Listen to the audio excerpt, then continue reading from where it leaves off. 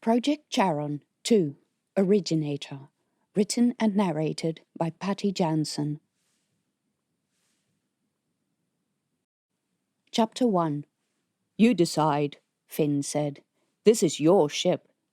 He leaned back in his chair aboard the habitat of the private vessel Alethea, which had just exited a jump and now hurtled through dark space, awaiting instructions about where to jump next. Instructions the vessel's captain, Tina Freeman, mother, ex-Federacy Force scientist and fugitive, was about to give, if she could get her only adult human passenger to advise her sensibly on the two available choices. No, I asked for your opinion. I know what I prefer, but it's based on 15-year-old information. Is it still current? Tina spread her hands in frustration.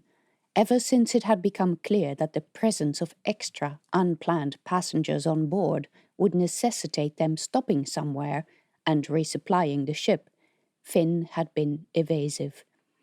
Neither of the two eligible stations were particularly safe or desirable. They were both in the hands of pirates, or free rangers, as they like to call themselves. Neither had an established Federacy force presence, and both were the subject of unsavory rumors, which, in case of at least one of the stations, were true. Finn protested. I don't know much either. When I was on the Federacy force ships, we never came to these types of stations. And besides, I was only a ship engineer, and responsibility for deciding where to dock was way above my rank. I know, I was in the force too, remember? She tried not to let her frustration show, but found that hard to do. But you still know more than any of us about how welcoming and safe these stations are likely to be. This discussion was going around in circles, and had been doing that since she started it. She had asked again and again for his opinion, and he had managed to twist the discussion around to a different subject on every occasion, and now they were out of time and a decision needed to be made. Well, we have two options. We have Beta Station, which is probably slightly closer, but has always had a rather unsavory reputation. For one, it's the place where a lot of sordid sex trafficking went on when I was in the force. I've been there, so I know that to be true. But that was a very long time ago, and things may have changed. A little bit, Finn said. It's not as bad as it used to be, but that sort of thing is very hard to stamp out. He sounded half-hearted about it, which probably meant not much had changed. As a man, he probably wouldn't care as much, but she remembered the warnings female force members were given before their troop carrier docked at the station on the way to Pandana. Avoid leaving the ship. If you have to leave, always go in groups. If someone accosts you, politely decline anything they offer. The list was long. Tina continued, and we obviously don't want any of us to face any trouble in that department.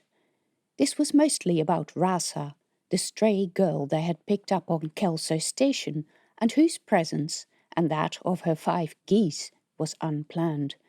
She was a smart enough kid, the same age as Tina's son Rex.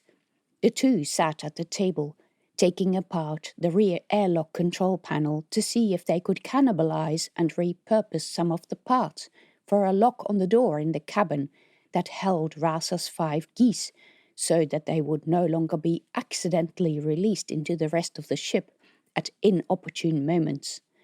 Geese and weightlessness were not a good combination. The other option is Aurora Station, Tina continued.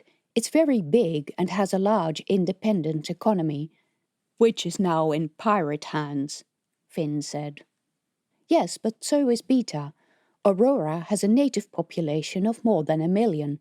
Those people are still going to be at the station, and a lot of business is still going to continue as usual. They're taking ships, the docks are open to all vessels, and the cargo ports are open. Finn snorted. Of course they are. They have to eat. A large population means there will be plenty of civilians to hide behind, Tina said. It's easier to hide in a bigger station where you don't stand out because of your gender. The pirates are in control. How stable is the station going to be? What are we going to do if we get swamped by refugees? Who says that's going to happen? She was growing really tired of his subject changing. I've seen it happen, Finn said. He met Tina's eyes. It's not pretty when it does, and no one can do anything about it once the masses in a station start to panic and decide they want off. If a ship turns up, the ship and the crew have had it. Tina had been going to say something about him avoiding answering the question, but she had heard about refugees swamping arriving ships too. Stories had circulated of stations that were taken over by pirates, where all the residents flocked to the docks and utter chaos broke out, so that the station authorities could no longer control the crowds. Ship crew were lynched, people crushed to death, ships cast off only to crash into a part of the station in the hands of unskilled pilots, or disappear, never to be heard from again. A chill came over her.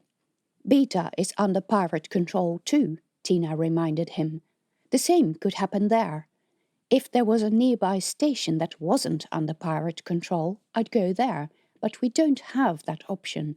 Both options are less than ideal. I want to go to Aurora, Rex said. Tina turned back to him, catching a glimpse out the window of the part of the ship that contained the controls. The habitat was at the end of one of two long beams that rotated constantly to give the passengers the semblance of gravity. Why do you want to go to Aurora? She asked. But she thought she already knew, so that he could spend more money on gadgets. Wasn't it funny she was out of cash, but he still had all his pocket money saved up? Rex flicked the magnifying lens he'd been using back into the top of the breastplate of his harness. Jens lives there, he said. And Jens is? She had trouble keeping all his friends straight. They were all from the many different forums that Rex frequented. Rex mentioned them sometimes, but Tina had no idea who they were or where they lived. Jens is the one who suggested that if we wanted the recycler to run more efficiently, we install the filter upside down and run the fan exhaust through the ice chamber twice. He can show us how to fix the inverter. That sounded attractive. Power supply in the habitat had been a constant battle that limped from one stopgap solution to the next. Tina swore she knew the ship so well because she'd been forced to find her way in the dark half the time. When the damn thing wasn't working, Finn would give priority to the ventilation, since it kept them alive, and he and Rex would spend hours examining the habitat's wiring to see why the thing kept crapping out, usually with Rasa holding up the emergency light.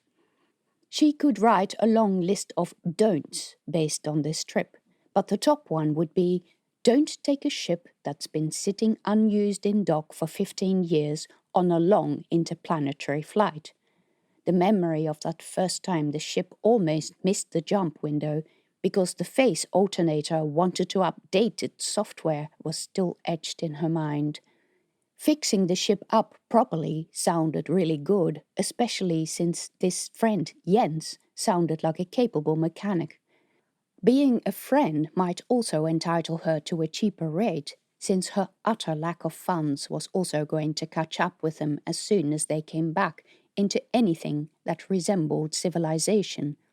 Finn, well trained as he was as ship engineer, knew nothing about small ships. On board the behemoth Federacy Force supply ship SS Stavanger, his task had been to service the engines that ran coolant through the shell around the ship's fusion chamber. Lacking a fusion chamber, the Alethea's ion drive had stumped him with its crude simplicity, as he said, which Tina had learned to interpret as a translation for, I have no idea how it works. Finn didn't like admitting defeat. He'd spent hours reading up. He'd gotten much better, but a broken part was still a broken part, no matter the skill of the mechanic. "I still don't like Aurora," he said. He had said this before, but now he was going to have to come up with a reason. "From where I'm standing, it seems the most logical place to go of the two," Tina said. "The pirates will be less in control of a station like Aurora because it's much bigger, and a lot of commercial flights are necessary just to keep everything running smoothly. If we're going to keep our heads down, it will be much easier if there are a lot of other heads." "Ha ha ha." He said nothing for a while but sipped his synthetic coffee. It was warm and tasted vaguely like the real thing, and, frankly, after months in space, any food tasted good because it was a distraction. "Before I make a final decision, can you tell me why you have a problem with us going to Aurora? Because there is not much point in hearing this after we have already made our choice." "I don't have a problem with going there." "Sorry, I don't believe that. Every time I raise the subject, you try to steer us away from making the decision to go there. It's my preferred option. Rex wants to go there. We might be able to access a cheap mechanic there. What's your objection?" Over the humming of the ship and the regular clicks as the arm with a habitat attached swung around, she could hear the honking of geese. Those damn things kept going day and night, and you could hear them everywhere when they got going.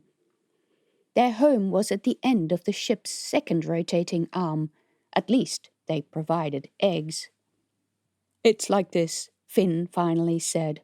"My father had some business interests at Aurora that went bad. There are some people at the station who are very sensitive to the Caspari name. You don't have to go into the station, and no one has to know that you're on board our ship. I'll be using my second identity. I don't think there is much of a chance that anyone finds out who we are. There are millions of people at Aurora, and our names will be just a line on a ship docket. We won't go into the station except to buy supplies and refuel, and then we'll be gone again. No one will know." "And what about this friend who fixes inverters?" "That's just a friend of Rex's. He's likely to be a fairly young fellow, probably someone who works in the docks or some other technical job." "There is never just a friend," Finn said. "Everyone should be treated with suspicion, even the very young or the very old, the needy or the very rich. My family's enemies have very convincing ways of getting even with people they don't like. When you have money, you attract criminals. The more money, the worse the criminals." "Any reason why they're looking for you?" "They're not," Finn admitted. "They don't know that I'm here. I'd like to keep it that way." "You do have a second identity you can use?" Most higher-ranking people did, even if it was illegal. "I do." "Then use that and stay on board. Problem solved." "The site reviews say Aurora is cheaper for ship services," Rex said. "They say the cost of resupplying a ship with a standard package, whatever that means, is 10 to 15% lower than at nearby stations." He was looking at the screen that folded out from his metal arm. Tina got up from the couch. "That's it then, we're going to Aurora. I'll go and set the navigation. We can cope with unfriendly locals. We can't cope with my severe shortage of money. I like the idea of someone being able to fix our inverter cheaply." When she walked past him, Finn still looked unhappy.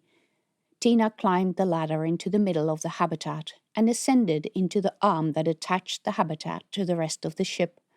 As she climbed, she felt herself getting lighter until she could push off and float into the control cabin, which sat atop the central cylinder that formed the ship and which contained the engines. The lights in this part of the ship were off to conserve battery power in case of an inverter mishap. By the bluish glow from the ship's controls, she floated over the rows of seats where the passengers sat when the habitat had to be stowed for arrival and departure. She pulled herself into the pilot seat and went through the motions. She checked the coordinates, entered the destination, checked the jump queue, and reported her intention to visit Aurora Station. Sector Control came back with permission and a time slot when they would open a jump window. Tina made note of it and intended to be at the controls at least an hour before to check if everything worked. But first, there was time for dinner. Honestly, she was looking forward to having something other than curry with goose eggs. So many things had already run out. It was high time they resupplied the ship. Chapter 2. When Tina came back into the habitat, the couch was empty. "Where is Finn?" she asked. "He said he was going to the gym," Rex said. The gym was in the other swinging arm of the habitat section and accessible only through the zero-gravity center of the ship. She hadn't noticed anyone coming past when she was at the controls, but the tube was at the back of the passage and she had been busy. "He seems so grumpy," Rex said. "Yeah, I'm not sure what's going on," Tina said. She stood behind Rex, looking at the little parts that Rex and Rasa had taken out of the airlock panel that lay on the table, labelled and numbered so that they could remember what went where. The collection of little chips wobbled slightly with a constant movement of the habitat's rotation. "You really didn't want to go to Beta," Rex said. "I've been there. It's a foul, disgusting place. I doubt pirate occupation has made it any better. It's not safe for us." "It's okay to say it's about me," Rasa said, without looking up from her work. They had turned up the light above the table to its maximum strength, which made Rasa's skin look near white. The tiny tattoo on her upper arm stood out black. "Rasa had told her that she'd been given the mark when I was a young girl, but had said very little about the circumstances in which she had received it. Tina had tried to search for the meaning of the small rune-like sign that looked like a satellite dish pointing upwards, but had drawn a blank. Yet it had to mean something, most likely ownership by a pimp. "Well," Tina said, "I wouldn't want your old life to catch up with you." Rasa didn't reply to that. Exactly what that old life of hers was remained a mystery. She met Rex's eyes across the table. The corner of his mouth twitched while he used his metal hands to pull another chip loose from the circuit board. Having Rasa along had been good for both her and Rex. Rasa was smarter than Tina would have given the dirty creature she'd first found living inside her long-abandoned ship credit for. She had expected to have to teach her to do the most basic things, like clean her teeth and sleep in a bed, let alone things like reading and writing. But to her surprise, Rasa had basic knowledge of most of those things, even if she was still scared of the noise made by the jets hissing water vapor into the shower. Under her dirty, stolen clothing, she had worn a belt with a satchel that contained a few treasures and an ID card in the name of Rasa Fichenko with a photo of a young girl. The name itself didn't register any warnings, but the number matched up with the accessible part of the database, and the birth date was roughly accurate. It showed Rasa as having been born at a place called Malin Intersect Station, which Tina was utterly unfamiliar with, but turned out to be a medium-sized industrial station in the Centauri mining belt. Her parents were Dom Vichenko and Lara Petrova. They were both miners. Rasa claimed that she had a brother in the force. A force membership search under Vichenko brought up 25 records. The public side of the database didn't allow users to view the details and images of the employees. Rasa said his name was Jack. There was no Jack on the list. At some point, the family must have broken up. If Rasa's timeline about this was correct, it had happened when she was a little girl, after which she and her mother had drifted from ship to ship, station to station, courtesy of a number of her mother's dubious boyfriends, before Rasa either ran away or was kicked out of a ship by one of those men. Her story on this varied, but in all versions it happened when she was 10. Rasa didn't like talking about how she had survived, and Tina didn't press her, but it was frustrating sometimes.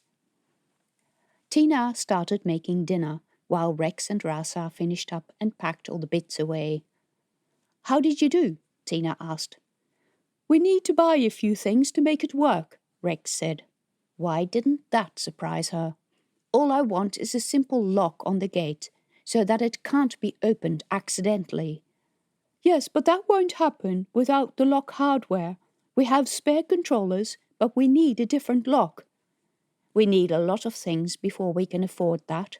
We'll just have to make do and remind everyone not to open the gate to the goose cage in 0G, or they'll get to clean the entire cabin of goose poo and feather fluff." Rex and Rasa went off to reinstall the lock in the cargo hold in the other end of the arm that held the living areas. Their laughing and chatting was audible all the way up the ladder. Tina liked how they got along so well. That friendly relationship had taken the tension off disagreements between her and Finn many times. Finn now came back, his hair wet from the shower. He went to put the cups and plates on the table without saying a word. He'd been doing this a lot recently, where he used to be quite chatty. In fact, she had only asked him to come because he seemed lonely and she could use an engineer. She had soon found out about his infamous family, though he said little about them, other than that he'd signed up to the force to escape them, only to be forcefully retired from the force for disagreeing with a superior on a matter of safety. She said, "Is there a problem?" "Other than that I worry about my family's enemies catching up with me at Aurora." "Yes, because you've been grumpy for much longer than this." "I'm just like that. I'm not a very cheerful person." "You weren't like that at Kelso Station." He replied to this with his usual silence, and it was beginning to get on Tina's nerves. Rex and Rasa came back, filling the tense space with their laughter and chatter. They had been to feed the geese, which lived in a pen next to the gym and the farm. They sat down at the table, and Tina brought out the ubiquitous curry with eggs that no one complained of having to eat because there was no alternative. "Does it mean that when we go to the station we need to pack up everything that's in the habitats?" Rex asked. "We do," Tina said. Rex groaned. "What are we going to do with all this stuff?" He spread his metal hands. "It came out of the habitat storage, so that's where it will have to go back. We'll have a week or so to do that." "Even the farm and your cactuses?" Well, that was a different issue altogether. The ship consisted of a central tube that held the control cabin and the 4 in-flight cabins, and this ensemble sat atop the engine. Both sides of the ship sported 2 swinging arms that rotated in opposite directions. The arms were attached to the ship by a central access tube, and each led to a habitat section and a cargo section. The habitat section was attached to the longest part of the arm. On one side there was the living room, kitchen and sleeping areas. The mirror on the other side held the gym, farm and showers. The shorter arm, attached to the farm habitat, held the recycling plant and other equipment, and on the mirror side held the cargo hold. This section had an extra airlock that could be hooked up to an access tube when the ship was docked at the station. After they had finished dinner, Tina climbed up the tube to the 0G part of the ship and descended the other tube into the gym. The open plan space contained a treadmill, a bike, and a few racks of pull-up and pull-down machines bathed in the glow of the warm light that hung above the growth benches. The installation consisted of racks of tubing that contained constantly circulating water, lettuce, green beans, tomatoes, mini cucumbers, salad cabbages in different colors. Strawberries and herbs grew from little holes in the tops of the tubes. When the ship was in mid-flight, the habitat was unfolded, and both sides, each with a living space and a utility space on the opposite side of the beam, could be used. But now everything that was inside the living areas needed to be packed away. Things that couldn't be packed needed to be moved to the cabins behind the control room, so that the revolving habitat could be folded for docking. And while even the habitat was not huge, it was amazing how not a lot of personal possessions of 4 people could expand to fill the available space. In the case of Tina's cactuses, they literally had filled the space of their own accord. When they needed to stow the habitat, the farm had to be emptied because otherwise the water would go everywhere in 0G. But the cupboard at the back held a water tank that would hold the nutrient-filled water, and the installation's pipes came apart and fit neatly in the cupboard next to it. The tidiness of this ship was what had attracted Tina to buy it in the first place. However, the prickly jungle on the far side of the room was going to be far more of a problem. In the months of flight, while looking for something to do, Tina had grown them from the seeds she had rescued from her jacket, and they seemed to like the conditions so much that they now formed an impenetrable mass that occupied half the gym and solarium room. Tina got off the bike and stood at the door, feeling both proud and terrified at the thought of having to move all of them. She knew that the best option was to discard them, but they reminded her of her home of so many years and symbolized Gandama in many ways, ugly, prickly, stubborn, and very resilient. Tina had put out the seeds just for fun, to remind her of home. She didn't have enough proper growth medium because the farm didn't use it. So she used pellets from the materials recycler as anchoring substance and dried goose poo for fertilizer. Rex made up an installation of a rack of pipes with cups that held the substrate and tubes that circulated fresh air laced with nutrients over the roots. Being cactuses, they didn't need much water and were happy with a daily spray of humid air that was supplied to the more demanding edible vegetation that took up the other half of the growth chamber. It was just that those plants, the lettuces and little tomatoes, remained neatly in their pots. The cactuses did not. They wandered all over the gym. Several even grew handfuls of fruit, something Tina had rarely seen in her 15 years at Gandama. They didn't appear to move quite as much as they had in her yard at Gandama, but displayed interesting growth forms Tina hadn't observed before, with one of the plants deciding to grow leaves. They were broad, waxy ones, grey-blue in colour. She didn't want to discard them, even if she might have to lop some of them to fit into whatever space she could organize in the cabins behind the controls.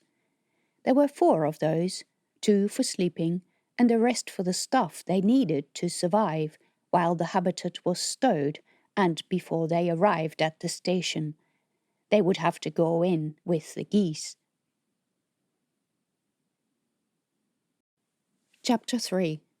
Tina didn't like leaving big tasks to the last minute and feared that if she didn't start on the cactuses now, they would run out of space and would have to discard them, so she started packing them up the next morning. She took a large knife and cut off long fronds and other growths. While piling them into a bucket to be incinerated, she wished she had time to perform DNA analysis on them. She had already done this during the journey, using the few simple tools she had: a kit from the onboard agriculture set, a program on her pocket reader, and a handful of implements from the onboard kitchen. Unreliable as those results were, they appeared to confirm what she already knew. Some trigger had made the plants turn on their 3rd DNA strand that produced profoundly different growths. The ones she was putting into the bin and carting off to the incinerator were different yet again. The plants were adapting to the surrounding space incredibly fast. She wondered if it was Gandama that had turned the plants into cactuses, because that was the best way to guarantee survival: spikes to prevent being eaten by armadillos, leafless trunks to conserve water. It confirmed observations she had made, and would be interesting to add these latest developments to the paper that was going to be published, except it was too late for that. When she finished cutting, she had to persuade the cactuses to sit in their pots. She needed to tie them up so that the medium didn't go floating all over the ship, and carry them up through the center of the rotating arm into one of the cabins that was already full with far too many other supplies. They simply had to reserve the other cabin for food and other essentials. She floated around the cabin in 0G, checking contents of containers to see if they really needed to be in here. For the most part, they did. During the last week of flight, they needed access to tools, spare parts for vital services, recycler filters, and various cleaning products. The vacuum cleaner was definitely essential. What was worse, they needed to build a pen in here for the geese, because she didn't want them in the cabin with the food. And although Rasa had said they could sleep in her cabin, Tina would be sleeping in the same cabin, and she didn't want the geese in there. They never shut up. Which meant there was less space for the cactuses, especially since the geese would probably take a bite out of them given half the chance. And that meant she had to sort the cactuses into ones she definitely wanted to keep, and ones she'd be happy to risk sticking into the cargo hold, where there was plenty of space, but it was unheated, and she was afraid that the cactuses would freeze. During all this, Finn sat at the controls. She had taught him how to operate the ship after leaving Kelso. Although he didn't have an official license, he had flown ships before, both inside the massive maintenance halls in the Force, where he didn't need a license as long as he stayed inside, and when he was underage and still lived with his family. Tina wanted someone else beside her, capable of flying the ship well enough so that she didn't need to stay on board all the time. Also, that she had a backup pilot. After a few trips to the gym to pick up cactuses, Rex came to join Finn by sitting in the second pilot seat, and then Rasa joined them as well. Their chatter annoyed Tina. "Come on, we have lots of work to do." "But Mom, we're just having a break for lunch." "No eating in here if we can avoid it." "I'm not eating." "Just warning you." "And then you say that I'm grumpy," Finn said. "I'll quit being grumpy when the work is done." Yeah, we're getting to it." Rex and Rasa pushed off from the seats behind the pilot and floated back to the tube that went into the habitat. Tina went back to the farm. After a couple more trips, she got something to eat as well, before heading up to ask if Finn wanted something, but he wasn't at the controls anymore. Finn wasn't in the living room either. It was strange. Tina went back into the main body of the ship and could hear the distinct sound of Rasa's laughter, and also Finn's voice. Then Rex gave a whoop. What were they doing in the cargo hold? It was bitterly cold in there, and they decided to avoid storing anything of importance there. The cargo hold only contained the contraweights that functioned as countermass to stabilize any movements in the longer arm of the habitat. It also provided limited gravity, low enough to easily maneuver items around, but enough to keep them on the ground. As Tina climbed out of the access hole that led into it, the pale light in the ceiling caught several glass-like objects that glittered as they flew through the air and then hit the metal deck, shattering into little pieces. Rex called, "I win!" Rasa laughed. And then they fell silent, having noticed Tina. "What's going on?" Her breath steamed. The air was bitterly cold in this space, which they only used to store those supplies that they didn't need in the near future. Finn met her eyes. His cheeks were red from the cold. With his hands he did up the fly of his pants. Wait. Tina looked from Finn to Rex. When he still wore his old harness, Rex had been obsessed about being able to use the normal facilities rather than wear a nappy, and he'd been especially obsessed with being able to piss standing up. Then she looked at the glass-like fragments on the ground. Was that really what she thought it was? I thought I was sharing this ship with adults and almost adults. I can't believe this. We'll clean everything up, Finn said. You better. It's easy, Rex said. It's so cold in here that the piss freezes before it hits the ground, and you can just sweep it up. Tina snorted. Finn said, Come on, every boy needs to have taken part in a pissing contest at least once. It's part of normal growing up. Tina had a memory of the sprawling primary school building in the small agricultural community at Turkala, where she had grown up. The complex had wide, spacious classrooms and wide verandas. It also included a rickety shed made of prefab panels that were light grey but turned dark when wet.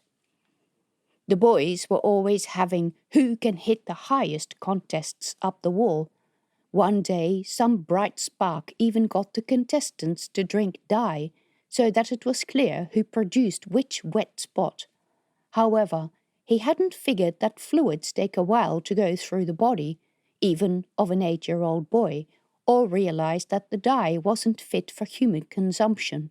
So the day ended with a couple of boys taken to hospital for participating in a pissing contest. She'd been about to go on a rant about immaturity, but she took a deep breath instead. Everyone had been getting along very well. She was especially happy how Rex and Rasa worked together so well. And Finn was right. A pissing contest seemed to be an essential part of boyhood that Rex had never experienced. Just clean it up when you're done. You're sure you don't want to see the results of your expensive investment in my harness? Rex said. If winning a pissing contest is the best you can do, then I'm not sure it was such a good investment. It's a pissing contest I don't have to do in a nappy anymore. Definitely worth the exorbitant price. Tina was only half sarcastic about that. Chapter 4. The Alethea executed the allocated jump perfectly. Upon checking the cabins after returning to normal space, Tina didn't even find any dislodged items. Over the following days, the Alethea came closer to Aurora Station. They would only be able to see the station once they came very close, but already the amount of traffic in the area had increased. A station this size was a major traffic hub, even when it was occupied by pirates. People had to travel, residents were not about to leave, and there weren't enough ships in the sector to take everyone off the station anyway, so the station still needed to be supplied. Traffic control was a major operation, and all still in the hands of the Aurora Station Authority, who, at least on the surface, appeared to know what they were doing, giving Tina details of the approach route and waiting times. At some point, they're going to want the names of all on board, Finn said. I don't want the station to know that I'm on board. I'll give them my false identity, Tina said. She'd wanted to retire the ID, but it looked like Louise Medvier would have to do a couple more jobs. Finn detached himself from his seat and floated over to where Tina sat. He took a small chip out of his pocket. Tina frowned at him. What's that? When they ask our names. Tina took the chip and put it in the reader. The identity card that came onto the screen had Finn's face, but the name of the man was David Metz, shown to be a citizen of Olympus. Did your family give you this? He nodded. My father has several. Even my mother has them. even, so mothers are worth less? No, but she doesn't travel much. When she does, she usually uses her false identity to keep from being followed everywhere. It's so tiresome being rich and famous. They're not famous and didn't ask to be famous. There are lots of people with issues against our family or the company. I thought you were no longer employed by the company.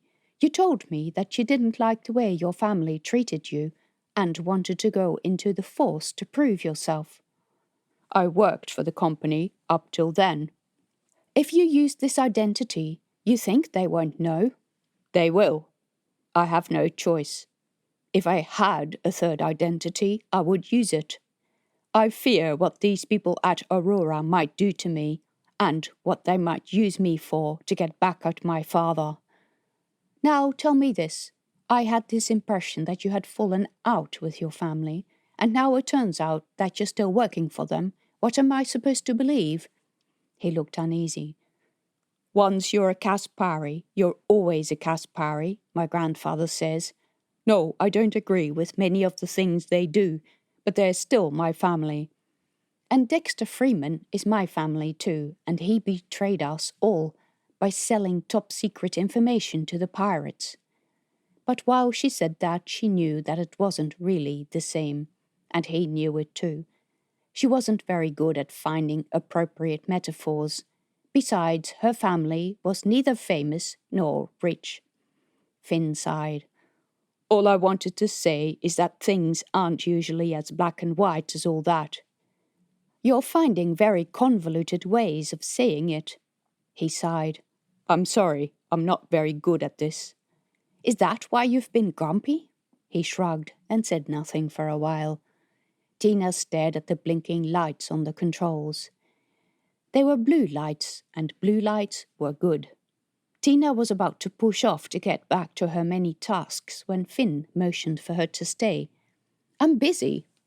It's important you understand what I'm going to say. Now he was going to talk, after months in space. He continued, I just want to let you know that there are many other interests in this particular case. What's that supposed to mean?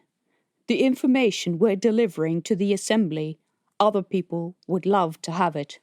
I'm sure that's never entered my mind. She made sure to say that as sarcastically as possible. No, you don't understand. Bluntly speaking, when your husband sold his material to the pirates, you think no one else would have been interested in it? He now met Tina's eyes and a deep chill went through her. Olympus Pharmaceuticals was one of the most powerful companies in human settled space. They were very much into genetic modification, all in the name of medicine.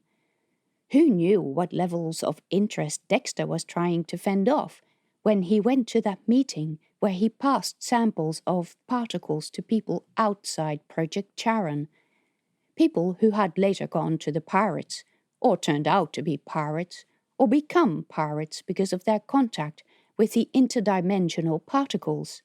Of course, a pharmaceutical company would have been interested too, because of the endless medicinal potential of this material.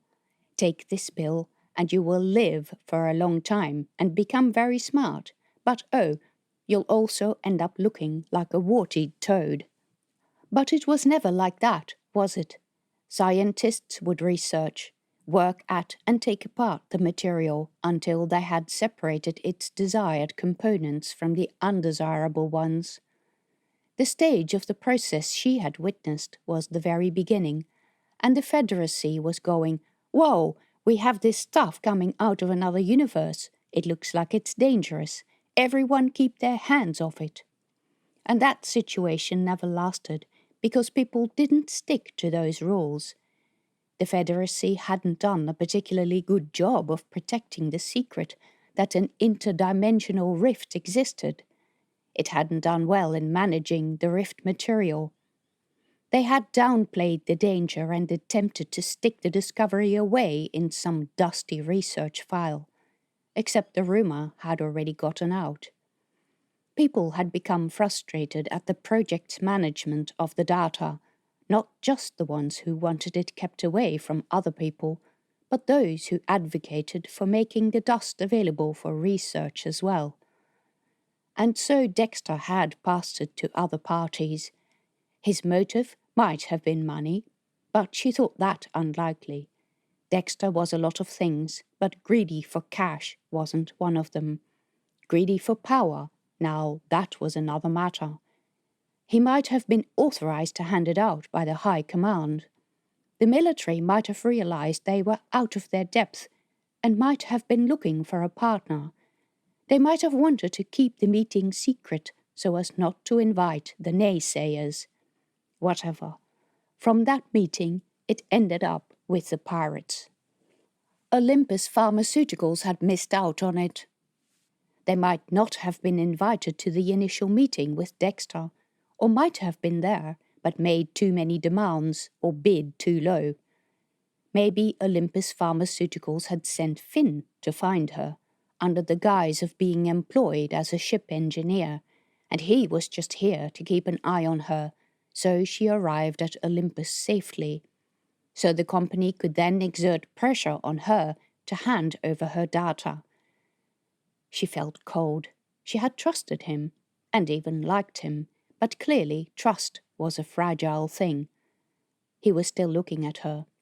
She nodded to indicate that she understood. So your family has sent you to chaperone us? No, I swear they don't know about us, about me being here. But, there clearly was a but. I'm not so sure anymore that it's a good idea to take your knowledge to Olympus. What, you were all for it? The Federacy Assembly seems a logical place to take it. Besides, I don't know that we have anything they don't already know. It's about this. He moved the stand with his reader closer so that she could see the screen. It displayed a very unexciting document from the Space Settlers Health Commission. Tina blinked at it, since the article was a giant wall of text. Read it, Finn said. Tina had to make an effort to concentrate. Fuzziness on the brain was a well-known after-effect of the jump. The headline read, Notification of reward money worth 2 million credits, leading to a treatment or vaccine to stop the spread of what has become popularly known as pirate disease, the malformation of skin and extremities, followed by malformation of internal structures, followed by dehumanization of the body. Tina looked up. They're looking for a cure. I could use 2 million credits. Yes, so could many people. What do you think they'll do for it? When was this posted? A month ago. If scientists find this cure, those scientists will be employed by a company, most likely one who helped fund the reward. Your family? He shrugged, looking unhappy. I don't know. I can't tell from this document. I can't really contact them and ask. It's the sort of thing you talk about in private functions, not through transmitted speech, which is recorded and can be traced. The company who finds this cure will screw the Federacy out of as much money as possible by making their cure expensive. The pirates will want to get their hands on it, just so that they can destroy it, because they like the mutations and the strength they gain from them. A cure wouldn't be just a cure, but a way to make a lot of money over the backs of a lot of desperate people. But I'm not the solution, and I don't have the solution. Yet. You have to admit you have a couple of very valuable pieces. She did. Both she and Rex were resistant, especially Rex. She had discovered the 3-strand DNA mutations, and she had data from the original material that could teach scientists how it had developed and how it would develop in the future. And she had the cactuses that already developed a long trajectory and were still doing so. They were changing every day. Also, she had a paper about to be published on the subject that, damn, had already drawn the eyes of the entire scientific community. Should she stop its publication? Was that even possible? Why do you think we shouldn't go to the assembly? In a case like this, it seems the perfect place to go. They're independent. Because the Federacy Assembly doesn't have a research arm, so they'll pass it on to a company, and that company is interested in only one thing, making money. Trust me, I might not know that much about pirates, but I know that world. They will sell their own children to the highest bidders. It's all about money. What would you like me to do then? Hand it to your family's company? Look, I understand that you're suspicious of me. I would be, too, if I were in your shoes. But you're not. Whatever you think, I'm here for one thing, to make sure the information doesn't fall into the wrong hands, and that you and Rex don't end up paying for it with your freedom or your lives. So, you want me to hand it to your family so that they can do the right thing? You're not listening to me. You're not telling me anything new. What do you want me to do? We should do the science ourselves. Just the two of us. Develop the cure and get 2 million credits. We can employ people. Her own company, with her own employees and her own agenda. Tina kind of liked that idea, but the thought that she could take on the big pharmaceutical industries was ridiculous. Not only that, she doubted 2 million credits was enough to fund that sort of operation. No, it was a reward designed for people like herself to come forward. Still, she liked the thought of going back into research. In her mind, she was already building a new lab over the burnt-out ruins of her shop in Gandama.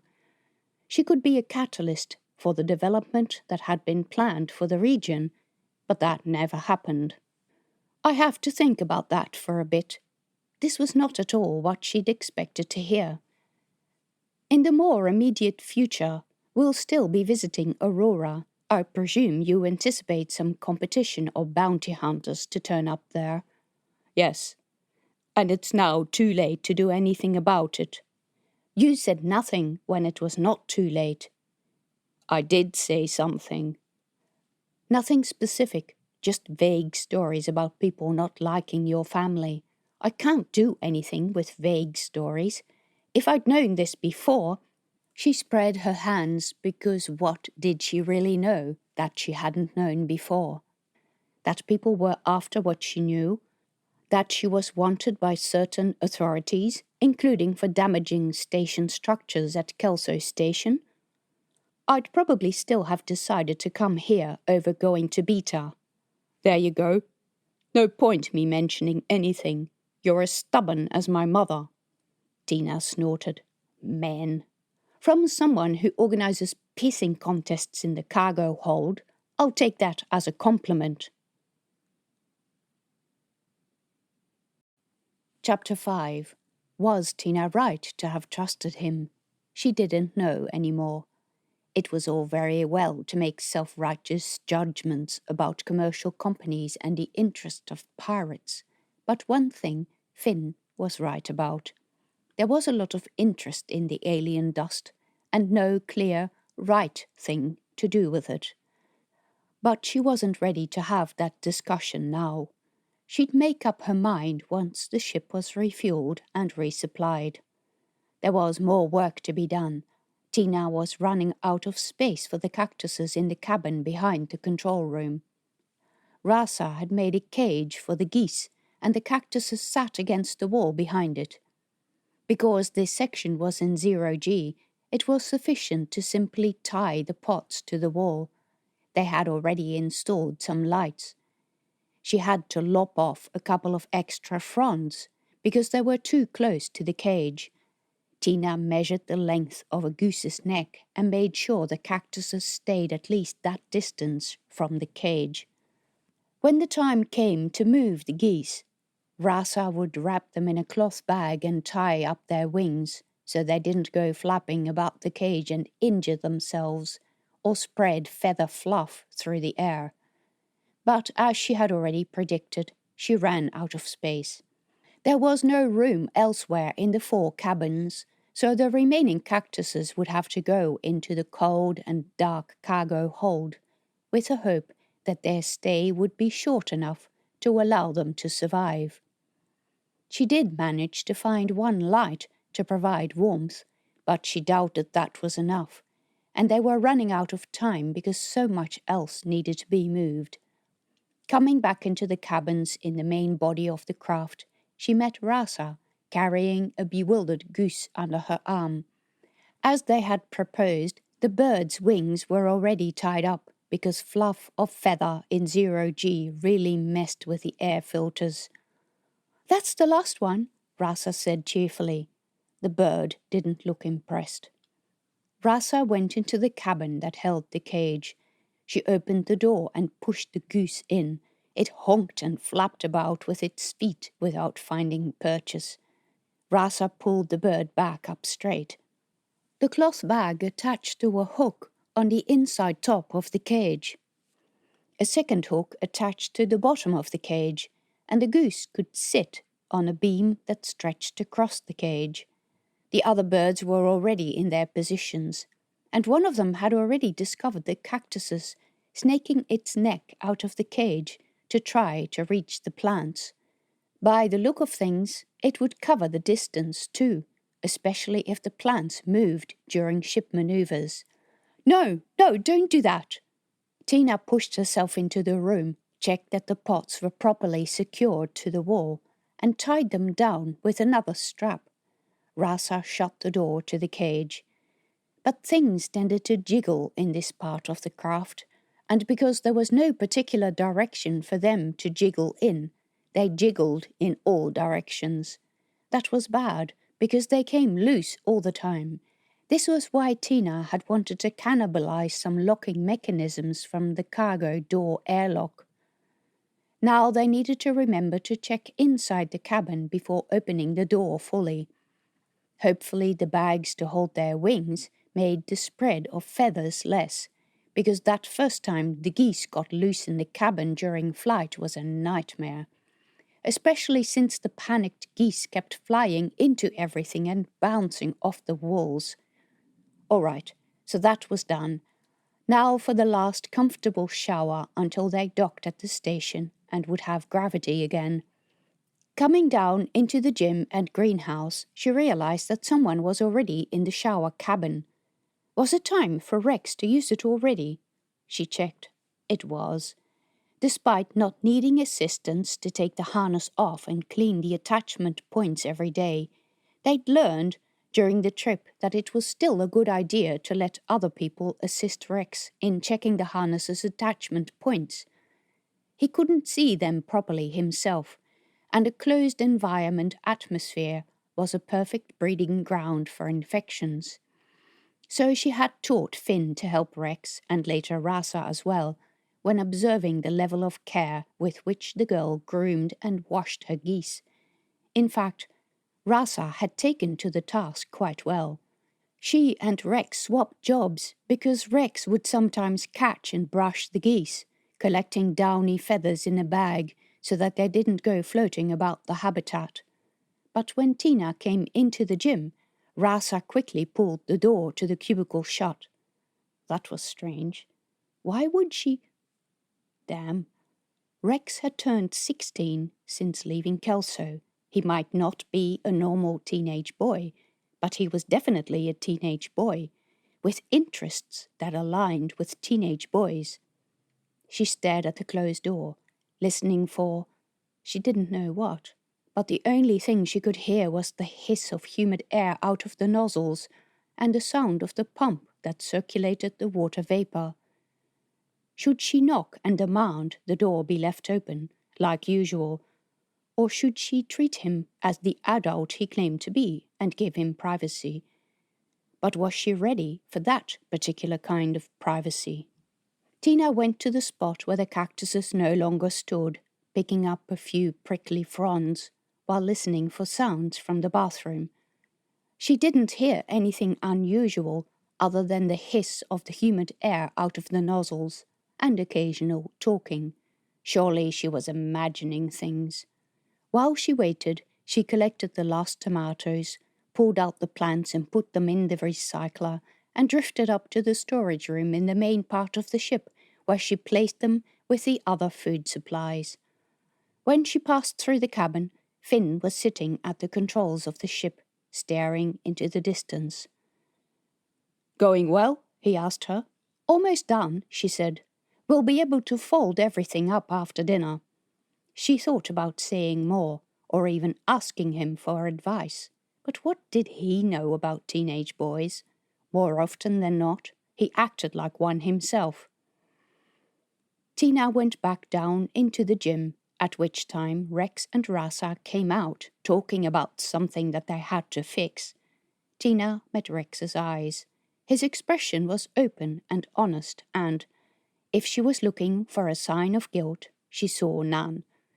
Damn, he had only just turned 16. That was no age to... She'd been 16. And of course she lived on a farm with lots of wide fields. She doubted her parents ever knew what went on in the copse of trees by the dry creek bed. None of it had done any harm to her, even if the boy later turned out to be a dick who went on to serially date almost every girl in the senior class at school. In this ship there was, of course, a way to find out what happened at any time in every room. The ship recorded everything on the security cameras for safety reasons. She bet Rex didn't know this. If she wanted to know what was going on in the bathroom, all she needed to do was play back the recording. She thought about it, hesitated when she came to the cabin, and then decided it was a cowardly thing to do. She would have to have the talk with Rex at some point, very soon. It was something she had never envisaged doing, because she had never thought that any girl would be interested in him in his state. In a way, it was weirdly satisfactory. Her son had gone from being a cripple in a clunky harness to becoming a normal teenage boy. Chapter 6. "Wow, look at that! It's huge!" Rex said. He sat in the seat behind Tina, now strapped in, because the habitat was stowed away, folded against the body of the ship, and they were about to arrive on Aurora Station. He was looking at the screen where the magnificent structure of Aurora Space Station was displayed. It was much bigger than Kelso. Kelso had grown a lot in Tina's absence, but this thing was huge. The main body of the station consisted of a number of rings fixed on top of each other. Many structures floated off the sides and ends of the rings, making the whole structure look like a giant spider. Ships could dock on both sides of the station, through a central docking system like the one at Kelso. The public and passenger access was on this side, the supply docks on the other. A voice from station control sounded in Tina's ear. "Identify yourself to be placed in the docking queue." It was a female voice, likely automated, that sounded, to her mind, too normal for a space station in pirate hands. Tina gave the station the ship's identification number, hoping that Kelso hadn't put through the warning about them having left illegally without paying some of their debts. As far as Tina had heard, the pirates had also occupied Kelso, which meant that all the authorities would probably be in too much disarray to keep track of unpaid docking fees. Or so Tina hoped. The voice didn't raise any trouble. It gave Tina coordinates and an estimated time for the docking procedure to begin. She turned around to the others. "It sounds quite normal. They're just giving me the procedures. Nothing about us should catch their attention. I've put us in as a commercial vessel." There was a lot of traffic, which was a good sign, even if it remained to be seen what sort of commercial services the station would still provide to visiting ships. Rex said from the front passenger bench, "Is anyone getting the station's newsfeed?" "Sorry, too busy to check," Tina said. "Have a look to see if we've missed anything important." "It says the Federacy has taken back Kelso and there's been fighting around Paris City." "Federacy against pirates?" It doesn't say, I think so. Whereabouts? There's no more information. Tina thought of her shop, already burned. Pirates already lived in desert caves. What was the chance that this fighting was near Gandama? Does it say anything important about Aurora? Rex scrolled through the feed, the glow from the screen lighting his face. He read, Aurora Station Director Zia Partlow says that she regrets the existence of the wait and they are working on resolving the situation. Wait for what? Tina asked. It says here there are wait times for most station services. Hang on, here is another one. He paused before continuing. Director Partlow also stresses that people should stay calm on the subject of absent friends or family members. She insists we are working with a new station ownership to resolve the issue. A spokesperson from the protest groups responded that the population of Aurora had given her a lot of time already and patience was running out. Tina had no idea what all this was about and definitely didn't like the sound of it, but had no intention of becoming involved. Then she saw the expression on Finn's face. What's wrong? I told you we shouldn't come here. Why not? I don't see anything to worry about. There is everything to worry about. Zia Partlow. Do you know her? She is from the Partlow family, who owns Partlow Industries. That rang a bell with Tina. Don't they make spacesuits? Yes, and much more, including pharmaceuticals. Now that made a lot more sense, considering his earlier words. So they're a competitor of yours. The operator's voice blared in her ear, and, as Finn had predicted, it now asked for the names of the crew and passengers of the ship. Tina gave them their false names. She hoped that the name Freeman was common enough that no one would suspect Rex of being her son, and she also hoped that Rasa's name would not have any warnings against it, because there were plenty of red flags there, too. For one, Rasa had an ID chip implanted, which had to mean she came from a well-off background. A story was waiting to come out about Rasa's family, and Tina hoped it didn't do so at an inconvenient time. The station's auto-vetting system had no issues with Louise Medvier, David Meds, Rex Freeman, or Rasa Vitchenko. Once she'd supplied the names and reasons for visiting, for a meeting with a scientific buyer, the station allowed them into the arrivals queue, where station control would take over the operations of the ship, so it would dock safely and in the allocated slot. Rex looked on in amazement. Like this, he was still very much a little boy, even though he could break bones with the grip of his new metal hands. Even if Tina caught him glancing sideways at Rasa, lifting the corner of his mouth. There are so many ships here, he said. That was hopefully their protection. Aurora was such a big place, it would be easy to go unnoticed, as just another visiting commercial ship. A station like this needed a constant stream of commercial vessels to survive. Whoever sat in the control room wasn't going to make much difference to that type of traffic, she hoped. Tina considered her shopping list. They would need fuel and food, some clothes for Rasa, food for the geese, and parts for the ship, including a fix for the inverter. How long would that take? How easy would it be to find Rex's friend who might be enticed to help them for little cost? How much risk was there when they only needed to buy a few things and get out again, especially when they left Finn on board the ship? The ship connected with the station's docking structure, and gravity returned with a lurch. A few items dislodged in one of the cabins. A loud honking came from the cabin that held the geese. I better go and check them, Rasa said. She went into the back of the ship while the docking mechanism trundled further along the arm, increasing the gravity. Tina could hear the sound of a door rolling aside, and then a cry from Rasa. The next moment, 3 geese flew through the cabin, narrowly missing Rex. "Get those bloody birds out of here," Tina called out. One flew on top of the headrest of the seat next to her. Finn sat there. He ducked out of the way of the goose's flapping wings. Rasa came up from behind with a cloth bag and trapped the animal. This resulted in much squawking and distribution of fluff. "It's always the same one that's naughty," Rasa said, while carrying the protesting goose back to the cabin. The other 2 followed meekly. But in the cabin with the geese, the devastation was much greater than expected.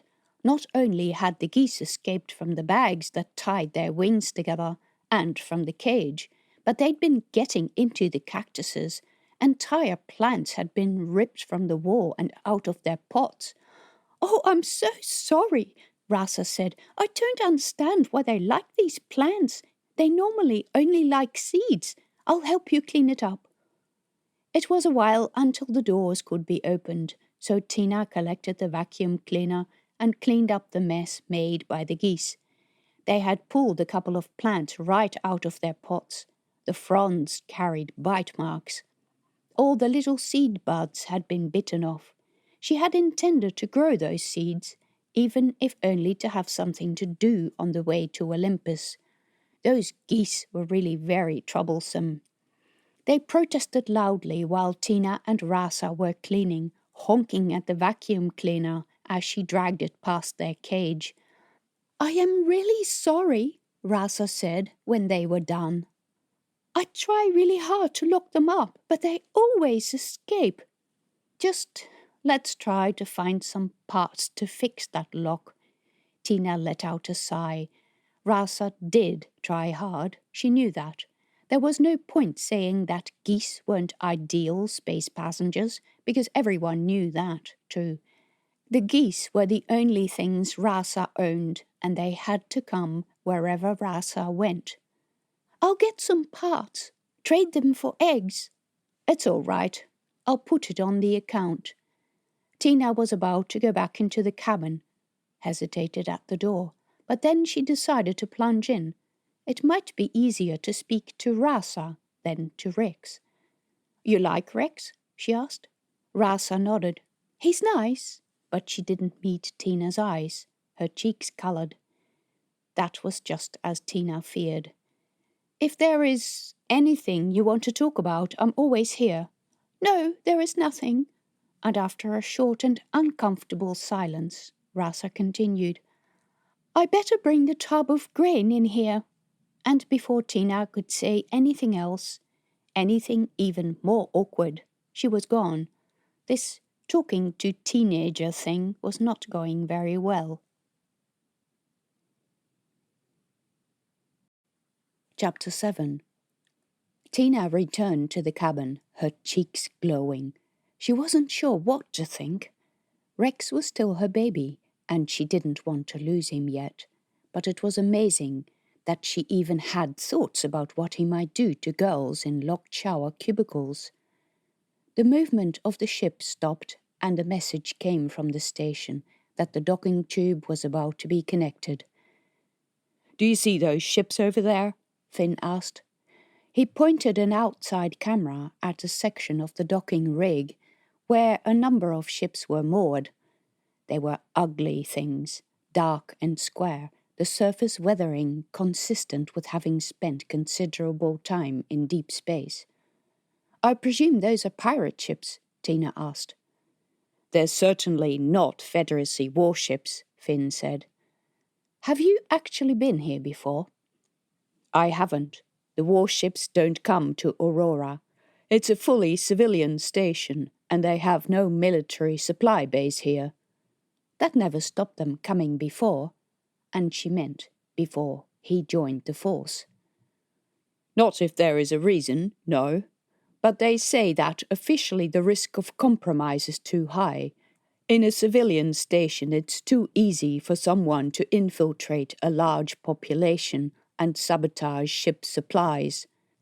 The sounds outside the hull were now gentler, soft hums and beeps and hissing as the entry tube connected. Well, it seems we'll find out what's going on here, Tina said. I'm trying to keep our time here as short as possible, and I'm going to order supplies as soon as they let us off. Tina went into the sleeping cabin she'd shared with Rasa over the past few days. During flight, these cabins were weightless, but now the ship had been attached to the station, she could walk into them again. Of course, stuff was on the floor. A blanket lay weirdly draped over a chair, and a dry soap dispenser had landed on the bottom bunk when gravity returned to the ship. For some reason, you always ended up forgetting to secure something. The geese in the cabin across the passage were making a racket. Tina changed into what she hoped were inconspicuous clothes, a ship overall and sturdy work boots. When she came out of the cabin, Rex stood at the end of the short hallway. "Can I come?" "I won't be very long." "I don't mind." "Have you heard from your friend yet?" "Not yet." Tina looked from Finn to Rasa. "I'm not coming," Finn said. Rasa shook her head. "All right, let's go quickly." Tina didn't like leaving the two of them on board the ship. Finn didn't like the geese, and Rasa was sure to let them out. It was not a happy combination. Tina opened first the inner and then the outer door, letting in a waft of humid air. Rex pulled a face. "This place stinks," he said. It did. The air was slightly too warm and smelled of cooking, reminding Tina of her time on board the large vessels and wet laundry that had been sitting in a basket for too long. That was probably not a good sign for the health of the station, but the corridor outside the docking tube looked orderly enough, so Tina and Rex ventured into the station. First they walked along a passage with docking tubes on both sides. Almost all of them were in use. The whole area was a hive of the usual type of activity, people walking in and out of ships, maintenance crews moving about, and people in station overalls wheeling trolleys with small deliveries. They walked past larger docking tubes where people waited to be allowed on board. At other tubes, dock workers in station overalls were unloading small parcels from ships. People met each other in meeting rooms. A woman was giving a presentation in a room with glass walls.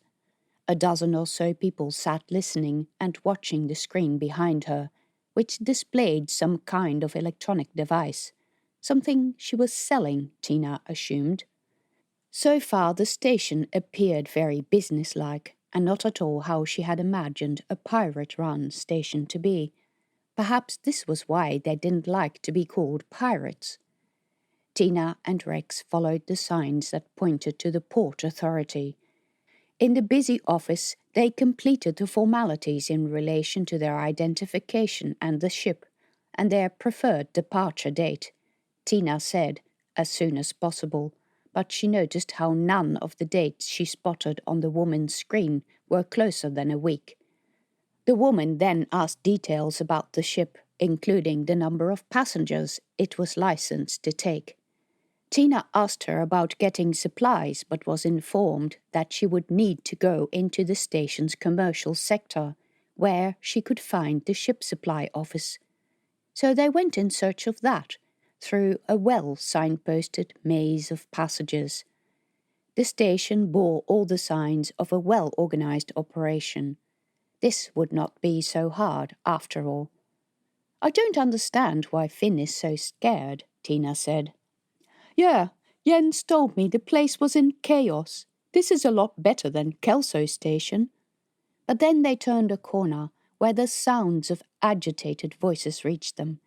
In the passage ahead was a kind of roadblock, a metal grate that stretched from wall to wall and up to the ceiling. Two guards stood on the other side with their backs to Tina and Rex, holding back a crowd of people. The air coming out of the passage was warm and smelled rank with grime and unclean people. Someone in the group spotted Tina and Rex. A man shouted. "What are they saying?" Rex asked. "I have no idea," Sounds like Sinhalese to me. And you don't even understand Sinhalese? Smart-ass. Rex grinned, but Tina felt uneasy. These people were civilians. They didn't sound happy. Why the metal grate and the guards? To keep the clean dock separate from the unwashed rest of the station? The guards turned around and waited until Tina and Rex came to them. I'm in search of the ship supply office, Tina said. We're probably lost. No, this is the right way. It's in the hall just around the corner. Through there? Can we visit it? If you have valid ID. Tina dug in her pocket for Louise Metvier's ID. The guards took it, displaying no emotion on their faces. They said nothing about danger, or even about how to get through this mass of people. One man put the card in a really old scanner. Didn't they have modern equipment? Even the one she had in the ship was more recent. All these transactions were conducted through the bars of the grate. For a brief moment, Tina had a vision of these men taking off with her ID. They would be helpless. Your reason for your visit to Aurora? One man asked. I'm in need of ship supplies, Tina said. I have some business contacts on the station that I need to visit. You're going to have to join the queue for ship supplies, one of the men said. How long? If you're lucky, 2 weeks. 2 weeks? 2 weeks for a process that shouldn't take more than half a day? But Tina didn't say anything, because people at the front of the crowd were listening.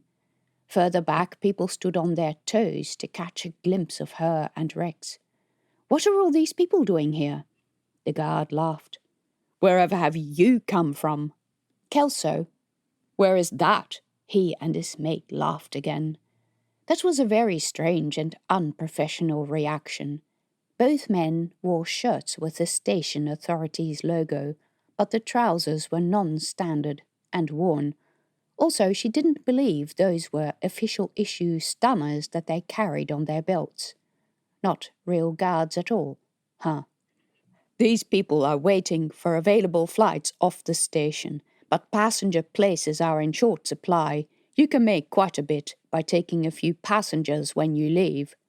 I think we're okay. We're quite full already. All right, suit yourself. He undid the lock at the top and bottom of the grate and opened the door. The people started shouting louder. The guard shouted for them to move aside, but the reaction was unconvincing. I'll go first, Rex said. The people shrank back from Rex, staring up at his metal body. Tina followed close behind, feeling small. A couple of people tried asking her questions. Tina didn't understand their language, but then a woman said, How much? Tina looked at her. How much what? The woman was skinny, with pleading dark eyes. You have a ship, right? She had a young child with her, a skinny thing with large eyes and a smudge on his forehead. Are you all waiting to be taken off the station? Rex had stopped, and more people crowded around them. Keep moving, keep moving. The guards yelled over the heads of the crowd. Keep moving, we don't want any trouble. We've got to keep them quiet. I'm sorry, Tina said to the woman, even if she didn't know what to be sorry for. She left the woman and followed Rex through the crowd, trying to ignore further questions. She had already taken Rasa on board. She was doing her bit for humanity, right? Then the crowd thinned out and she caught up with Rex. Mum, did you see that ancient scanner they were using? Rex said in a low voice. Shh. And then that gate. I bet I could rip that out of the wall if I wanted. He flexed his metal hands. Rex had been doing a lot of exercises with his new harness during the journey from Kelso. He had become quite handy with it. Shh, Tina said again. I have no idea who's listening, but someone is bound to keep an eye on us. I didn't like those guards at all.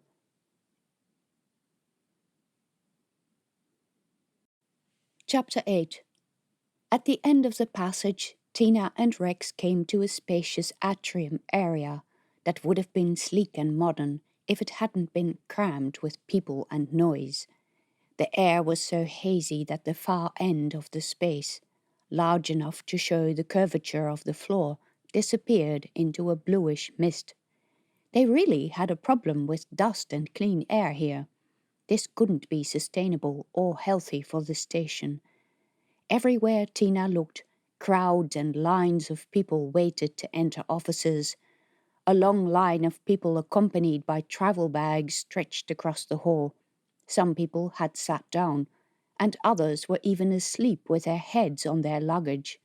Men looked unshaven, women were dishevelled, children whined.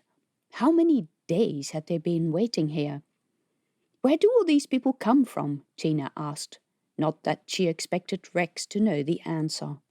The news says there has been conflict at the outstations, Rex said. His new harness gave him access to all the online information at the touch of a finger. He'd been much delighted with a screen that folded out from his arm that provided him with information, including the news, but also diagnostics on electronics he was working on. Which are these outstations? Tina asked. He read off the screen. A number of mining stations that supply Aurora Station. Apparently, some of them have become unstable, and the inhabitants have fled while the pirates and the Federacy force are fighting over who owns them. And that would mean a great number of people had streamed into the station, and now the station might be over capacity, which explained the humid, foul tang of the air. Then he added, "Oh, and it says here the habitat of Beta Station is about to collapse." Just as well we didn't go there then. Tina and Rex found the ship's supply office on the second-floor gallery of the large hall. The queue stretched out the door. Tina joined it bravely, and soon a number of people filed behind her. But the same people were still at the front. If they were going to wait here, they would still be waiting tomorrow morning. There was a ticketing system in place, but no one appeared to be using it. Tina asked about it.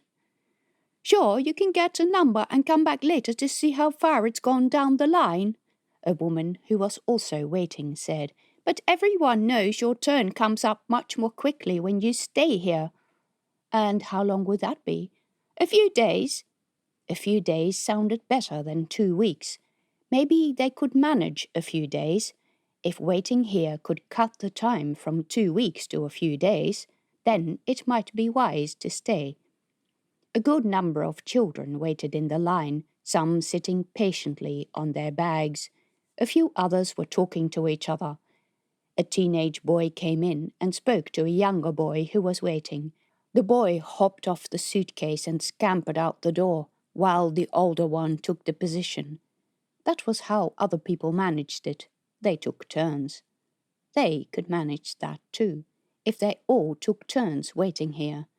Tina and Rex waited a bit longer, because Tina wanted to see what would be required of them once their turn came up. She asked some people. A man had been waiting for 2 days. He said it would be his turn in another 2 or 3 days.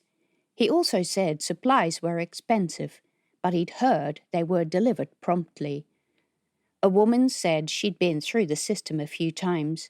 Sometimes the supply office made everyone wait and nothing happened for days, and then all of a sudden they approved and supplied every ship and cleared everyone out of the docks fast. She had even heard that, in extreme cases, no one was charged for the supplies. That seemed a bit of a wishful thinking folk tale, but someone else chimed in that he had heard that too, but you never knew when it would happen. "It throws my entire schedule into disarray, I'll tell you, to be told to leave when I haven't finished business yet." The man was holding commercial papers. He had to be a private courier. "These days I avoid coming here if I can." It seemed a great source of frustration that people couldn't get supplies quickly because they wanted to leave, and she also heard that if you had a passenger ship, the delivery of supplies might be conditioned on the agreement to take as many passengers as your ship would take off the station. which was, of course, why they had asked about the ship's capacity. If that happened, did they have any choice in passengers? Tina asked around, but people gave different answers. It seemed to depend on who handled your case. The people on the other side of the counter were a mixture of men and women, young and old. None of them looked fairer or more bribable than any other. Were you meant to bribe them? If so, they were stuck here. Maybe bribes could be bought according to the number of passengers you took off the station. If so, they were still stuck. The ship was licensed to take 8, but it had been crowded enough with 4. She said to Rex, "I think I'd like to talk to a local. You said something about meeting your friend?" "Jens?" "Yes. Can you get in contact with him?" "I could, but it's kind of strange. You were never interested in any of my friends before." "We were never here to meet them." "All right." He shrugged, and a kind of uneasy silence passed. Tina wanted to ask, "Well, why don't you contact him?" But she remembered a particularly embarrassing occasion when her father had insisted on coming with her to meet some boys from her school, because it's important to see the people you hang out with. It was because she was 14, and because her friend was a boy, like most of her friends. They talked to each other about getting parts to build things, and then building those things. Nothing was going on between her and those boys, and having her father there was super awkward because of the way they spoke to each other, which included a lot of swearing. So she told Rex, "I might go for a walk while you do this, to see if I can find out anything useful. If you don't mind staying here, that is." Rex said he didn't. So Tina left him in the queue. She wasn't going to be the embarrassing parent. From the first-floor gallery she could see over the railing onto the ground floor of the atrium. Underneath the first-floor gallery on the opposite side were some shops. Maybe she'd be able to buy some supplies there. But the shops were low on stock, and what they had was hideously expensive, even more so if you couldn't show proof of residency. And at the shops that sold major survival items like food, the queues were out the door. There were some decent second-hand clothing shops where Tina bought a few basic things for Rasa, 2 pairs of plain ship overalls, some shirts, and a stack of socks. Standing in a shop looking at overpriced packets of dried ship biscuits, Tina overheard 2 women complain. Most people on Aurora spoke a Transigian dialect of Sinhalese that Tina found hard to understand, but these 2 had to be from either Olympus or her homeworld of Turkala. "I managed to get a whole crate of milk powder rations," one of the women was saying. "A whole crate? Where did you get that?" "Oh, my brother has connections." "Must be really good connections. Wonder how much you paid." "It's not about that. I went to exchange some packets for different items, but they wouldn't let me into the market hall without registering as a merchant." The other woman snorted. "And here was I, thinking that these so-called pirates didn't want to meddle with our business. Isn't that what the creep said? What was his name again?" "Artan. Piece of filth." "You said it. No, they didn't want to have rules, but they were lying. They didn't want our rules. Nothing wrong with their rules." The women's discussion encapsulated in a nutshell the feeling that Tina had formed so far about pirate-occupied space.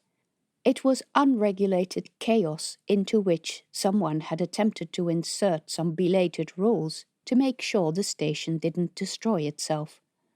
It was also the first time she'd heard any of the pirates named. Artan. She wondered what was known about him. She walked through the corridors of the commercial section, making sure to record as she went, so she could play it back to Finn, who might be persuaded to leave the ship. If this went on too long, he would probably need to leave the ship anyway, because they would be allocated to an area where residence on the ships was restricted. The commercial section of Aurora Station was much busier than that at Kelso, but during her walk she spotted no people who were obvious pirates. In fact, there were no figures of authority at all.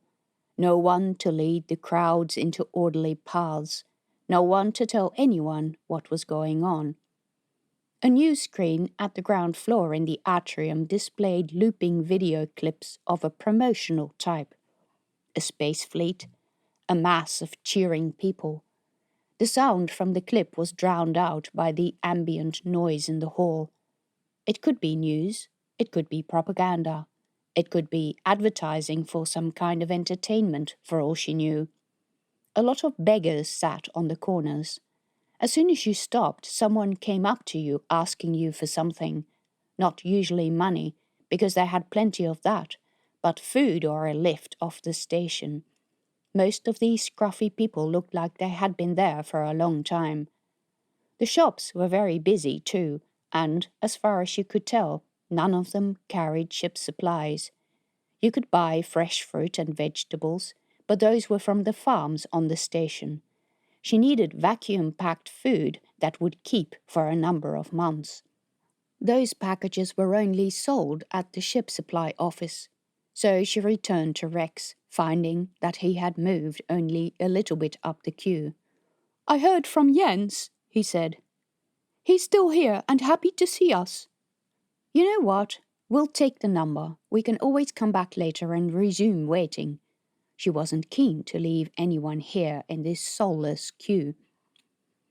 It was really going to take 2 weeks, wasn't it? 2 weeks during which they always had to have one person inside this damn queue, and then to hope that by the time they got to the front, she had all the documentation and they would accept her credit. There had to be a different way. Chapter 9. But Rex didn't want to leave his position. Tina told him to come back with her, but he said, "No, Mum, it's exactly like at Gundama. They want you to line up, and if you haven't waited, then they won't give you whatever it is that you want. They'll penalize you for not doing as they say, like when we tried to get them to build a water tank." Yes, Tina remembered that well. It had been hard enough to get all the people at Dixon's Creek to put their signature to it, and then the officials did everything they could to say that they hadn't followed the correct procedures. Of course, Dixon's Creek still had no tank. "You might have a point there," Rex smiled. He had become so much more mature recently. "But how are we going to go about meeting Jens?" "I'll ask him, and let him suggest how to meet him." "We can't ask Finn to stand here." "I'm not sure why not," Rex said. "I know he doesn't want to, but I don't see any evidence of violence." "The place is chaotic. Nothing more dramatic than Kelso. The pirates seem to rule by absence." "Has Finn ever said to you why he doesn't want to come here?" "Nothing more than the story you've already heard. That his family has an issue with some people here, because the pharmaceutical world is such a violent place." Rex chuckled. "I know, right?" "I'm sure we're happy not to know about plenty in his world, and this station is big enough to harbour all kinds of unsavory people. But they don't have to know he's here. He's even got the fake identity to match." "Yes, we'll tell him he needs to take his turn." "I'm more concerned about Rasa." He nodded, concern on his face. "Do you know whether she has a history with this station?" Rasa had been very evasive about her past, but maybe she had told Rex more about it. "She's never been here." "I'm afraid that her tattoo has a meaning in terms of her ownership by a pimp or something. Do you know anything about it?" "I don't think it means anything like that. Anyway, she's never been to Aurora, so she should be safe from that kind of thing." Some of these criminal rings are widely spread. Yet Tina hadn't been able to find images of the tattoo, so it wasn't one of the bigger gangs. They decided Rex would stay for the time being. When Tina returned to the ship alone, Rasa was very concerned where Rex was. Tina explained about the queues and that it seemed better to leave him there, because that seemed to be the way people got supplies, and everybody else was doing this as well. They would have to take turns. But how long is that going to take? Finn said. He seemed still anxious. We can only wait. We need the supplies and we can't go without them, so we don't have an option. I said we shouldn't have come here, Finn said. I went for a walk into the station and I didn't see anything that worried me. Mostly just a lot of people hanging around, waiting. I didn't see any pirates or any violence or signs of past violence. I also heard that there is severe trouble at Beta Station. Finn gave her a dark look. You're only saying that to spite me. No, I'm not. It's in the news. You can look it up. You can get into the station yourself and see how crowded the place is. The guards at the gate also said that it was likely that people wanted us to take some refugees off the station in return for getting our supplies. I told you we'd be overrun. It doesn't look like overrunning to me. They were waiting, and apparently you can buy favors by taking passengers. They're only doing that to create trouble in our crews, or to get the most troublesome people off the station. It doesn't look that way to me.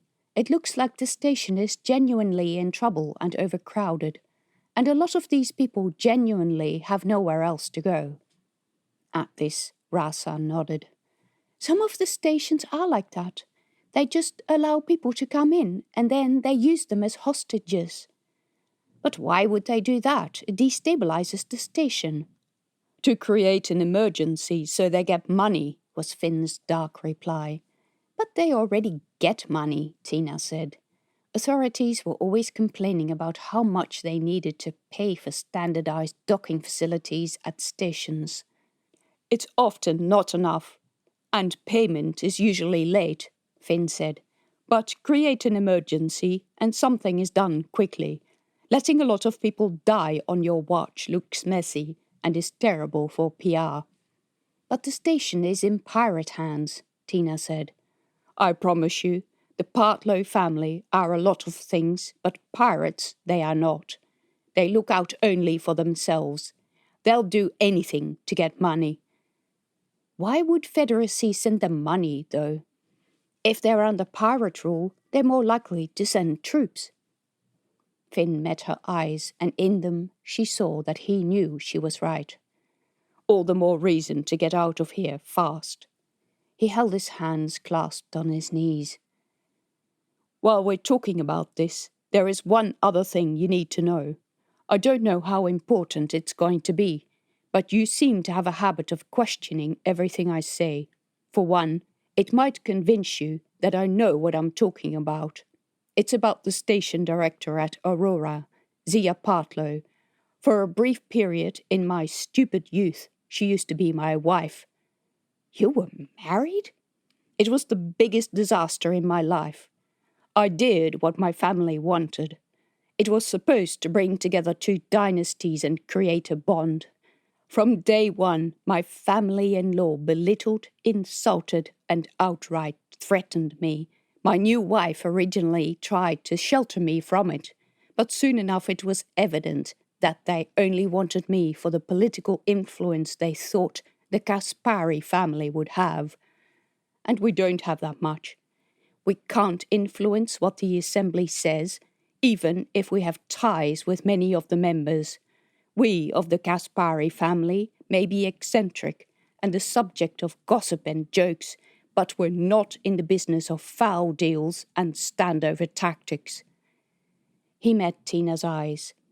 That's the only thing I want you to believe about my family. You can ridicule them for their affairs and stupid parties, and some of them heartily deserve it. You can accuse them of being so rich they don't know what to do with their money. You can accuse them of being out of touch. I won't mind. But they are not dishonest and have nothing to do with crime. A heavy silence followed his words. Tina let out a deep breath. Why did people have to have such complicated lives? All right, but that doesn't change the fact that we need supplies, and we need to wait in that office. I suggest that we retain our place in the queue. We need to behave like a commercial vessel as much as possible, and that is only until we can figure out what to do next.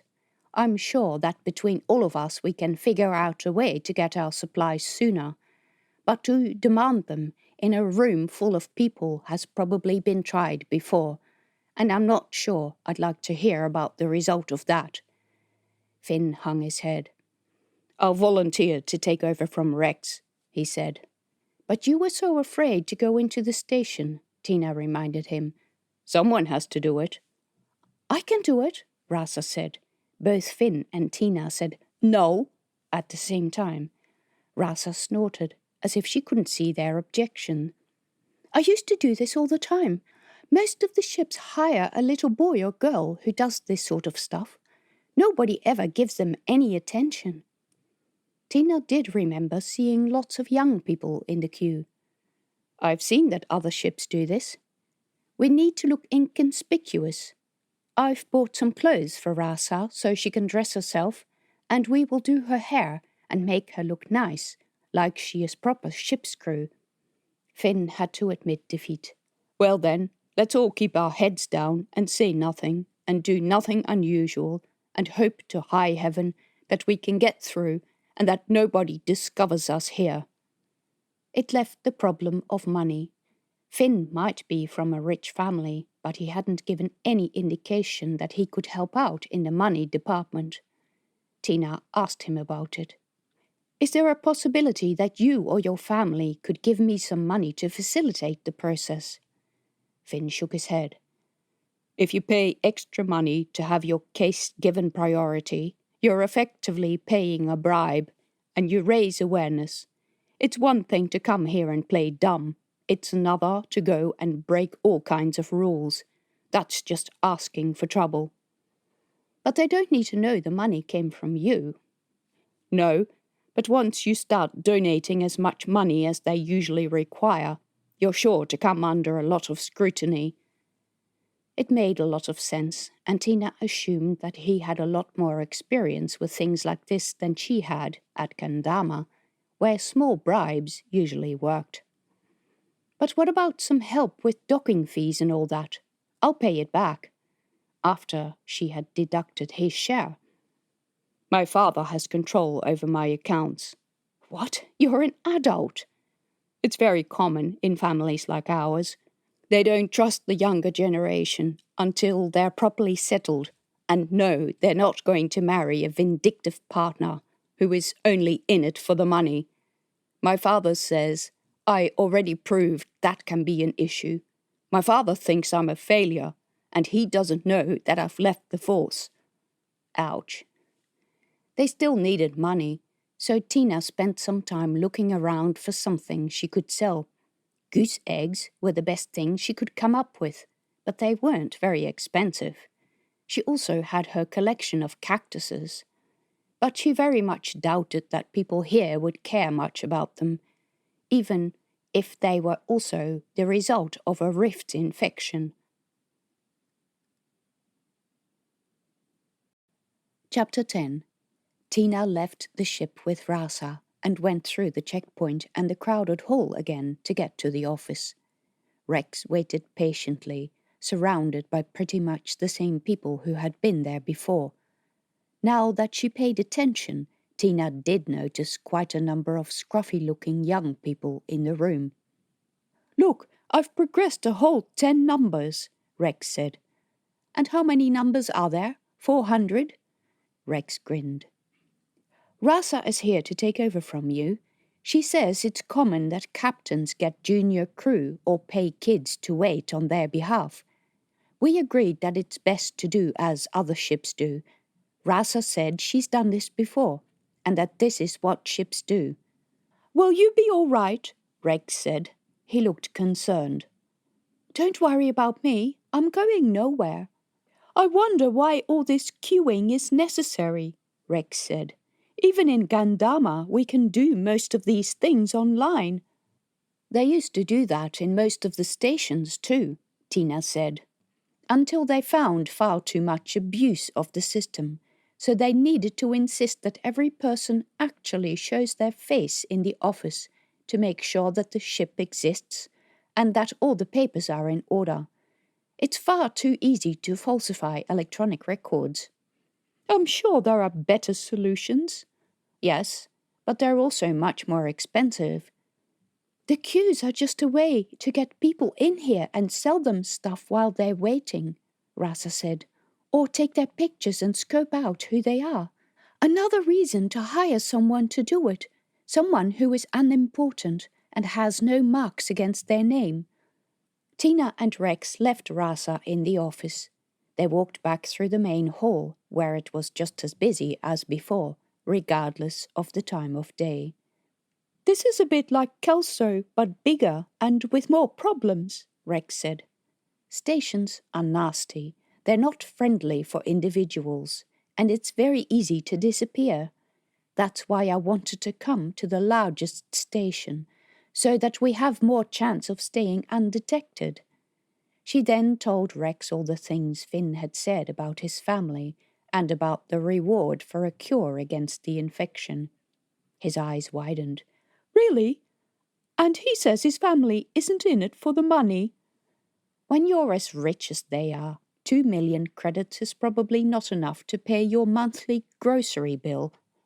But I thought you said he didn't like his family and he wasn't working for them anymore. Liking and not working for are two entirely different things. I don't think he's working for them directly. Apparently his family doesn't know that he's bombed out of the force. I don't like his keeping secret that there was a reward for the cure and that he was married to the station director, but I think he was embarrassed about it, rather than that he deliberately hid it from us. Do you think all of this could have anything to do with that paper you sent away for publication? That's what I've been wondering. I think it's drawn attention to me. To us. I'm sorry. A group of workers in ship overalls came the other way. It must be the end of a mining shift. Tina and Rex weaved their way between them. So, what arrangements did you make with your friend? Tina asked when they got back together. He wants to see us now, Rex said. Did he tell you where he lives? He said he'd meet us in the hall. From the first gallery level in the atrium, they looked out over the heads of the people on the ground floor. There were hundreds and hundreds of people here. Do you know what he looks like?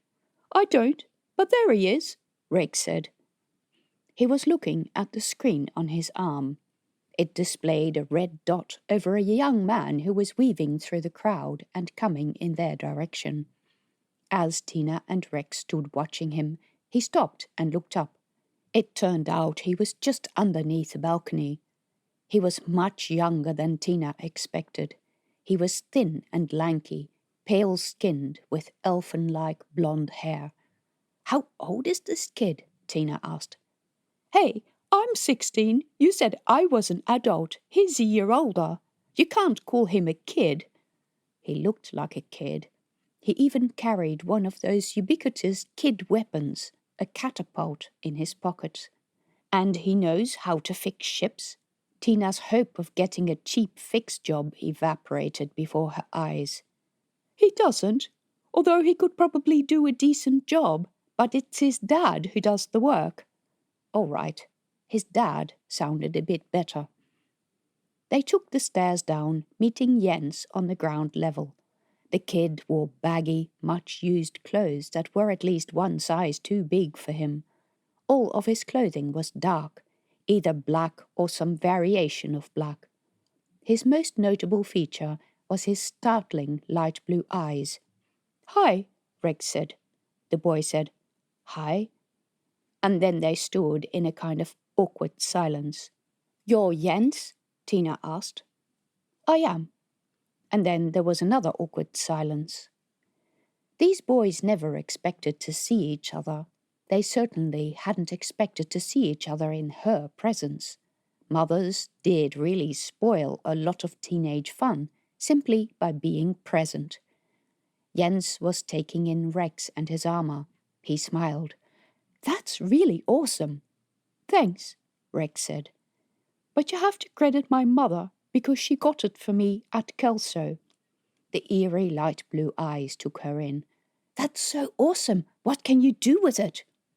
"I'm still discovering." And that was true. Every day Rex discovered new things he could do with his harness. Jens again looked at Tina. "Rex tells me that you have a shop where you sell all this cool security equipment." "I do." That was the first time her shop had been mentioned in this way. "He tells me that you managed to get a box of Hirsch 94 3D sensors." "I did, but we sold some of them." "I can imagine they're so awesome. You can't imagine what you can do with them." Tina felt a pang of regret. Life was so simple at Gandama, and when, or if, she ever came back, the shop would no longer be there. The sensors, though, she hadn't been able to bring herself to leave in dusty Gandama, and they were back at the ship. Minus the 2 she'd sold. "We need an inverter fixed," Tina said. "We have a large systems engineer on board, but no one who's an expert in electronics." "My dad is amazing. He's the one who does the fixing. Come, I'll take you to him." They started walking through the corridors. Tina made sure she had her tracker turned on, because she wanted to know where they were. Rex and Jens had gotten over their awkwardness, and were now asking each other about others in their group. At first they spoke in soft voices, and then they laughed and spoke more freely. Rex asked about all the people Jens had met of their community, and Jens said some of them lived on the station, but he didn't know who they were, and some were friends he saw quite regularly. It depended how much he trusted the people, whether he wanted to meet them, because you had to be careful. Compared to him, Rex had grown up in a very isolated environment. His contact with his technology groups was the only thing that kept him tied with other young people. Rex possibly trusted too many people. And she had been trying to limit the amount of time he spent chatting to them. That's what parents did. They drew you away from friends and fun things to make you do dumb tasks like clean up your room, and then they dared accuse you of not being social enough. Yeah, things you'd never thought you'd say to your kids. They arrived at a residential area. Sometimes the apartment doors stood open, and sounds of talking, smells of cooking, and music drifted out. Little children ran around playing games in small courtyards. This was a type of station area that Tina had rarely seen. Jens turned to one of the doors. He unlocked it by pressing the palm of his hand against the lock, an unusually tight security arrangement that was not evident in any of the units around them. He opened the door. Tina half expected to go into a dark apartment with a few blinking lights and electronics spread all over the floor and tables, but the apartment was clean and light-filled. "Hi, Dad, I've brought them," Jens said. They went into the room. At the dining table sat a man who was almost a copy of his son, except a number of years older. He wore very dark glasses that made it impossible to see his eyes. "This is my father, Thor." For a man called Thor Olofsson, this man looked as unlike a Norse god as one could imagine. He was as tall and thin as his son. He looked very frail, and Tina was quite sure that behind his dark glasses his eyes would be clouded with white, most likely through laser damage. And he fixed equipment? "Sit down," he said, his voice surprisingly warm. Tina and Rex sat, and the man got up, found his way unerringly across the room, and poured some cups of boiling water. Also, without searching, he found some tea powder, put the lot onto a tray, and brought it to the table. Maybe he wasn't blind after all. "My son tells me you want something fixed." "That's true. We need the main inverter fixed on the ship. We have continuous power problems. I'm not sure what sort of payment you expect in return. Unfortunately, I can't offer a lot of money." Thank you for being upfront about that. Money is not terribly useful here. Everyone has buckets of it, but there is not much to buy. Maybe you can offer some useful items, like more interesting food than the station stores give us. We've also come to buy supplies. Ours have run down because we started our journey with more people than we anticipated. We've only got curry. He pulled a face and everyone laughed. Then Tina said, "I may have some things on board the ship to interest you." "Oh, do you think this could be interesting?" The latter to his son. He didn't turn his head, which convinced Tina that he was indeed almost completely blind. "I think so," Jens said. "And it's something that isn't going to get you into trouble with authorities, like that weapon of yours." "The catapult," Jens laughed. "That's only a toy, remember?" "Right, a toy that can precisely fire magnets attached to a string through a metal barrier so you can pilfer electronic parts from the station stores." "They wouldn't sell us the connectors." "Because you're not licensed mechanics. You're boys who can get into a lot of trouble using serious equipment." Tina bit her lip. This reminded her so much of the discussions between herself and Rex. Thor turned back to her. "All right, let's talk about the money later. My son tells me you've come from Kelso Station." "We have." "I've heard they were free until recently." "Kelso was taken by pirates, but has come back to Federacy rule." "I heard this too. Are you with pirates or are you with the Federacy?" Tina wasn't sure what to say. The way that question was framed.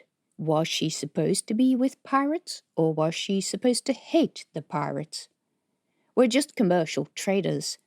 I don't really care terribly much about the Federacy or pirates. We just want to complete our job.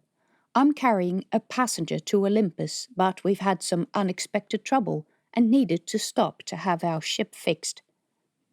He gave a small snort. "If you were a normal business, you would know all the normal procedures for getting your ship fixed on Aurora, and also that it takes a long time." "I've never been here before," Tina said, but she also knew that was not a very satisfactory answer. In fact, he started laughing loudly.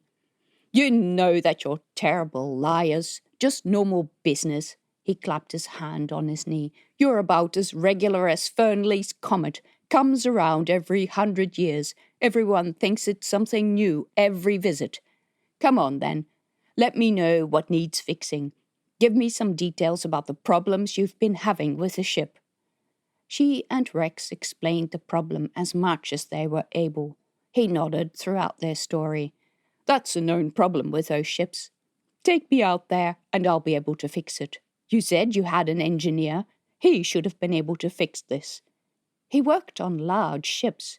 They know everything about nothing. You ask them what they do, and they come up with a fancy name that means they take care of the engine that produces the fart that stops the ship bumping into the docking boom. But only the one on the left hand of the ship, not the right." He got up, leaving half of his tea, and started collecting his tools. He asked his son to get all manner of things and collected them into a pair of backpacks that looked pre-designed for the purpose of carrying their tools. There were a number of hooks on the outside, and each held a tool. Tina looked around the meticulous apartment. Not a thing was out of place.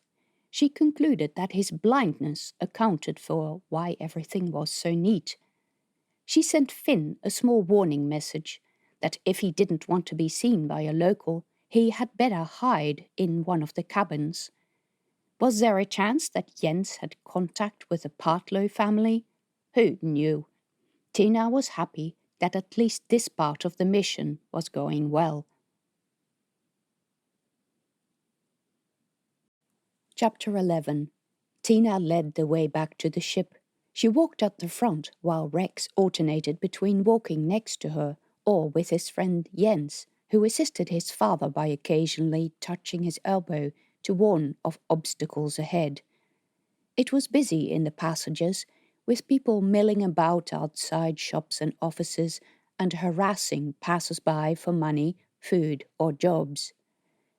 Jens was busy steering them away from his father and protecting his tool bag, which little urchins insisted they wanted to carry in exchange for money or food. It only got a little less cramped when they arrived at the big atrium. "Look, over there," Rex said. On the other side of the hall, over the heads of a mass of people seated on bags, stood a couple of men. They were tall and broad-shouldered, and wore dark jackets made from a thick material and broad belts with loops that held various knives, clubs, and other weapons. Real pirate belts. One of the men displayed a glint of metal in the space between his shoe and trouser leg, where he clearly had an artificial leg. Another man had mottled grey skin. He carried 2 guns and a stunner. "That's the first pirate I've seen," Rex said. "Even all the time you've been waiting in the office?" Tina asked. "Yes, all the people there make a real effort to tell everyone they're not pirates." "Their trouble. Don't catch their attention," Thor said. "Those men can see and hear a lot of things that normal people can't," Jens said. "You have to be careful around them." "You mean they have enhancements?" Tina asked. "I've never seen any electronic ones," Jens said. "They're just very dangerous people. I had a friend who was walking in a group a couple of rows back from one of these characters, and he said something, and the toad just turns around and whacks him in the face with those dangly bits that hang off his chin. It made a red welt on his forehead. He still got the mark. It's turned brown now, but it happened a few months back." "Do they often attack people?" Rex asked. "Only when you're trying to be smart," Jens said. "They go for the kids and the other weaker people," Thor said. "They're cowards, sowing fear with the poor classes, so they won't start a rebellion or help Federacy troops." When they came back to the ship, Finn sat at the table. He got up as soon as they came in and greeted Jens and his father. "I'm David," he said. He looked sideways at Tina while he said this, warning her he didn't want to be called by his real name. Tina said, "This is Jens and his dad, Thor. He's a mechanic and is willing to have a look to see if he can fix our inverter. Why don't you show him where it is?" Finn preceded the pair down the narrow ladder into the maintenance shaft that held the electronics. Tina remained at the top, looking down on the small space, which grew very crowded with 3 people in it. "Do you know these ships well?" Finn asked.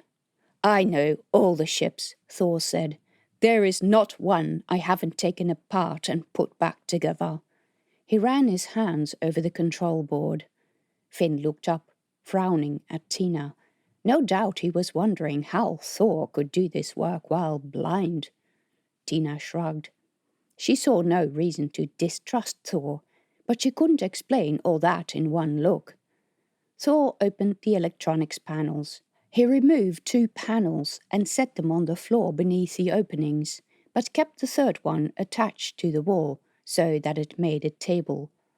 As he removed circuit boards from the inside, he placed them on this makeshift table in a neat grid.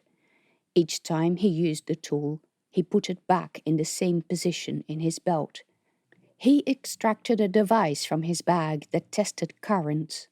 It came with an earpiece that he clipped on.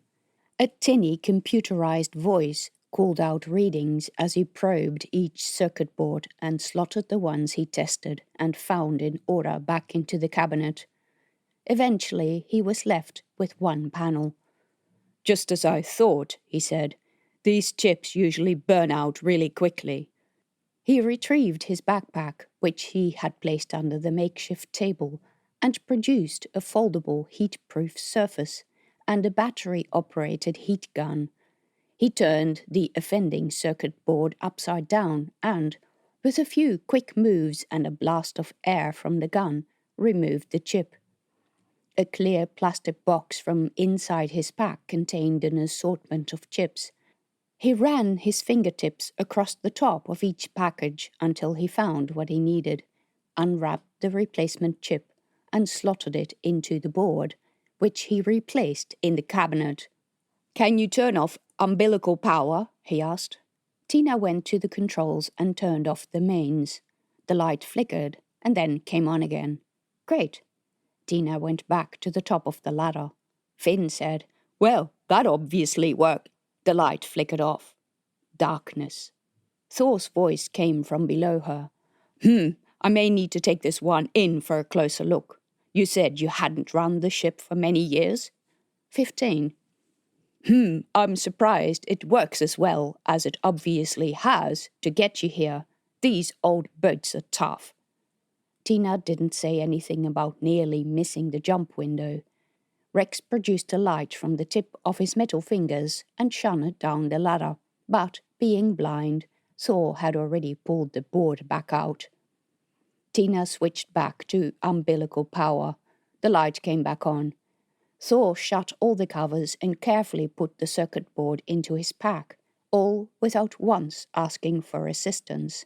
"Since I ripped out the power feed because it's on the circuit board, you'll probably have to reload the software. I'm an electrician, not a computer person. You'll have to find someone else to do that." "It's all right, I can do that myself," Tina said. "Are you sure?" "I'm an expert in installing and fixing security systems. I reboot electronic systems all the time." That's interesting."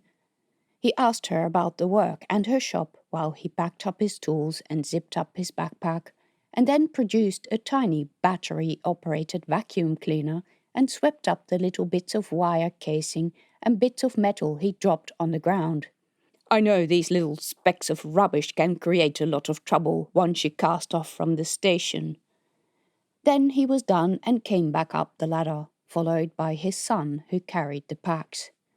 "Why don't you make some tea?" Tina said to Rex. She, Finn, and Thor sat down at the table in the main cabin. It was time to talk business. "How much do we owe you?" Tina asked. "I normally charge 200. Tina stifled a gasp. "I have things I can trade, just not a lot of money." "I'd be happy with a favor." "It depends on what it is." "I want you to take my son to a safe place when you leave the station." "No, Dad, you're coming too." "I can't." "I've told you several times it's not worth it. She's dead." Thor shook his head. "I won't leave until I know. This place isn't safe for you. I want you to go." "It's not safe for you either. I want you to come." A heavy silence hung in the cabin. Jens looked in anguish at his father. His father's expression remained blank.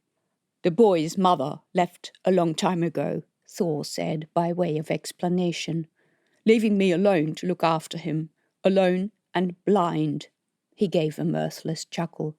"I found a new friend, a very good lady friend. When the pirates came to the station, she was at work. She works in the hospital."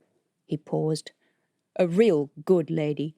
She didn't come home that day, or the day after, or the day after that. I asked the hospital, but no one was taking my calls. Nobody has seen her since. The hospital is on the other side of the wall, so we can't go there." "Wall?" "They closed off parts of the station where no one can go. There are sections of public space like the farms and the schools where no one has been for a long time. No one who was in that area has come back or has been heard from since the walls went up." "How many people are we talking about?" "This list of people officially missing has 80,000 names, but it's likely that some got off the station and no one knows where they are, and other names are not on the list but they should be, because entire families have gone missing and there is no one left to report them." "Does anyone know why that area in the station was closed?" "No one does. No one can go there." Tina glanced at Rex. "What about that tea?" He went into the hallway, taking Jens with him, to get extra cups from storage. They spoke in low voices. Thor detailed how he had looked for his lady friend and had then met up with other people who were also missing family members or friends. At that moment there was a shout. Jens? Rex called out, "No, not that door!" But it was too late. Two geese ran into the cabin, squawking loudly. Another flew low over their heads, almost hit the table, and landed in a heap on one of the passenger seats. The goose scrambled to its feet and walked away, indignantly waggling its tail. The two others stood at Finn's feet, eyeing him up. Finn had pressed himself as far back in his seat as he could. He was this close to jumping up onto the seat so the geese couldn't reach his trouser legs. "Who opened that door?" Tina said. "Jens did, by accident. We'll catch them." Rex managed to catch two geese with great agility. They could bite his hands as much as they wanted, but that didn't affect Rex at all. The third one, though, remained elusive. Every time Rex came close, it took flight. Tina looked on in despair and half ducked when it came over, as the goose was a big bird and didn't have much room to fly. But look at all that fluff coming down in the cabin. They had just spent a long time cleaning all the dust from disuse. They didn't need any more dust. Rex chased after it. "Stop, stop, come here, you stupid bird." "Better not let Rasa hear that," Tina said. Eventually, the goose settled on top of a support beam that ran through the cabin, in between the outlet of the air vent and the duct that held the electronics. It sat there, out of reach, looking down with a beady eye. "What do we do now?" Rex asked. "It will come down when it gets hungry," Tina said. She wasn't so sure of that, because Rasa was the one who knew most about how to handle the geese, but she would return later. A sense of calm returned to the cabin. Thor chuckled. "I was going to say something, but I completely forgot what we were talking about." "You were talking about the pirate occupation," Tina said. "How they closed off half the station. Do you know what goes on there?" His expression went dark. "Officially, we don't. They even failed to acknowledge that the section is closed."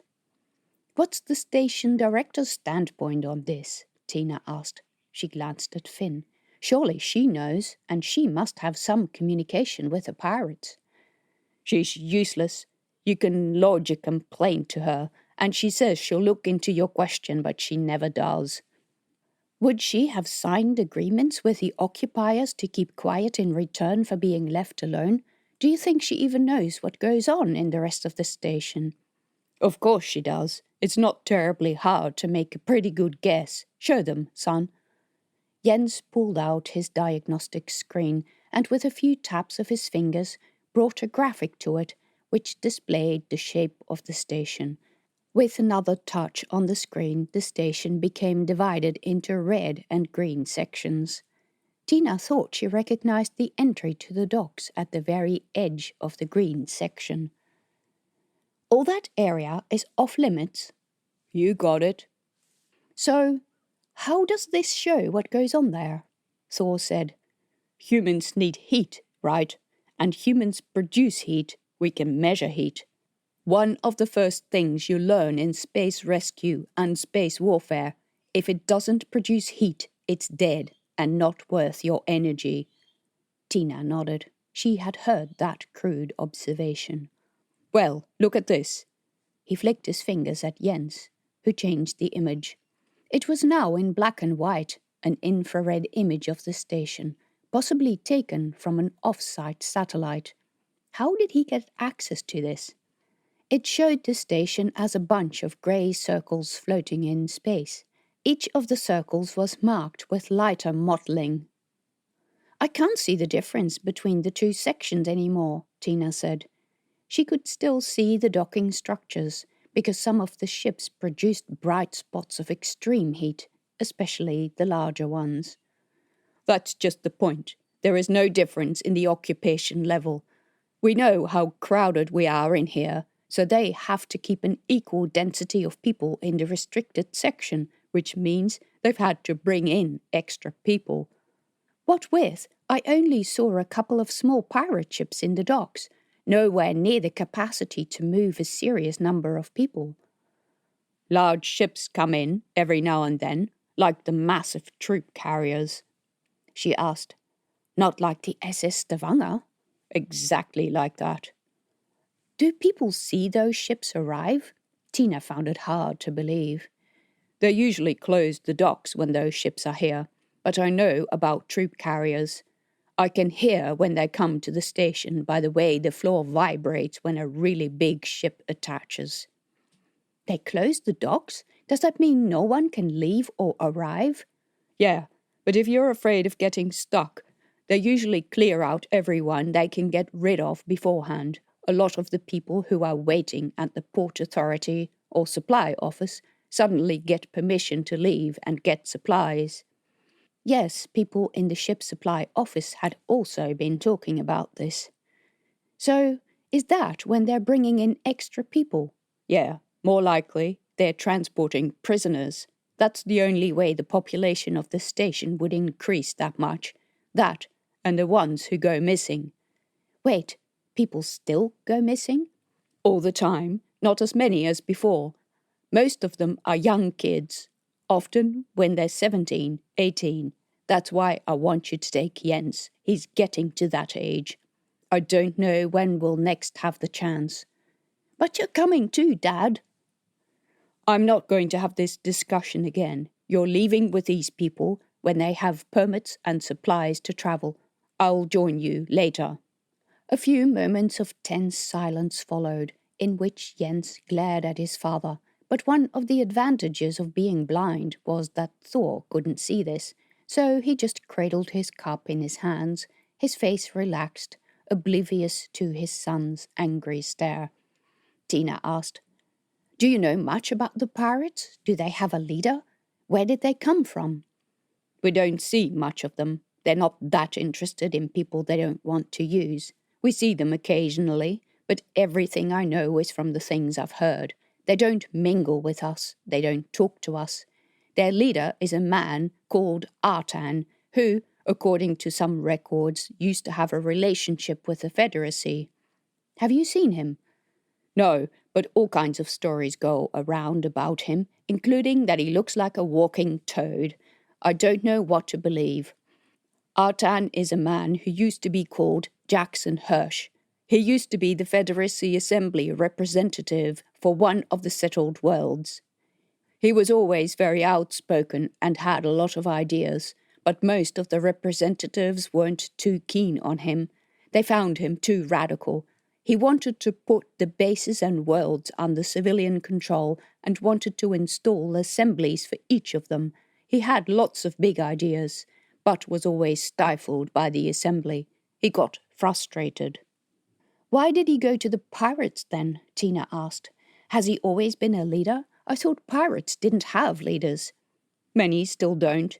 Many still live in their ship world communities. That's actually still a thing? Rex asked. Not just something from the stories? Yeah, it's a real thing. They have a medium-sized ship which houses 30 to 50 crew and travel wherever they like and harvest, collect or steal whatever they can find. And do they actually hijack other ships in mid-space? Rex's eyes were wide. Not as often as they used to. It's risky business, and there are much easier ways of stealing money, but it still happens. Whoa! I heard rumors about how the pirate communities changed a number of years ago, Tina said. Do you know anything about that? Yeah, it must have been about 10 years ago when the delegate Jackson Hirsch just disappeared from Olympus. No one knew where he had gone at the time. It was a big scandal. Don't you remember it? No, I've been out of touch for a long time. It was a big thing. He disappeared, and after a while they stopped looking for him. Later, these pirate armies started to appear where 2 or more ship worlds had come together and formed a larger group. They never used to work together, and now they did. And doing so gave them better and longer-lasting victories. The pirates wanted worlds and stations to live on for their families because living in small ships was not very good for the health of their population. There were children born in those craft. Many of the ships are so old they don't even have rotating habitats. Artificial gravity is only derived from constant acceleration or deceleration. Those conditions are terrible for adults, let alone growing children and developing babies. The Federacy wouldn't let the Free Rangers set up bases on worlds or stations, so they banded together and took them by force. But I thought all of it was quite well known. I only heard this recently. Tina grew quite annoyed with herself. She had let herself drop out of connection with everyone, and in running her shop at Gandama, she had not kept up with the news from anywhere within the Federacy. If only she had done that, she might have realized that trouble was brewing long before now. Then again, what could she have done about it? She tried, and Dexter still sold material to the pirates. Thor announced it was time for them to go home. Jens wanted to stay, but his father said it was best not to draw attention to themselves until they brought back the inverter. They went to the door to the access tube, but before they left the cabin, Finn asked Thor, "Did you ever serve in the Force?" Thor laughed. "Did I serve? I was their star missile technician." A silence passed in which someone should have asked, "But what happened?" but didn't. Yet everyone looked at his dark glasses, which, in turn, he couldn't see. He continued, "That was until some dickhead switched on the high-intensity laser while I was working on it. Burned my eyes. I was 33. They retired me after that, but I didn't want their pity, so I struck out on my own. Learned to do the work without my eyes." He was a brave fellow. Tina liked him. When Thor and Jens had gone, Tina did some research on Jackson Hirsch.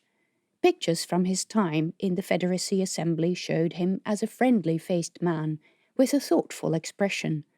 He was supposed to look like a toad now. His employment record showed that he'd been a public servant for his entire career. He'd never been in the Force, never been to Project Charon, or even Pandana. He wasn't listed in any need-to-know lists for Federacy Force research, or indeed in any kind of advice or emergency council. But her very last check delivered a surprise. He'd been at the meeting where Dexter had passed his materials to the pirates. Well, that was interesting, although he looked to have been there as admin staff. And there was no record of meetings that involved him, and indeed his name was never mentioned in any of the meeting's reports. Very interesting. Tina got up to make some tea. The one stray goose was waddling down the hallway, looking for a way back into the cabin where it could hear its companions. Tina went to open the door. It waddled through and flew on top of the cage. Tina shook some grain into the bird feeder and opened the door when the 4 geese in the cage were crowding around the tray. The 5th goose joined them. She noticed some spots on its back. Strange. Tina was sure all geese were completely white.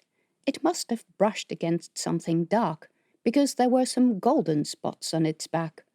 Now she was worried because it looked like oil, and she hoped to hell nothing up there in the sloping roof cavity of the cabin was leaking, because a lot of the vital driving and stabilizing mechanism of the habitat's rotation system went through there. "Have you noticed any drops of oil on the floor in the last few days?" she asked Finn when she came back into the cabin. "No, why?" Finn asked. "Just keep a lookout for any." Damn, she hoped that mechanism wasn't going to blow up too. That would make their trip to wherever extremely unpleasant. Rex had ensconced himself inside the navigation cubicle with the computers. "I'm going to make some tea," she announced. He nodded, not looking up from the screen. "What are you doing?" Tina asked him. "Checking out some of the stuff Jens showed us." "Getting into satellite recordings?" "I don't know. I'll see what I can find." Tina went to the kitchen at the back of the cabin. "Security is pretty lax," he commented a bit later. "It's easy to get into a lot of stuff." "Don't get us into any more trouble than we already are," Tina warned. They don't even use double-checking protocols. I find that hard to believe. That was pretty standard for security procedures, even on the backward world of Gandama. I'm not kidding. Come and have a look at this, he said. She went into the cubicle where he had flipped out the table so that he could use it as a stand for his projector. It displayed a long list of what looked like a supply order. Tina was familiar with those because you needed to fill those out if you wanted to buy something in the force. That sort of information was not normally open to the public. This one contained all manner of chemical components. What is this? She asked. I don't know, but it says confidential at the top. It did, too. Tina wondered why a supply order for chemicals was confidential. They were pretty standard lab supplies. What would they do with this? But no one could answer that question. Chapter 12. Before having a very late dinner, Tina went to the ship supply office to check with Rasa. The floor of the room had been turned into a camp, with sleeping mats and even blow-up mattresses spread over the floor. They were all placed in neat rows with room to walk in between. The people's bags sat on the seats where people waited during the day. People sat or lay on their makeshift beds. 2 children in pajamas made their way out of the room carrying a small bag with what Tina assumed to be toiletries. Tina found Rasa close to the side of the room, sitting on a mat, talking to a middle-aged woman and a man Tina assumed to be the woman's husband. The couple both looked up when Tina approached, and Rasa, with her back to the door, turned around. It's my turn, Tina said. Go back to the ship and get some dinner. I've already eaten. The people here are really nice. They're all from the ships, and they all know each other and help each other. Hannah, this is my captain, Tina. Hi. The woman smiled at Tina, a bit awkward. Rasa got to her feet. You don't need to take my spot. This is what the junior crew does. These people are all junior crew or passengers who have agreed to sit here in return for a cheap fare. Captains don't wait here.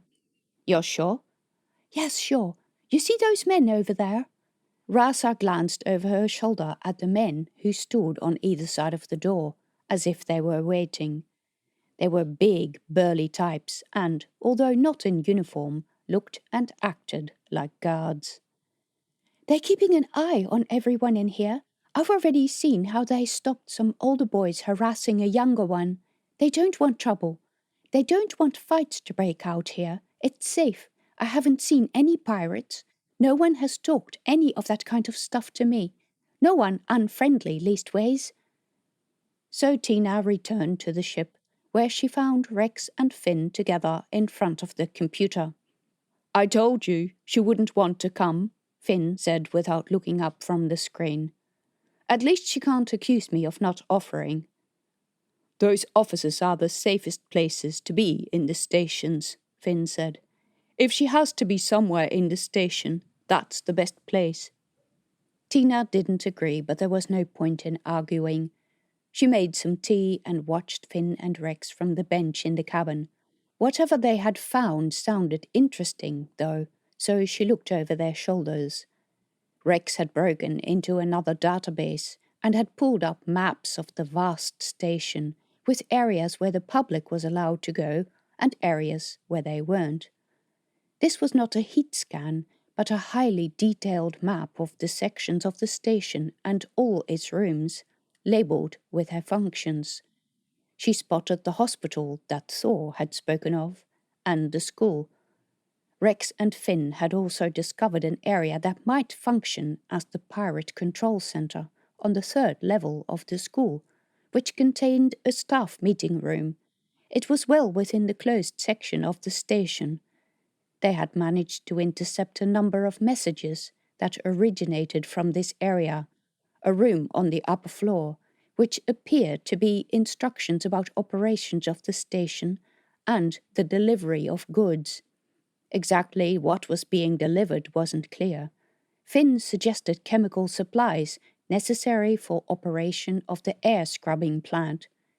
It seemed at least someone had an interest in keeping the station operational, which, in a station this size, was not a small undertaking and required a certain level of organization to achieve. It was a good sign, right? Do you see anything that supports the theory that they've turned the other half of the station into a prison or holding pen? She asked Rex. He shook his head. We don't have that type of heat scanner. Where did Jens's data come from? He said a hacked satellite. I don't know where to find that data. But they intercepted a news channel. Apparently the pirate leader called Artan used Aurora as a base. There was also quite a lot of discussion of disagreements between factions, shipworlds, as Thor called them, although the term seemed to belong to the romantic world that her parents had grown up in as settlers on Turkala. Whatever they were called, the pirates held autonomy of these small units in very high regard. Artan's actions were breaking down this autonomy. Many of the older pirate groups were not happy. The entry page of the news service had what looked like a permanent feature on the pirate leader Artan. His pirate-sanctioned biography listed information from his time at the assembly, a petition for autonomy of Palinda, a world where a lot of technology was developed, a proposal for redefinition of the scientific good. She could see what Finn meant about his ideas being too radical for the stodgy Federacy Assembly. He'd been a product of the restrictions of the political bureaucracy, not that this justified violent action against the Federacy, not at all. And the devotion of his fans within the pirate world bordered on religious. The news bulletins even contained children's poems written for him. They were about freedom. What was this lack of freedom they were supposed to have had under Federacy rule? Was it worse than having many people go missing, lacking supplies, or being unable to leave the station? With the promise of new ship supplies sometime in the future, whenever Rasa got to the front of the queue, they needed to finish up the old ones, and dinner consisted of an odd combination of pre-packed meals, because it would be a waste to let it go off or discard the packages. Also, because Tina didn't feel like going out again and buying food. Then she spent a restless night thinking about Rasa and her easygoing personality that made her friends with everyone. She worried about Rex and what sort of world he was going to grow up in if pirates with few morals were going to play a major role in it. The ship was very quiet when the engines were off, and she was left listening to the creaks and clicks of the station and the movement of ships docking and undocking. Thor had said that he could hear it when a large ship docked. She could believe it. The geese chattered in the cabin across the hallway. It was surprising how much she noticed the absence of Rasa, who had shared the cabin with her for the past few days, since they stowed the habitat. Somehow she had a feeling that someone was watching them and laughing at their terrible efforts to hide themselves. She got up early in the morning, sick of tossing and turning, and found Rex already in the kitchen. He had extended his harness even further, and now he was much taller than her, a truly impressive sight of gleaming metal machinery. If anything good had come out of this harebrained trip, Rex's newfound confidence, the fact that he was now independent and no longer needed to rely on her, was the best. He'd found inner peace and lost his angry reaction to everything. When Tina commented on the tallness of the harness, he said that he wanted to get some weapons extensions so that he could make use of its full capabilities. He was still learning new features. Tina felt cold at the idea that her son was turning into a fighting machine. He was too young to face violence. They left the ship to see how Rasa was doing and whether she needed anything. The crowd still stood at the gate into the docks, hurling questions at Tina when they passed. "I wonder if these people ever get what they want," Rex asked after they had cleared the checkpoint. "They're probably so hopeless that waiting here is all they can do." It was a world that was strange to her. She knew these things happened because she had travelled to stations where she had seen these people return, day in, day out, to the same area, hoping that someone would give them a job, a lift off the place, or scraps of food. It had never been clear to her what stations usually did with these people. She wouldn't be surprised if they were being shipped off to a planet as soon as the opportunity arose. But there was no nearby world to Aurora. Once in the ship supply office, they saw that the makeshift beds had all been cleared and the waiting had resumed. Except they couldn't find Rasa in the queue. Rex looked around over the heads of the many people. "Can you see her?" Tina's heart was thudding. Something happened to Rasa. They shouldn't have left her overnight. But then Rex said, "There she is, over there, in that room." To the side of the main waiting area was another room behind a wall of glass.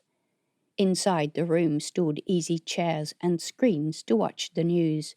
People sat talking to each other in a relaxed fashion, while someone in a station authority uniform circulated around with a computer. "It's some kind of VIP area," Rex said. How did she end up there? Rasa spotted them, got up from her seat and came to the door. "Come in!" The room felt fresher and smelled nicer than the large waiting area. Food sat on the table, and the smell of coffee hung in the air. Real coffee, not that fake stuff. "You want some?" Rasa said. Before Tina could reply, Rasa went to a little bar in the corner, where she helped herself to 3 cups of coffee, some biscuits, and pieces of toast. "How did you end up here?" Tina asked. "Contacts," Rasa said. "How did you get contacts when you live in the docks at Kelso Station?" "Are you kidding? That's the place you get contacts. The docks. Everyone who travels comes in through the docks. People who travel have money. If you help them, they're happy to help you out. They have these wonderful rooms, but what's the point of it if they can't share and they can't boast about their existence?" "So what? You helped someone. What with?" Rasa held up another device. "I'm in line for 2 ships now. Yes, I'm being paid for it. You said we needed money. People who want to leave stations and are frustrated have money. All you need to do is smile at people and win their trust." Tina was beginning to feel distinctly duped. Everyone on this trip was smarter than she was, and Rasa was really good at this stuff. "Anyway, I won't need to stay here very long, because it will be our turn soon. They gave me a list of all the papers they said we needed to sign and told me how much it costs to supply the ship." "And how much is that?" Deep dread settled in Tina's stomach, because the subject of money was one they hadn't covered up till now. Rasa said cheerfully, 5,000 credits. "You have got to be kidding." "No, that's what he said." "I don't have that much money. I don't have near that much money. At Kelso, this costs less than half that amount. That is just a rip-off, and clearly just because you are in this area and sitting here like a rich person so they think we have lots of money. I am not paying 5,000 credits because I don't have 5,000 credits." As she spoke, Tina lowered her voice more and more, but other people were listening. Eventually, one of the men said, jerking his head at the crowded room on the other side of the glass wall, "That's what they pay out there, too. It's the going rate for this place." Tina stared at him. "You're kidding, right?" "No, I wish I was, but I'm not." "Right." Finn was going to have to pay if he wanted to get out of here, which clearly he did. She said to Rasa, I'm going to talk to Finn. Stay here. I'm not going anywhere. Rasa put a biscuit in her mouth. Come on, Rex. But Rex wasn't listening at all. He stared at the wall screen. He said, in a low voice, Mom? Tina turned to the wall screen and saw her own face from an ugly, poorly exposed photo taken many years ago when she still worked for Project Charon. The announcer said, the situation at Kelso Station has worsened, with the Federacy now taking control of the station again. They have captured our freedom fighters and have executed a number of our brave soldiers. We are aware that the traitor we came to capture has escaped the station, unfortunately. If you have seen this woman, please do not talk to her or engage her because she is considered dangerous. She is in possession of important information that may determine our survival. Contact the authorities straight away. If you are watching this, hand yourself over to authorities in orderly fashion. You will not be able to leave this station alive otherwise. Tina turned away from the screen.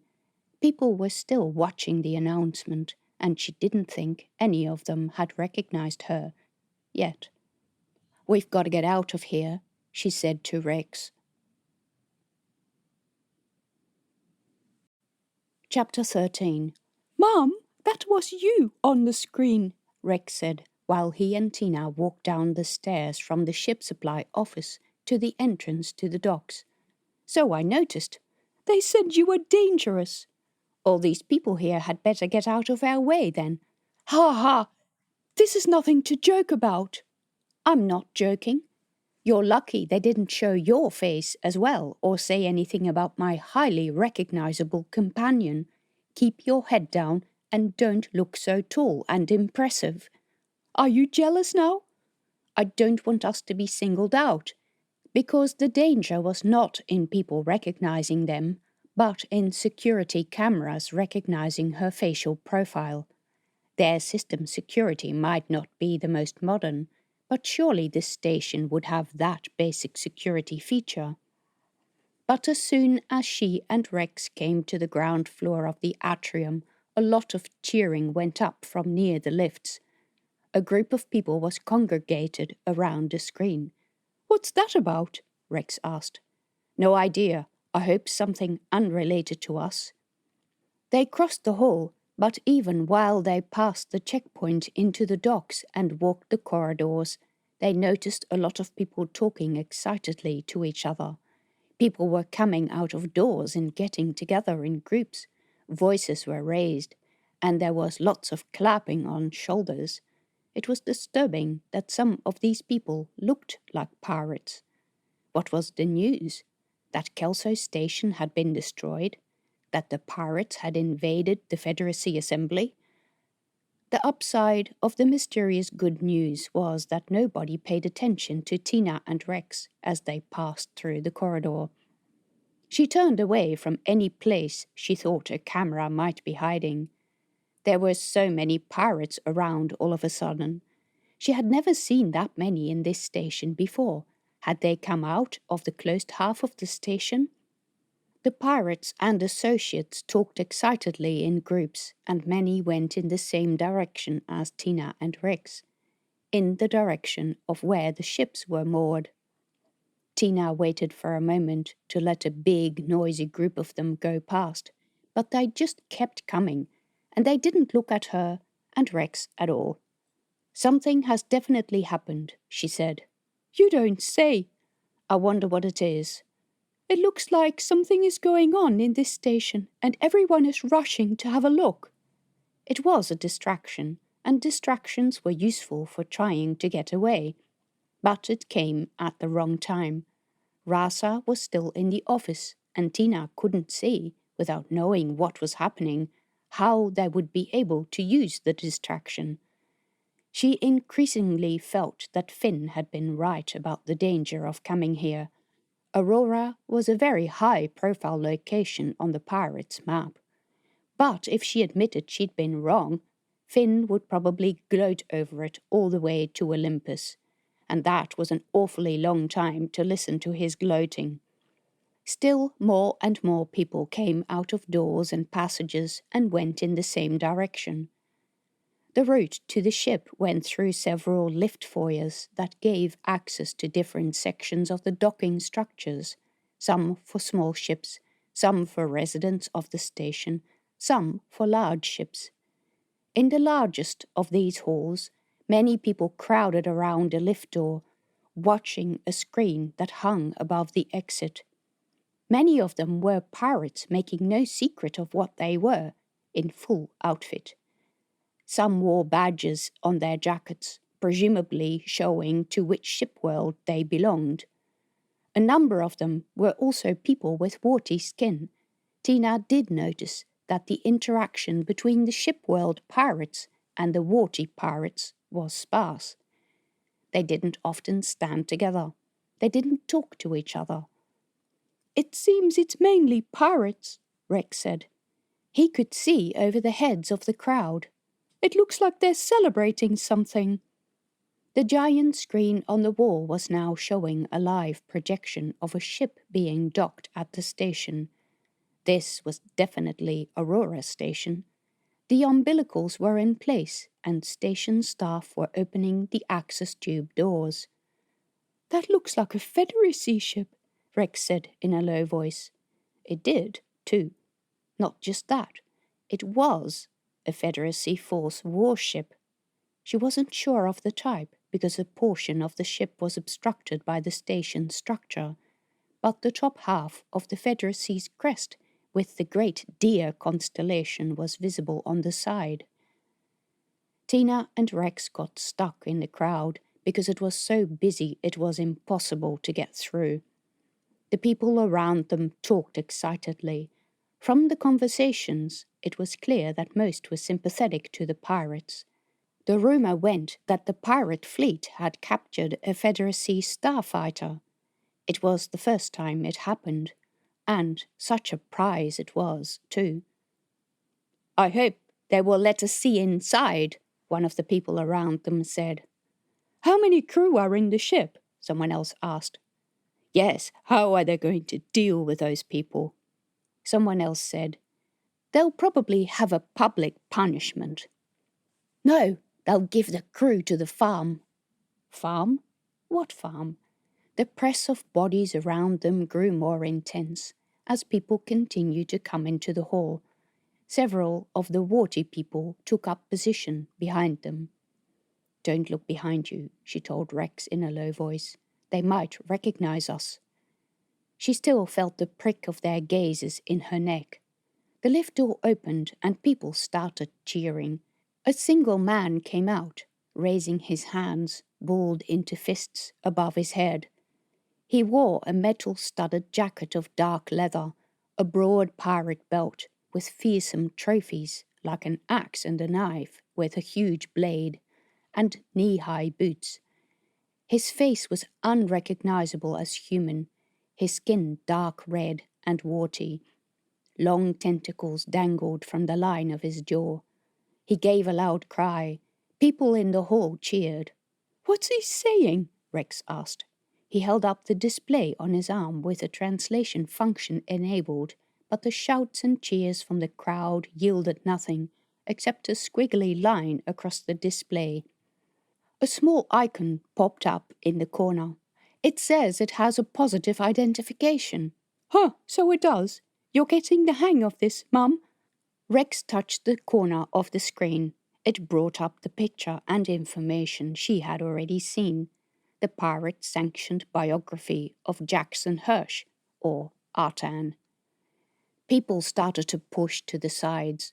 The red-skinned pirate was followed by other pirates with grey skin, who set up two lines on either side of a path that formed through the crowd. Tina could see this because Rex flipped out a little step from the side of his leg and pulled her up so that he could support her while she stood on it. "Pretty handy," she said. "Yes, I discovered this the other day when I was helping Finn." The pirates were followed by a bunch of bedraggled people who were marched into the hall. Their hands were tied behind their backs. Their faces were dirty, their uniforms ripped. Federacy uniforms. The pirates pushed and kicked these people, some of whom were doing their best just to stay on their feet. They were injured. The group was paraded through the crowd, too much whistling and jeering. They were coming in the direction where Tina and Rex stood, and the pirates at the front of the column motioned the crowd of onlookers aside.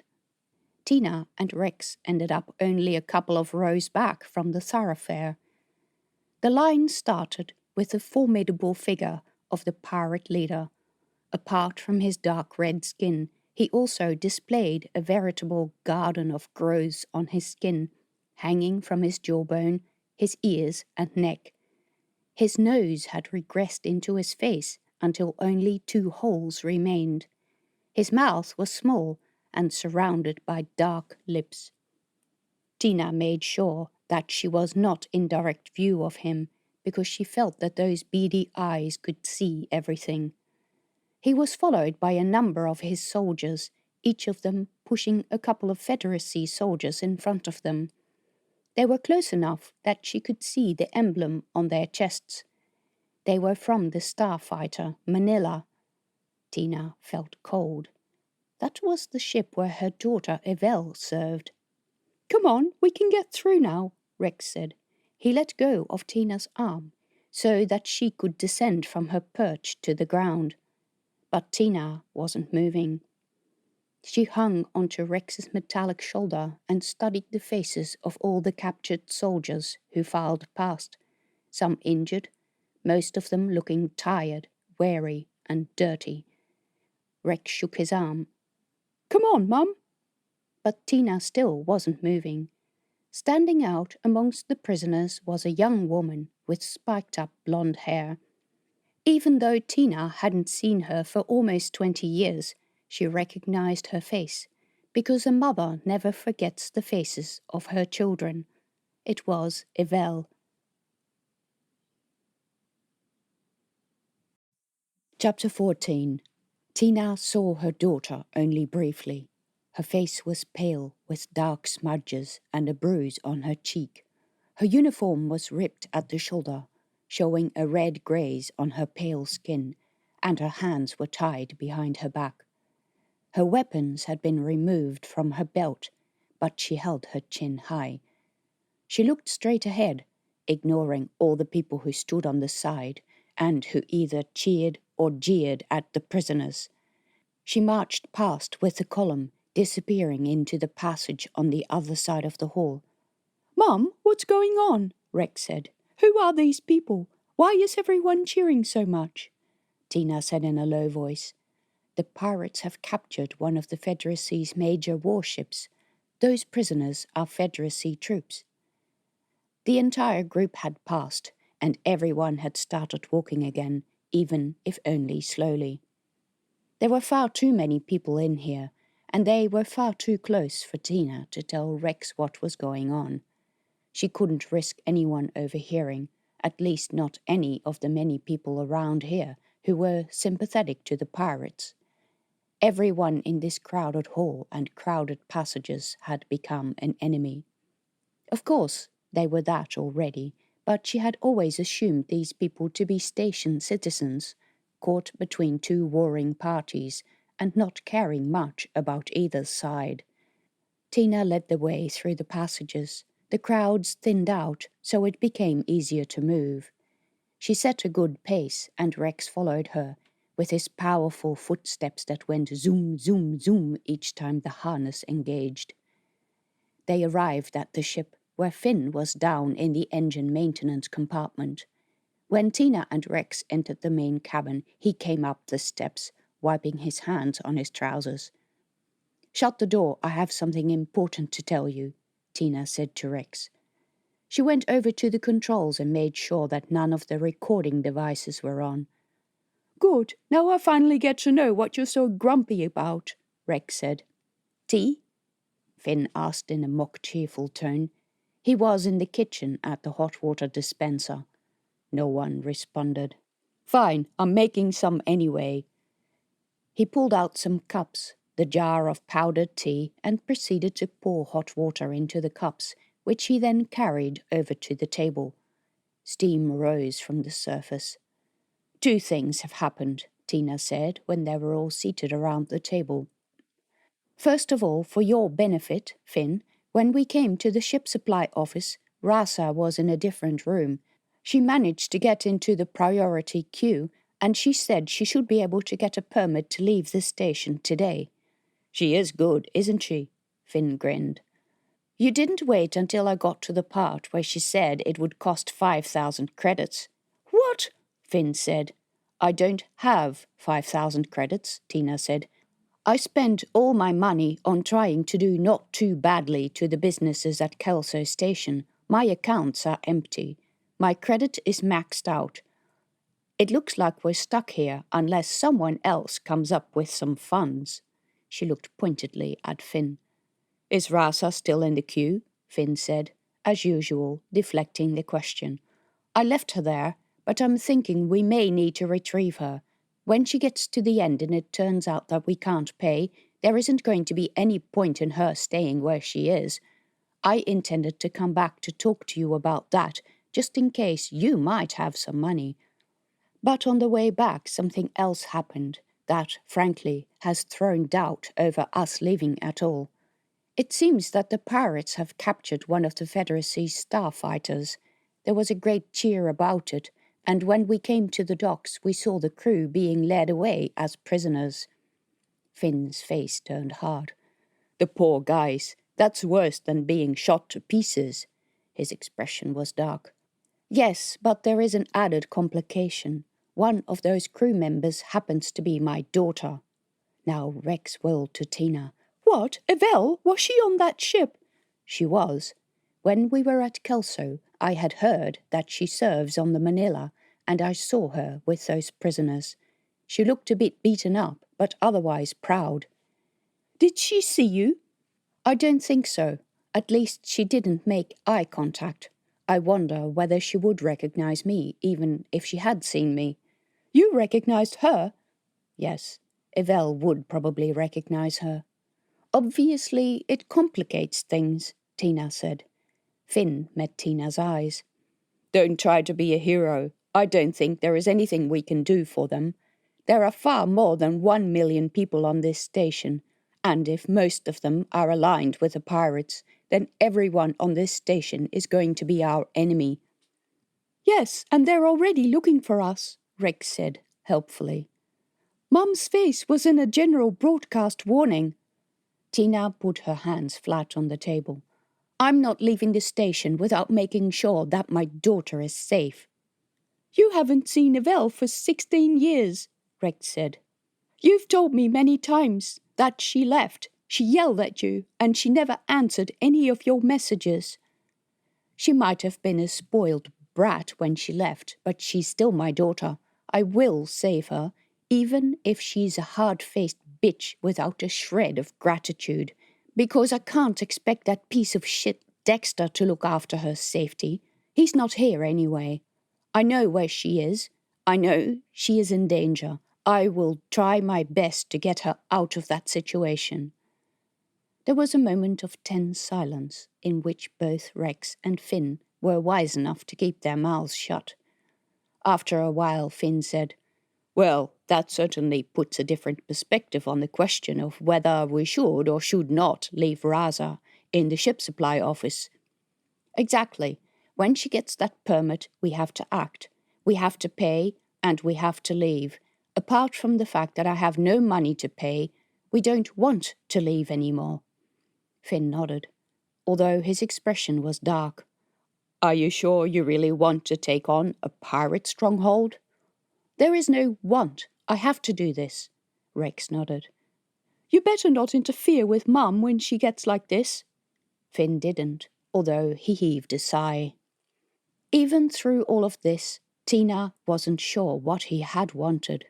Get away from his ex, obviously, but what was his relationship to this reward for information leading to the defeat of the Rift infection? Was he involved with it? Did he want to use the money to set up independently? If so, Was it a good thing for her to be involved in? But her first concern should be doing what she could for Evelle. She cared much less about going to Olympus anymore. It sounded like too political a place for her liking anyway, and she doubted the stuff that had sat in a document box at Kelso Station for 15 years was going to make any difference to the Federacy's response to the pirates. I want to free Evelle. We need to do something radical, she said. You said it, Finn said. But what? Someone knocked on the inner airlock door. A male voice said, Coming to return your inverter panel. Chapter 15. Tina went to open the door. Jens came in first, looking around anxiously. No geese today? They're safely tucked away, Rex said, although said geese were making a racket in their cabin. Thor followed Jens, carrying his bag, which he set on the table, and proceeded to take the inverter panel out. Let's install this baby and see if it works. Finn went with them to the maintenance access cubicle and clambered down the ladder. Once he had oriented himself, Thor again needed no help to locate the correct panel cover and the panel next to it that folded out like a table so he could put his tools there. It was a marvel to behold. He had to know these ships like the back of his hand. He would be such a valuable person to have on board. When he was done, he asked Tina to turn off the umbilical power. She did. The light flickered, came back on, and stayed on. All done, Thor called from downstairs. He replaced the panels, packed his gear, and came back upstairs with Finn. Tina invited them to stay for some tea. How are you doing for a permit to leave? Thor asked. We're still waiting, Tina said. Rasa managed to get into a high-priority area and should be done today, but the problem is going to be paying for it. I wouldn't worry too much about that. It will probably start moving quickly very soon. What do you mean? Apparently a ship supply packages 5,000 credits. Don't worry about it. I do worry about it. I don't have anywhere near that kind of money. They'll be getting rid of everyone in that room soon, payment or no payment. Tina remembered what he had said during their previous meeting about closing the docks and secret shipments coming in. Is there a pirate ship coming in with more prisoners? There is something in the air, Thor said. I know you don't notice it, but when you live here, it's clear when something is about to happen. A new ship arrived. There is excitement in the air. There are many strange people hanging around. She wondered how he could see this while he was blind. What sort of people? How do you know? I may not see much, but I got eyes everywhere. People tell me things. Like when groups of men start hanging around the docks. They're pirates, waiting for something to happen, and usually that is the closing of the docks. When that happens, they usually let all the waiting ships leave as quickly as possible, payment or no. Tina found it hard to believe that they would charge people 5,000 credits and would let others leave without payment, but then again she had heard about this. Fancied that it might happen to them when they didn't actually want to leave. But some ships get to stay. She had also heard about that. No one gets to stay. When they clear out the docks, they literally clear out everyone. Arrivals get told to wait as well. But I heard some people say that they waited around. Only if the ship really can't be moved, and then they don't allow the crew access to the ships. Well, crap. She saw herself trying to march 5 geese into crowded accommodation. So this left her with little choice. Finn would have to take the ship, hang around the station until the docks opened again, and he could come back. Meanwhile, she could try to find out where Evelle was. But then she'd have no quick transport off the station if that proved necessary. How long does this closure last? A few days, usually. What happens in the docks when they close? Something that Rex could break into? Thor grinned. Officially, we don't know. Officially. He waggled his white eyebrows. We wouldn't go breaking the rules. Of course not. But if we did, we might have seen people being taken into the agricultural part of the station. Which is also off limits to the general public, Tina guessed, because those areas usually were closed for fear of contamination. That's right. We can only get into the agricultural areas when we have a reason to be there. Again, with a waggle of the eyebrows. Otherwise, we might see that they're usually taken through a door at the end that leads past the recycling, where we'd also have no reason to visit. Except when it's not working properly and one might be asked to fix something. I've noticed that the air is very stuffy. There are never enough people who know the details of how to keep such an intricate recycling plant running properly. The pirates probably don't care about it much, unless it becomes hard to do essential things, like breathe. Nor do they have much knowledge about security. Nope. Jens looked from his father to Tina. What are you two talking about? I think your friend's mother and I understand each other very well. We were both in the force and we know how to talk about things without actually talking about them. Jens snorted and glanced at Rex. Does she do this to you? All the time, Rex said, rolling his eyes. Now both of them looked from Tina to Thor and back. Tina said, But without kidding, do you have anything like the backup for what you're insinuating? If one could put together a crew to do maintenance on the agricultural plant, that was a way to get into the restricted part of the station, because pirate security wasn't terribly good.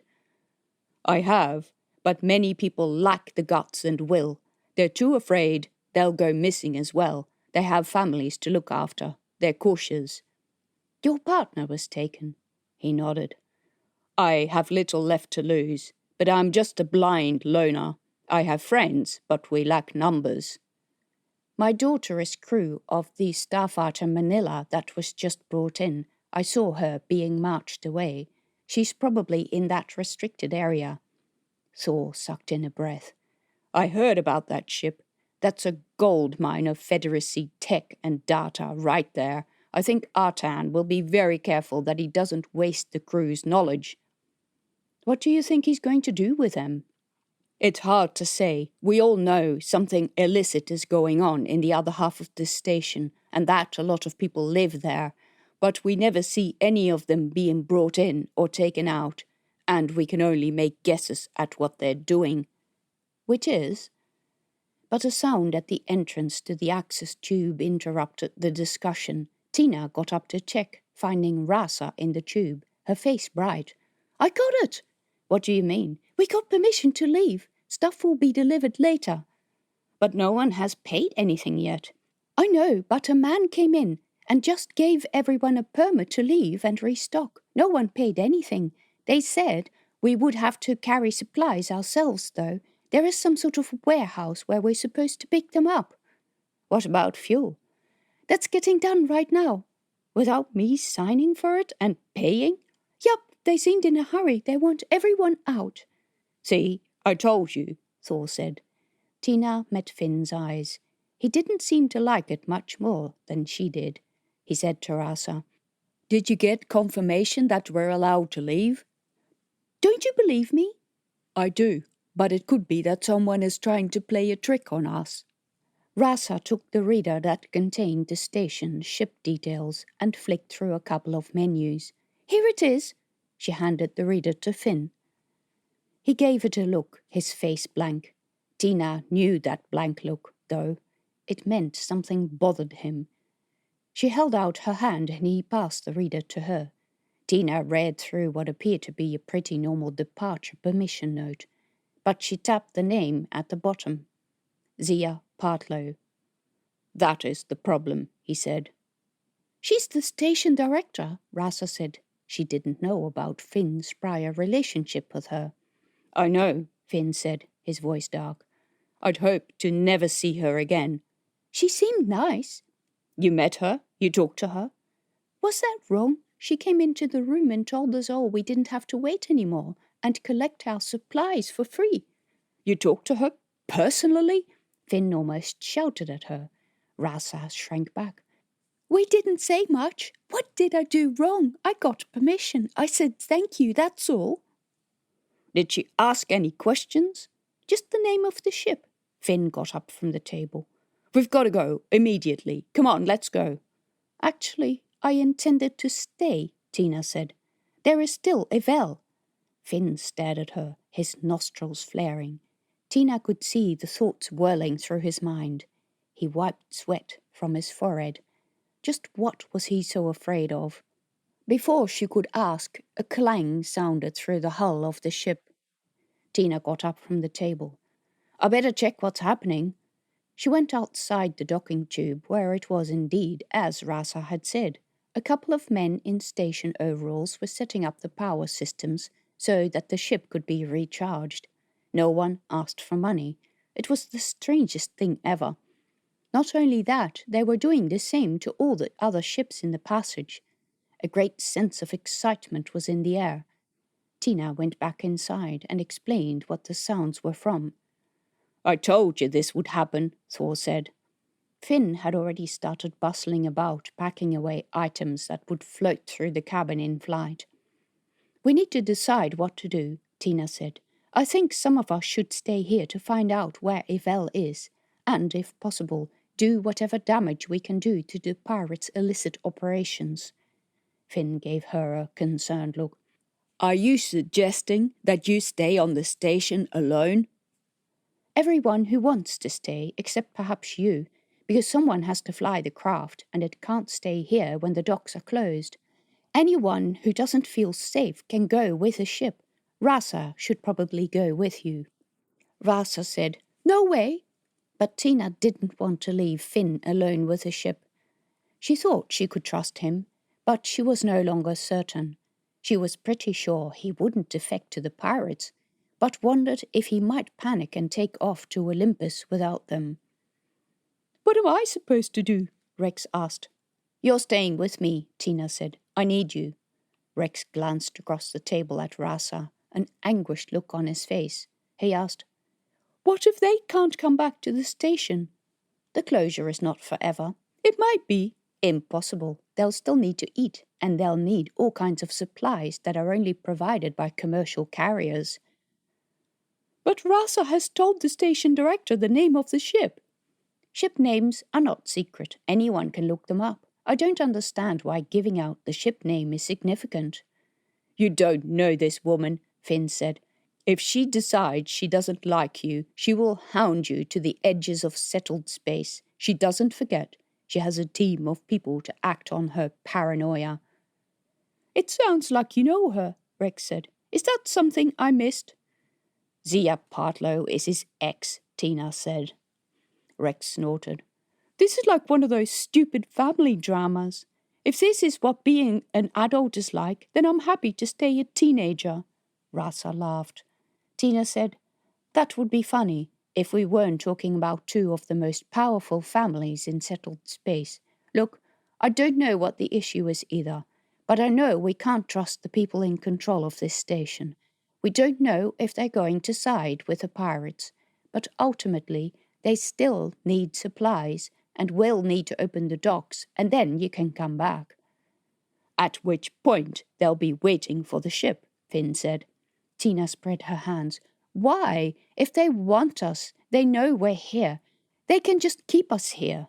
We're vulnerable, and we've been for the past few days.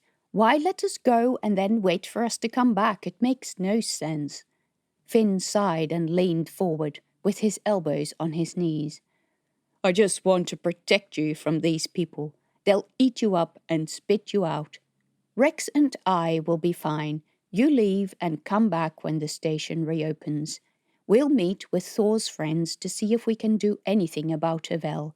We'll decide what to do after that when you come back here.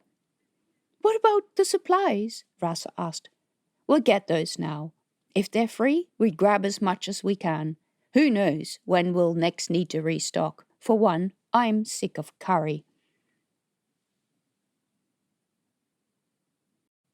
Chapter 16. Before going to collect their supplies, Tina wanted to wait until refueling had finished. The departure permission Rasa had brought showed that they needed to pick up their supplies elsewhere at the docks, likely from a supply ship that had just arrived. Tina wondered if that was why the departure permits had been so delayed, because they were waiting for a ship to arrive. She needed to know how she and Rex were going to survive after the ship left to wait near the station. Thor offered to put them up in a room, but Tina didn't want to put him and his son at risk. We have some money now that we don't have to pay for refueling. We can use temporary accommodation. Thor wouldn't have any of it. Take it from me. You don't want to stay there. Those guest houses are not nice places. But I don't want to disturb your life either. And we've stayed at these places before. Who knows what trouble we'll get into once we find where the prisoners are. If they find out we stayed with you, you would get their attention too. There is nothing in my life that they don't already know, including that I have no love for pirates. They still need me to fix their stuff. Tina inquired at the guest accommodation anyway, but it was full. Besides, ridiculously overpriced, so she had to accept Thor's offer. Despite Rasa's casual remarks, Tina thought there was a bit more going on between her and Rex, and she was not terribly happy to stay on board the ship with Finn. But over the long and boring trip to Aurora, Rasa had developed quite a good knowledge of the operation of the ship, and she got along well with Finn. Besides, the geese would be staying on board, and she would need to keep them from attacking Finn, who would be reluctant to feed them, seeing as they had developed such a strong dislike for him. Rasa had been given a time slot in which they were allowed to visit the resupply area, and they needed to find a trolley to carry their stuff. Tina supervised the refueling operations. The station staff responsible were professionals, who had probably always worked here and now continued to perform their job as before. Pirate rule or no pirate rule, ships still needed to be refueled safely. She made sure that Finn was up to speed with all the ship operations, but he had proven himself a capable pilot during the journey. Tina and Rex had to make sure that they took all the tech devices and information they needed off the ship so that they could access them while staying with Thor. Maps and databases had to be copied. Rex's harness computer had a huge capacity. Tina made copies of every imaginable bit of information that she thought might be of use, even stuff she thought they would never need. She asked Rex to break into and download as many maps and station databases as he could get, so he spent some time doing just that. Jens helped him. With the help of Jens, Rex could get into so many more places. Young as he was, Jens knew everything about the station's computer systems. Meanwhile, Thor conjured up a couple of primitive radios for communicating with each other without using the official channels. Mind you, once you start using these, it's my guess that they'll upset part of the station's communications channels, and everyone in the station command room will be after you, so only use them in an emergency. Once the Alethea left the docks, Finn was to keep the ship close enough to the station to remain in range of the radio. Tina and Finn worked through several scenarios in which they lost contact. The ship was forced to move or couldn't come back to the station. Tina showed Finn all the manuals for mid-space docking and how to adapt the docking tube for non-standard vehicles. Many of these procedures she had never had to perform herself. He listened and made notes. This was what she liked in Finn. Having served in the military under the pressure of thousands of people dependent on his work, he was forced to consider every option in an unemotional way. They made a long list of options and gave them priority numbers, so that in case communication failed, they would know which option either group was likely to have taken. They agreed that weapons was their weak point. They just didn't have many. Tina wasn't sure that carrying weapons in the station would be a good idea. She had the fire seed she had confiscated at Kelso Station, but wasn't keen on having it on her while walking through the station. All stations had rules against carrying weapons. When a routine check revealed you had weapons, it led to an investigation, during which you might be held if the authorities thought it was warranted. So, no weapons, because she didn't want to run that risk. The main priority would be to avoid situations where weapons would be necessary. Meanwhile, the slot for getting their supplies was approaching fast. They decided that everyone should go to get them except Finn, who really didn't want to enter the station. It was probably best that someone stay at the ship anyway, so Tina didn't mind. Thor and Jens insisted on coming too, even though Tina said they could go home.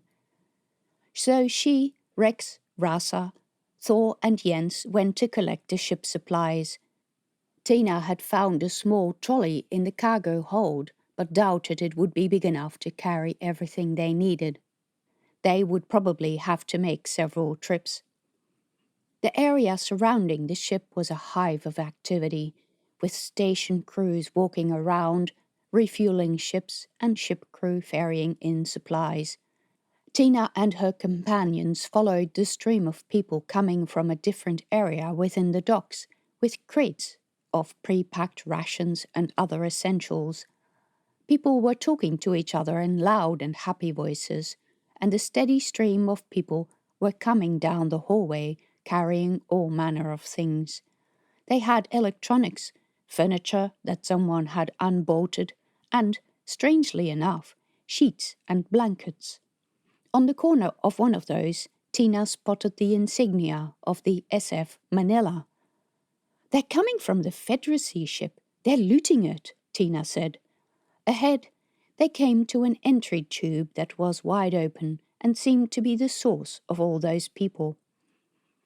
"This is where we meant to get our supplies," Rasa said, looking at her map.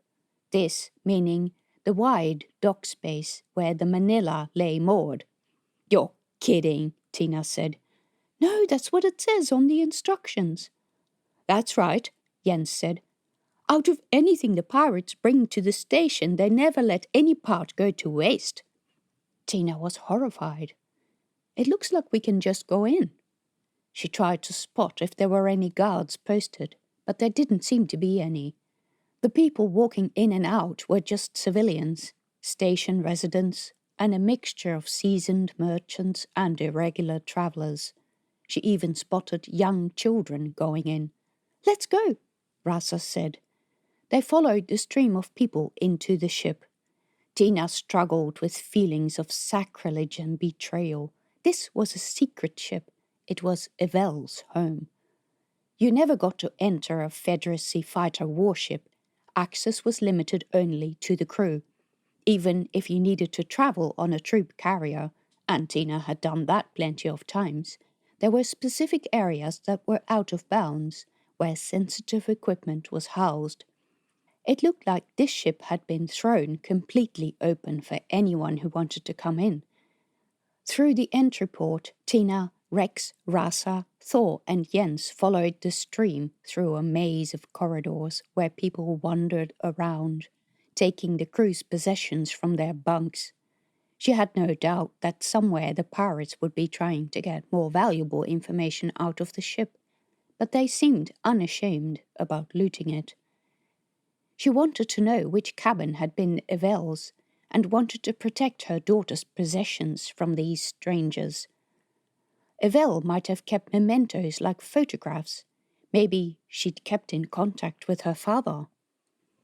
All these thoughts made her feel sick.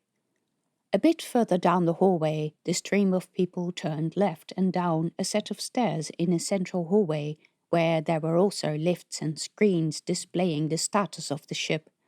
Big warships functioned very differently from the Alethea. They took a long time to ramp up to be ready for departure. The Alethea's ion drive was almost instantly ready. The Manila's reactor needed to be carefully powered down when the ship came to dock, relying on the auxiliary engines for fine maneuvering, and the reverse process happened when the ship departed. It took a number of days. The departure readiness of the Manila showed 75%. That seemed a little on the high side. The lower floor contained a massive galley kitchen with several workspaces, a serving window along one wall, and a supply storage area at the back. Because this type of ship didn't have a rotating habitat, the workspaces were against the sides, facing each other. It was a strange sight, while standing on the floor. It was hard to imagine that kitchen staff would be working at both those ends. All the kitchen implements were held in place in knife blocks and spoon jars with magnets. A couple of dirty plates lay on the floor, evidence that the ship had been ambushed and the pirate attack had come suddenly. Someone had opened the banks of storage cupboards at the back and had taken out all the crew rations that were stored in closed crates. The lids lay on the floor and people were rummaging through them, picking out the ones they liked. Rex groaned. "Not more curry, please." His eyes were better than Tina's, and when she bent over the opened crates, she saw that he was right. "Curry it is, then." With all the people scavenging the supplies, the crates emptied quickly. It was like shark feeding. She and Rex started filling up the baskets on the trolley before everything was gone, while Thor held the trolley steady and Jens disappeared into the door to the storage area. He came back with an armful of packets. "This might be better." He dumped the parcels in the top basket. It was.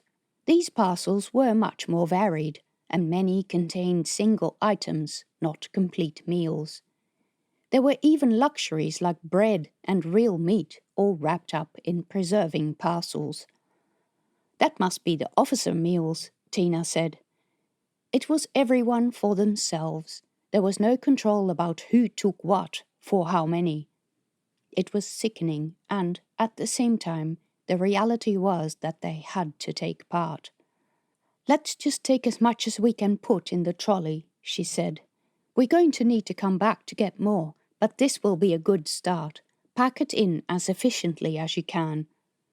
They proceeded to stuff the trolley full of rations, and then someone found some laundry bags and they filled those up too. One bag got so big that Rasa couldn't carry it anymore, so Rex took some of the content out, put it in the second bag and then filled it up so that he could carry 2 bags, while Tina and Rasa each carried 1 and Thor wheeled the trolley. So burdened, they returned to the Alethea. They emptied their loot, folded up the bags and returned to the Manila.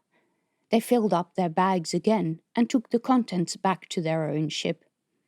Inside the cabin, Finn had laid out all the previous rations according to their contents. He said, "I don't like curry. Why did you get so much curry?" "Most of what they had was curry. It's better than nothing," Tina said. But even as she said that, she could smell the curry and see the yellow glop with unidentifiable chunks in a bowl.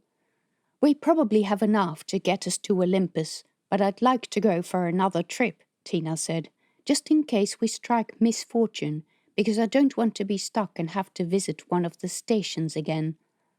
In her mind, she thought not so much about detours, but about having an extra passenger on board, and maybe Evelle would bring a friend, too. They needed to plan for everything. Then they went back to the Manila, where the stream of people going in and out was even bigger. Word must have gotten out in the station that there was something to be had, because not all of the people were ship crew. In most communities, even Gandama, looting was a crime.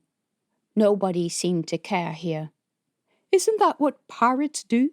Rex said, when she told him about it. I wonder what they do when they start looting from each other, Tina said.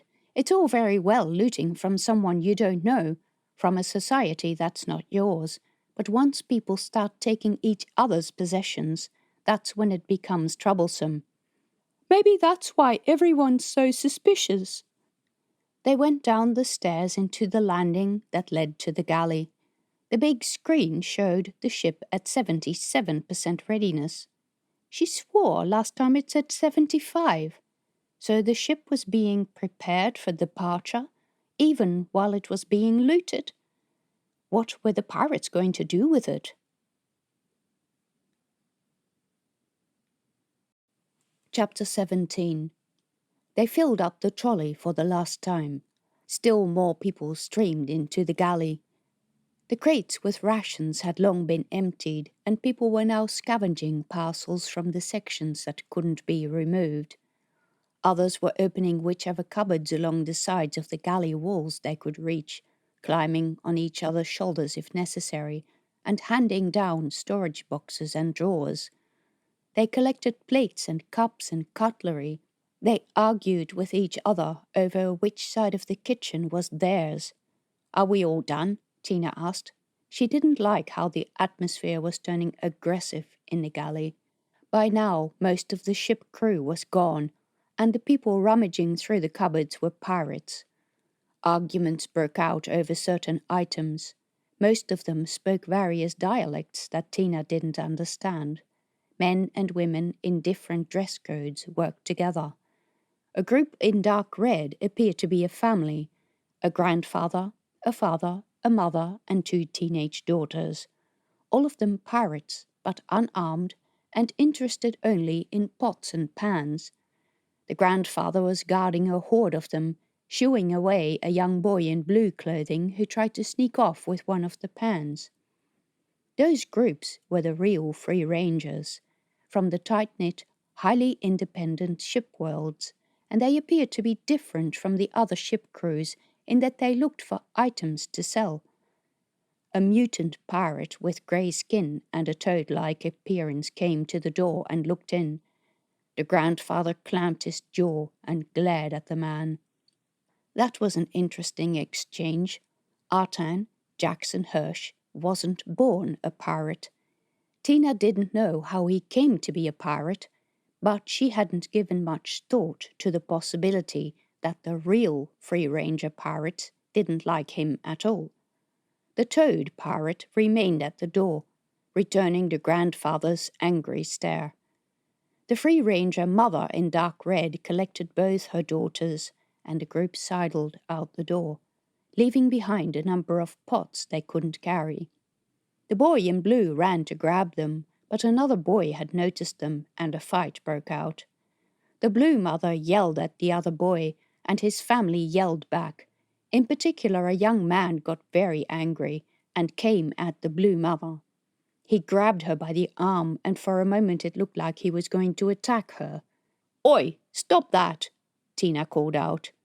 It was a reaction that bubbled out of her memory, where she used to tell off younger workers at Project Charon to keep them from getting into worse problems and facing disciplinary action if they were caught in a fistfight. She might be much older now, but her voice had lost none of its authority. The boy let go of the mother's arm and went back to his family. The blue family eyed Tina. A man who looked like the father of the family gave a tiny nod. "Let's get out of here," Tina said. She had no intention of getting involved in pirate politics. Thor wheeled the trolley to the landing, where many people burdened with loot waited for the lifts. The tone of conversations around them was angry. 2 toad pirate guards stood on the stairs. The bank of screens played clips of oddly peaceful scenery. The ship's readiness had climbed to 78%. The lift door opened and the waiting crowd surged forward. Tina, Rex, Rasa, Jens and Thor were caught up, especially the latter because he held the trolley. He couldn't see, he wanted nothing to fall off, and he could only go where people pushed him. They managed to fit into the lift. It complained about being overloaded, and 2 people had to get off before it would move. If Tina had hoped that the upstairs landing would be less busy, she was wrong. Coming out of the lift, they were met with a cordon of towed pirates. Many people streamed down the stairs, some of them pushing, others running and half climbing over the railing. Most of those people were free-ranger pirates. Screens around the lifts and stairwell showed different parts of the ship, most of them also crowded, except one. The ship's bridge was abandoned. Using the trolley as snowplow, Tina guided Thor into the passage that led back to the entry tube. They were not the only group trying to get out. They formed a conga line of ship crews inching through what appeared to be a series of arguments between pirates who were yelling from both sides of the passage over the heads of those trying to get out of the ship. But around the corner, they ran into trouble. The passage was blocked. A great mass of people was waiting to get through to the entrance tube of the ship. Tina looked at Rex. "Can you see what's going on?" He looked over the heads of the crowd. "One of those warty pirate guys is out the front," he said. "What is he doing?" "He's yelling something." Yes, Tina could hear a man shouting, but the words were unintelligible. She tried to stand on her toes to see. Rex couldn't flip out the step on the side of his harness because his hands were full with bags of rations. A few other people shouted, followed by a clang that reverberated through the floor under Tina's feet. Thor swore. "You don't discharge weapons inside a ship or station." People screamed. The crowd surged back. Tina grabbed Rasa's arm and pulled her behind the trolley as someone tripped over the wheels and other people tripped over the man who had fallen. Other people clambered over the top. Thor said, "Come on, take cover behind the trolley." Jens and Rasa crouched in the shelter. Tina helped Thor to keep the trolley in place. People were bumping it and tripping over the wheels and pushing it aside. They wouldn't be able to hold their position for long. The back of the trolley already pushed into Tina's legs. If she lost control over it, the crowd would trample Jens, Thor and Rasa. "Wait!" With a great athletic jump, Rex vaulted over the trolley. He put his back against the wall and simply pushed people away from the trolley. He was formidable. No one got past him. Tina helped shelter Rasa and Jens, and she and Thor made sure the trolley didn't move. Then the main bulk of the crowd was gone, and the devastation became clear. The wall of the hall that gave access to the ship's entrance tube was blackened and part of the wall panel had melted, exposing the electronics within. The normally spotless floor was covered in smudges of blood and a couple of discarded items of clothing. There was even a young man slumped against the wall, blood running from a gash in his forehead into his eye. A couple of people from a pirate free-ranger family stood around him, attempting to get him up. A woman, presumably the boy's mother, was yelling at the pirate guards. They spoke a strong Sinhalese dialect that Tina didn't understand, but her words cut into her heart. These were real free-rangers. People who were happy simply to scavenge deep space for items they could sell, including structures and items abandoned by settlers. They had made their living like this for generations. Artan was an intruder to them. He might have infiltrated pirate society, but their behavior made it clear that they had no love for him or his warty-faced friends. Ahead, at the entry to the access tube, stood a handful of warty men. Their skin was grey, the jawbones lined by tentacles that were slowly moving. Their hands also had long tentacles, with which they held onto their weapons. One of the men had extended those tentacles and used them to scour the ground like skinny worms. Each of these tentacles probed the ground before returning to a dark spot on the pirate's arm. Were they tasting the ground for scents left by the people who had been present at the fight? 2 men who looked like they came from a merchant ship approached Tina and her group from behind. They walked past, ignored the pirate with the tentacles, and marched up to the door. The guards let them past. Tina seized the opportunity and followed them. "We're just merchants," she said to the pirate. He gave her a blank look with a beady eye. Tina wasn't even sure he understood her, but he let them walk past unhindered. Tina's heart was thudding. That could easily have ended differently. Tina checked that everyone was all right, which they were. Rasa had a bruise from where the trolley had pushed into her leg, and Jens had acquired some scratches on his left arm from being pushed by the crowd. Rex inspected the legs and arms of his harness. "You sook! It's meant to be scratch-resistant," Tina said. "Help us get out of here." The four of them hurried through the passages and reached the ship not much later. Finn came to the door, his face concerned. "I'm glad you're back. You took so long. There was a lot of noise in the station." "Well, that's where we've come from." She told him about the brutal fight in the ship and how the pirates from the ship worlds didn't seem to like the watered pirates. "We won't be going back for supplies anymore. We need to concentrate on the next stage now. Once everything is completed, you should leave as soon as possible." "Are you still sure about this?" Finn asked. "You don't have to stay. It seems like there will be trouble." "I don't have to. Do you have a daughter? No?" He raised his hands. All right, I get it." "No, you don't get it. Don't tell me what I should do. She's been captured by pirates. We might not have the best mother-daughter relationship in all the settled worlds, but don't tell me that I don't have to do something for her if I can. I'm not going to die knowing that I could have done something to save her. Everyone else can go with the ship, but I'm staying here and sticking to the plan."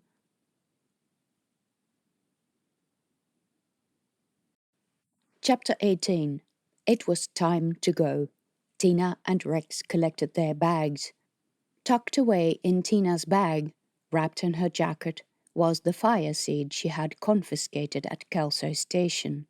She had debated leaving the weapon on board, but Finn said it definitely wasn't any use to him. Tina kept an eye on Rex. He kept looking at Rasa, but neither of them gave any indication that they would find the separation difficult. She did detect a small twitch in Rasa's face, but that could be because she had an itchy nose. It was difficult to figure out what was going on between those two. Tina checked whether the radio Thor had made worked, got the thumbs up from Finn, and left the craft with Thor, Jens, and Rex.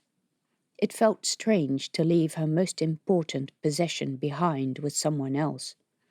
Rasa closed the door of the craft, and Finn set in motion the process to disconnect from the station. The ship showed full readiness. The station's airlock door slid shut. A line of lights blinked red on the control panel. The display underneath said, "Careful, do not attempt to open this door." A screen next to the access tube displayed a feed from an outside camera, showing a piece of the station and part of the ship. Tina wanted to watch until the two decoupled, but they had better get going, because people might get suspicious. After all, she was not supposed to be at the station once the ship left. All around, people were leaving, and at the end of the passage, some people were coming in their direction with barriers. The docks were being closed, as Thor had said. They walked quickly with Jens and Thor through the passages. A number of other people were also going in their direction. They were mostly dock workers, people in overalls with tools or trolleys. They went through the hall with the lifts where she had seen Evelle. A lot of warty pirates hung around, keeping the station workers away from the lifts. Had they captured even more ships? Were they bringing in other prisoners? The lift door opened, but the lift was empty. Two of the warty pirates went in. Other pirates moved barriers forward once the last of the civilians had come out of the docking areas. Tina, Rex, Thor, and Jens walked through the station, not speaking much other than some chat about shops and other unimportant things, like life at KL. They arrived at Thor and Jens's apartment. "Why don't you show the guests where they can sleep?" Thor said, walking into the living room. Jens showed Tina and Rex a room that was fully fitted out to have visitors, with 2 beds, a small cupboard and 2 chairs. It was small, but comfortable enough. "Do you often have visitors?" Tina said. "People come to visit every now and then when they want their equipment to be fixed. Not too much anymore." "Do people travel from elsewhere to have their equipment fixed?" "Miners," Jens said. "It's specialized equipment." Tina set her bag on the chair and took off her boots. At Gandama, she walked barefoot a lot of the time. She didn't like wearing shoes indoors. While they had been in the bedroom, Thor had started to prepare dinner. It was amazing to watch him, because he knew where everything stood in the kitchen. Watching him, you would never be able to tell he was blind. He said without looking over his shoulder, "Sit down, I'll make you some tea." "I'll help if you tell me what to do," Tina said. "That's not necessary. It's a simple thing, and there's not much space in here." So Tina sat down at the table, feeling awkward. She didn't feel like making chit-chat, and was bad at it anyway. "If I want to look for my daughter, where should I start?" "We need proper maps." Rex has already discovered some maps. "We'll have a look. We've probably seen those maps before. But they're all a little bit different, and each one teaches us something we didn't yet know." "You've made a study of this before. You say us and we. Does that mean there are more of you?" "You'll see." He didn't elaborate further. With his quiet manner, he reminded her somewhat of Dexter, who always responded to her irritation about him not telling her things with, "You didn't ask," or, "If they don't talk about it, they don't need to know." Even Finn was like that. Heavens, why did she always manage to seek out the men who had to be requested expressly, in triplicate and in writing if possible, to talk about things that normal people would talk about freely? Dinner was done, and they started eating, while Rex and Jens filled the awkward space by talking about Gandama. Jens seemed impressed that Rex was able to run the shop by himself, and was even more impressed when Rex showed him pictures of his old harness. "You used to wear that?" "It was the best we could get at the time," Tina said. "It's very hard to get things in Gandama. Not many people live there, and transport is very expensive." Thor snorted.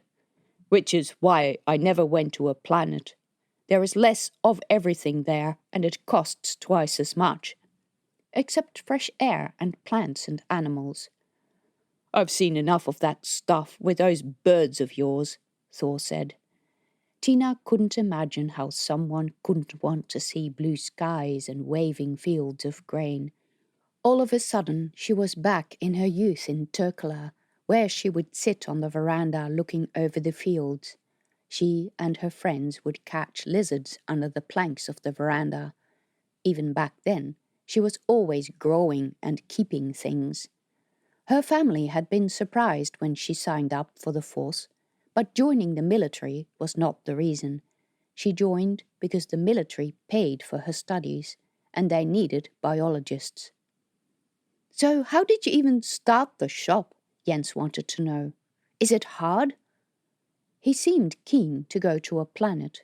Maybe that was his attraction to Rex, the very thing that Rex wanted to escape from. "I saw an opportunity. There were a lot of empty buildings and people were talking about putting a lot of houses in the area, and I figured that people would need surveillance equipment, because that's what they usually do in a new development, where some other people don't take the law very seriously." "But how did you learn about all these things?" And then Tina told them how she had to learn all of it herself, mostly from old manuals that she pilfered from second-hand stores and obscure databases, and that the shop did very well, because no one in Gandama had sold anything like that before. Then the discussion turned to the cactuses. Seriously, they move? Are these animals or plants? Thor wanted to know. I still think they're plants. They're not very smart, and they react to light and darkness. That sounds very much like something you've seen, Jens. It sounded like a prompt for Jens to start talking, but Jens was looking at his hands. He let a very long pause go by. Then he said, I was really stupid. Come on, son. Tell them the story. Jens looked down at his knees. Eventually he started talking. I was with some of my mates and we were just having fun. Nothing unusual, nothing that any kid wouldn't do. It was just after the occupation by the pirates and we were being let back into the station after having been shut up in our apartments for quite a long time. We were bored and looking for something to do. We had this kid in our group who always wanted to explore. He would climb into things and see where they led. We were always joking how one day he would open the door to an airlock and would be sucked into space. Then he sat in thought for a bit. You don't have to tell us if it's hard to talk about, Tina said. Jens shook his head. It's important, it's just that. A visible shudder went through him. Anyway, we were bored, and the kid said he had discovered this passage that would take us right into the pirate headquarters. At the time, there were all kinds of rumors going around about what they did to women, and some people said that they had a lab where they cut off the flaps on their skin and grew them into creatures.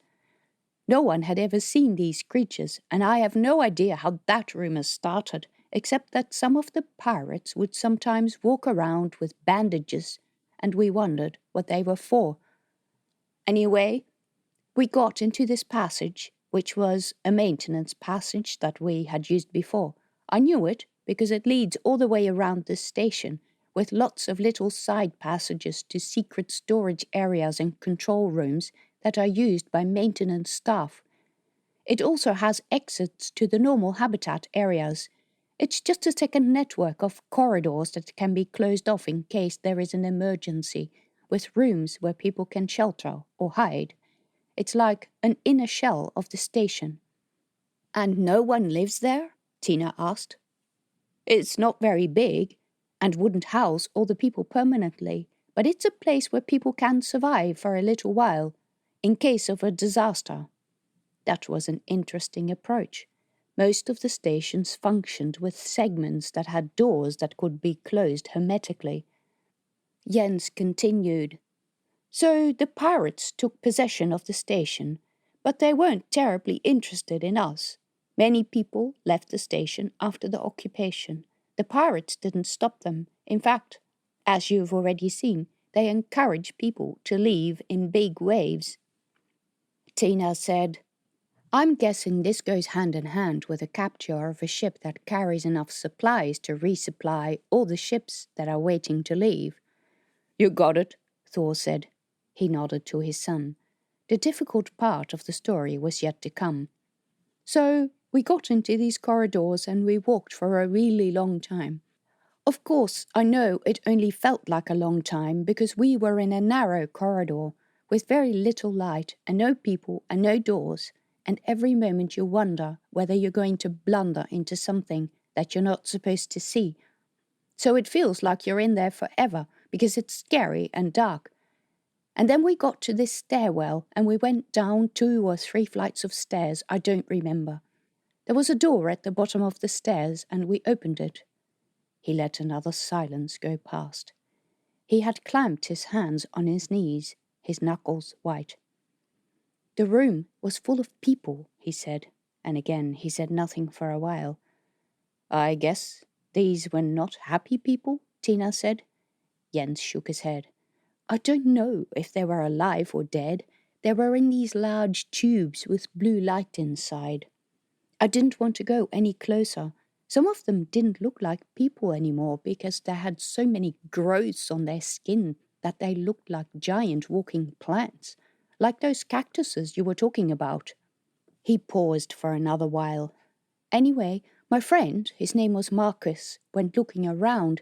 showing me all these frozen people covered in mushrooms or something, and then all of a sudden, these beefy, mutant guys turn up. We tried to run away, but they caught Marcus. I tried to free him, but these were big guys, and they were using tentacles on their arms to hold him down. He was screaming, but there was nothing I could do. He pleaded with me to leave him and to run to find help. The last I saw of him, they were forcing him into one of those cylinders. We ran back to the passage and escaped as quickly as we could. I've never heard from Marcus again. They probably froze him. None of us have been the same since.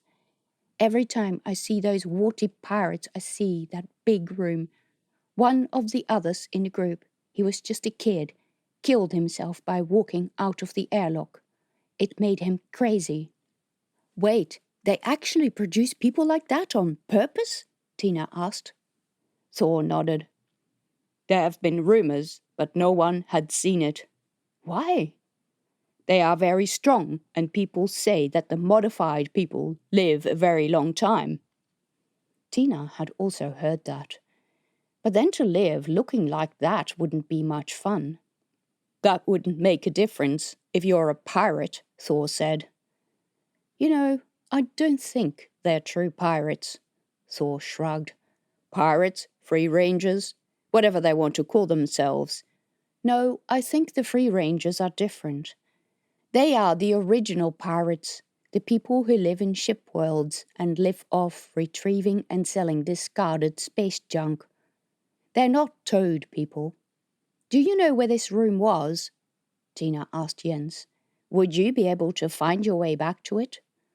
I would, but I'd be very surprised if that door was still open, Jens said. And then Tina had a more chilling thought. If this was where they produced new pirate soldiers, then maybe that was what they were doing to the crew of the Federacy warship.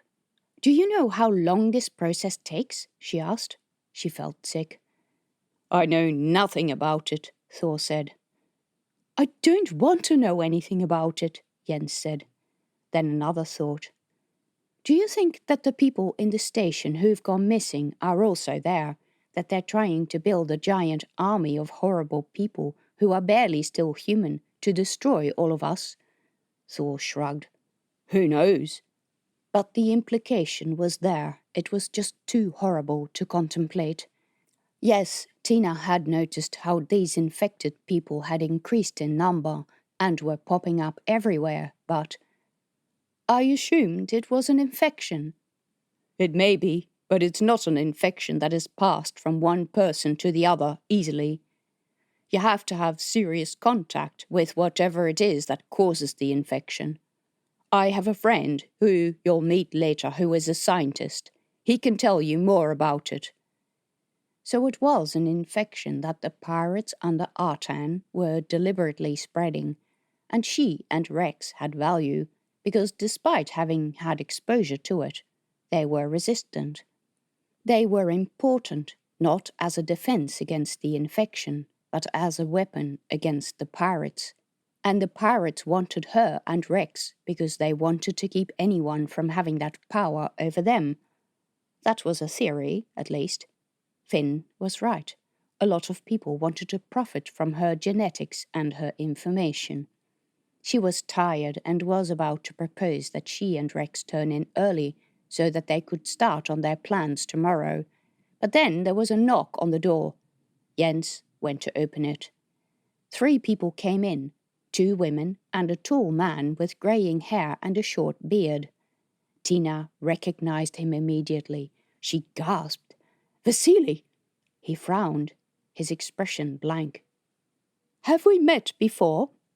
She studied his face and noticed slight differences from the man she thought she recognized, who had sent her a message before he said he'd die. Sorry, I thought you were someone else. You look a lot like someone I haven't seen for a long time. Vasily Dimitrov. Yes, do you know him? I did. He's missing, presumed dead. He was my twin brother. He held out his hand. I'm Arkady. Tina shook it. Tina Freeman. I figured as much. I got your brother's message, Tina said. Eventually, even if I got it 15 years late. Chapter 19. Arkady introduced the two women who were with him as prominent ex-scientists for the Federacy, both from Olympus. They'd been traveling when they became stuck on Aurora because of pirate action. Jetta Bengtsson was a physicist in middle age with a severe bun of greying blonde hair. Yalinda Singh was younger and had worked in the medical labs. Tina had heard of Jetta, but didn't know Yalinda. Both women already knew who Tina was from Arkady's stories. Jetta explained to Tina that the group associated with Thor consisted of scientists and technicians. We've all gotten together because we realize we can't beat this thing alone. It's been hard enough to retrieve available data from the remnants of Project Charon. Some of it was highly classified. These are the conclusions we've drawn from materials we've obtained. There are two reactions from people to the rift infection. First is the route taken by the Federacy. If no one is allowed to mention it, write papers on it, and share it with other scientists, they assume that the material will dissipate into space and no one will ever encounter it in high enough concentrations to do any harm. Never mind, we still don't know what triggers an infection. The other type of people see the unlimited genetic potential of this material, and they want to use the material and make money from selling it. We already see rumors spreading through the settled worlds that an infection will make you invincible and will make you live longer. Is that not true then? Tina asked. Thor had said so. From what we've seen, it may be true, but it comes at a very high cost. That you look like a toad. That people who are infected change because the infection spreads to their organs. It changes the way people behave. It turns them into something else, no longer human. We can't allow this to spread, especially when it's being touted as a cure for major diseases, and people are making money from it. But if we speak out, our jobs will be terminated, like yours. So you're a kind of resistance. If you want to call it that. We try to be very quiet about it, though. It's dangerous to speak out. They sat down around the table, and Thor busied himself making more tea. The women told their stories of how, after their travel to Olympus had become impossible, they'd been part of the station's staff and had managed to escape the fate that had befallen so many of them. Jetta had been sick on the day the pirates occupied the station, but all her colleagues were missing. Yalinda had worked for a private lab that hadn't been affected because it was a private business in a different part of the station, but a few days after the pirates invaded, they raided the lab, smashed all the equipment and made sure that no one had the resources to return to work. We've been struggling to make ends meet, she said. My parents relied on my income and my father has had to go back to work. It's a disgrace that he has to work for the pirates. Tina felt tired and hoped she was listening properly to everything they said.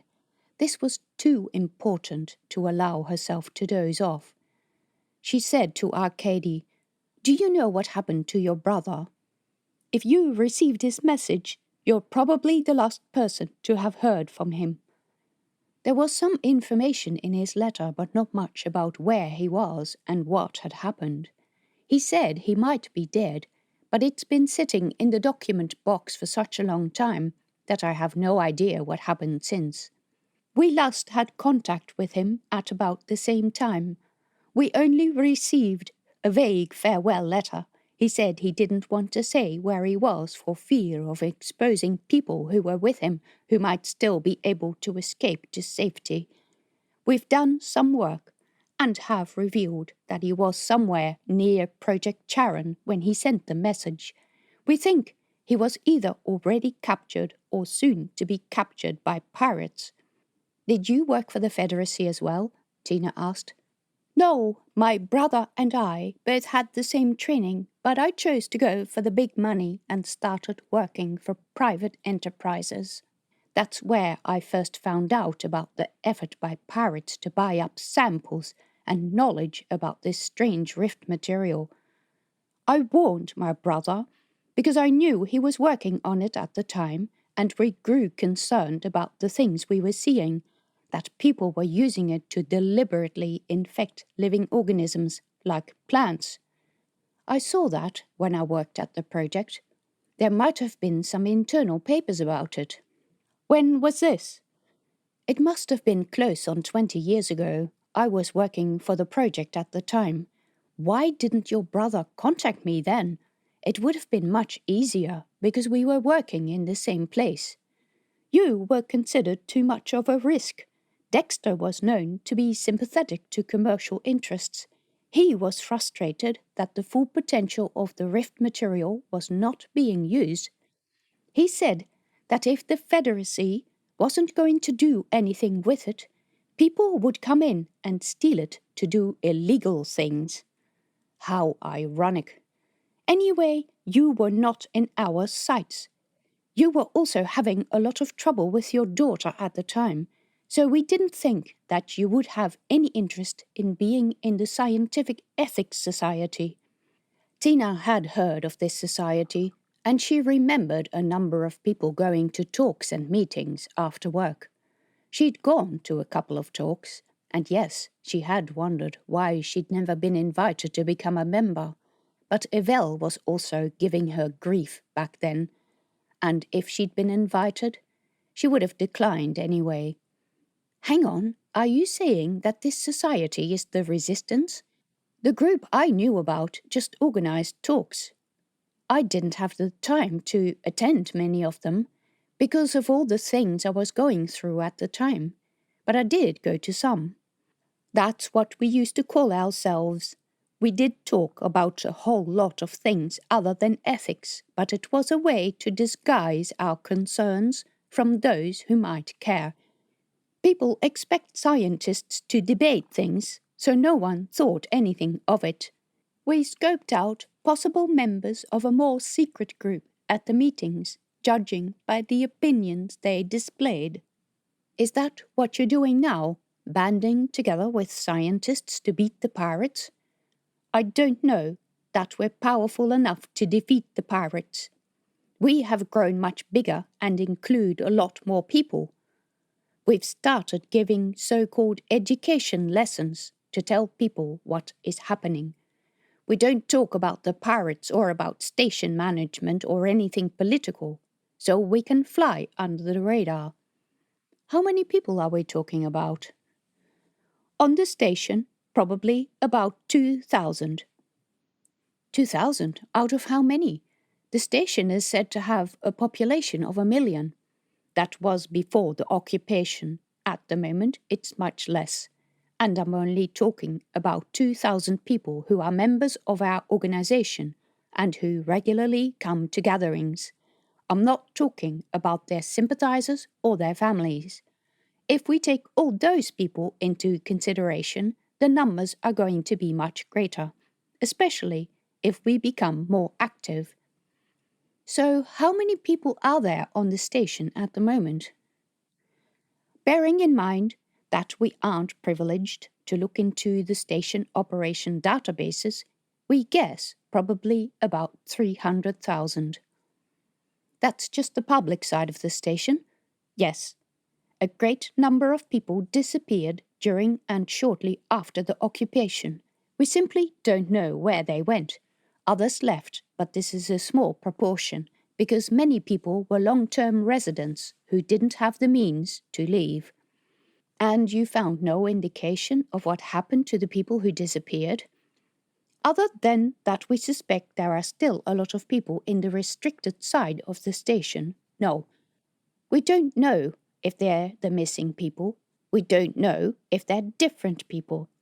The heat might not be generated by people at all. We know that a lot of ships arrive and depart when they close the docks to the public. The problem is motivating the people to do something. Our evidence isn't strong enough. People are scared. People are complacent. They get on with their lives. People are stupid and careless, Thor said. His voice was dark. They pretend that the occupation is the new normal and carry on with their pitiful daily lives. You're saying that people have been happy with the occupation? At the same time, Thor was about to say something angry. Arkady continued.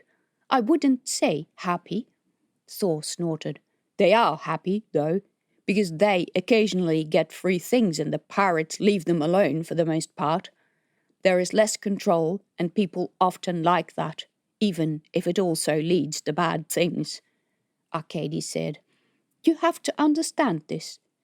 Prior to the occupation, the station management went through a long period of political turmoil that made people switch off and occasionally made them angry about the lack of morals of their leaders. Mostly, the people stopped caring. They only wanted the politics and the scandals and the corruption to go away, and strangely enough, when the pirates came in and made the station management irrelevant, most people were happy to see the worst offenders go, and didn't care terribly much about what happened to them. They were glad that the political circus stopped, and they could go on with their daily lives without having to put up with the antics of corrupt politicians. That sounds somewhat familiar, Tina said. Have you heard about it? No, but it is the story of the downfall of so many human civilizations. Somebody stopped caring, and so the bad guys got in, and humanity spent the next couple of decades figuring out how anyone ever allowed it to happen. He nodded. Anyway, we are hoping that if we can show them what happened to the people who went missing and the station residents get angry, we can turn them into a great force. You're an incurable optimist, Thor said. I don't think so. Up till now, there have been many rumours, but because they are just rumours, there can't be any anger behind them. Few people have been able to make the link between some of the strange activities that go on in the docks when the pirates closed the station to all arrivals and their vanished loved ones. So, were you based on Aurora Station when the pirates occupied it? Tina asked Arkady. No, I wasn't. I came in after I heard about this from my friend here. He looked at Jetta. And she was able to let me know what had happened by pure chance because she was not at work that day. Tina asked. Are you planning to do anything? Jetta said. We have to start somewhere fighting this madness. We have to find a flashpoint for people to get concerned about the pirate movement. We have to get the Federacy Assembly to take us seriously before it is too late and our armed forces have been depleted too much to do anything. It looks that way already, Tina said. Jetta agreed. The Federacy still call it quelling an uprising. They still talk about the pirates as if they're poorly organized rogues, family groups living in ship worlds. There are still those, Tina said. To be honest, I don't think they get along with Artan any better than we do. The point is, the Federacy on faraway Olympus still don't understand what is happening here. Maybe some of them do, but they think the problem will go away by itself. Surely they'll hear about the capture of a Federacy warship. Maybe. The pirates have captured smaller vessels before with no consequences. This is a starfighter. I know. They were allowing people to loot the ship. We went in because we were told to get our supplies there. It was sickening. That's what usually happens. Supplies in the station are rather short, so under the pretense of continuing normal commercial operations, they allow ships to come in to conduct small trades. But there are not enough supplies on the station to restock the ships, so whenever a large vessel is captured, they allow all the small ship crew to plunder the ship. This is a Federacy warship, One of the most secretive ships of humanity. I worked for the Federacy for many years and never set foot on one of them. Either these pirates don't know what they have, or they're completely stupid. They're not.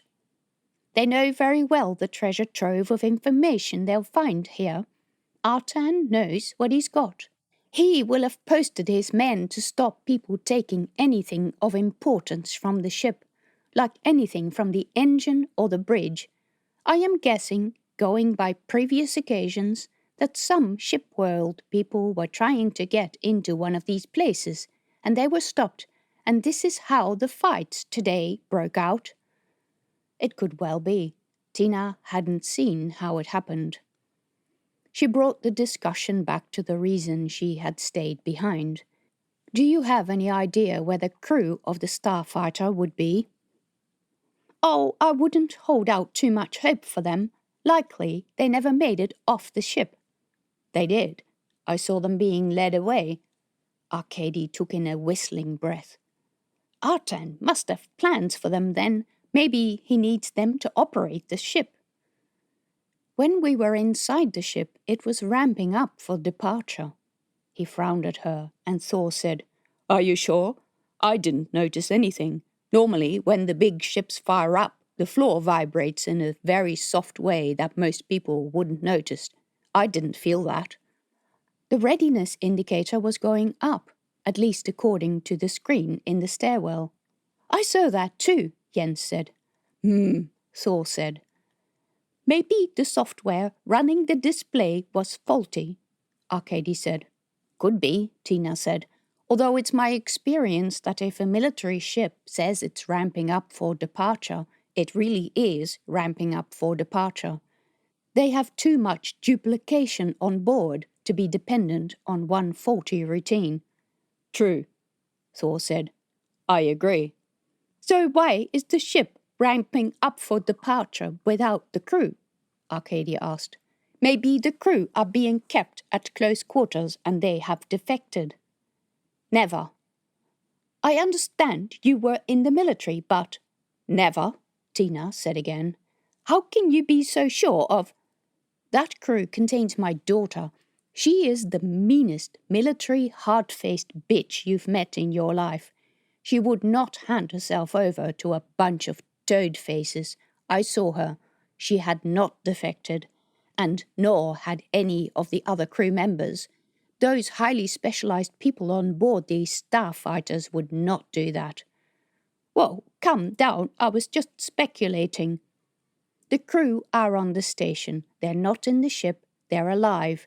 I think Artan wants or needs them for something. I think they're held prisoner somewhere in the station. The reason I'm here is that I'm going to free my daughter.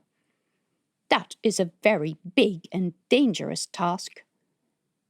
It's why I'm still here and why I didn't leave with my ship that's hanging around somewhere waiting for the docks to reopen. I am going to free her. Tell me what my best chances are and what I need to do to get into wherever she might be. She'd had enough of talk and speculation. It was time to do something. Chapter 20. The first task was to get accurate plans of the restricted part of the station. Arcady said that he'd share with Tina whatever they had, even though he thought her mission to free Evelle was reckless and too dangerous. The group had been collecting a lot of data of the station's metrics, which included heat maps, the use of energy, and the number of flights coming in and going out, especially during periods of official closure of the docks. Arcady explained that one of their members used to work in station operations and could calculate how many people were likely to live in the other half of the station based on their use of power and other vitals, like oxygen. Tina asked so many questions that Arcady ended up contacting the man and asking him to come to Thor's apartment. His name was Matt. He was very slim and short for a man, and he arrived wearing baby blue polka-dotted pajamas. Yes, it was late.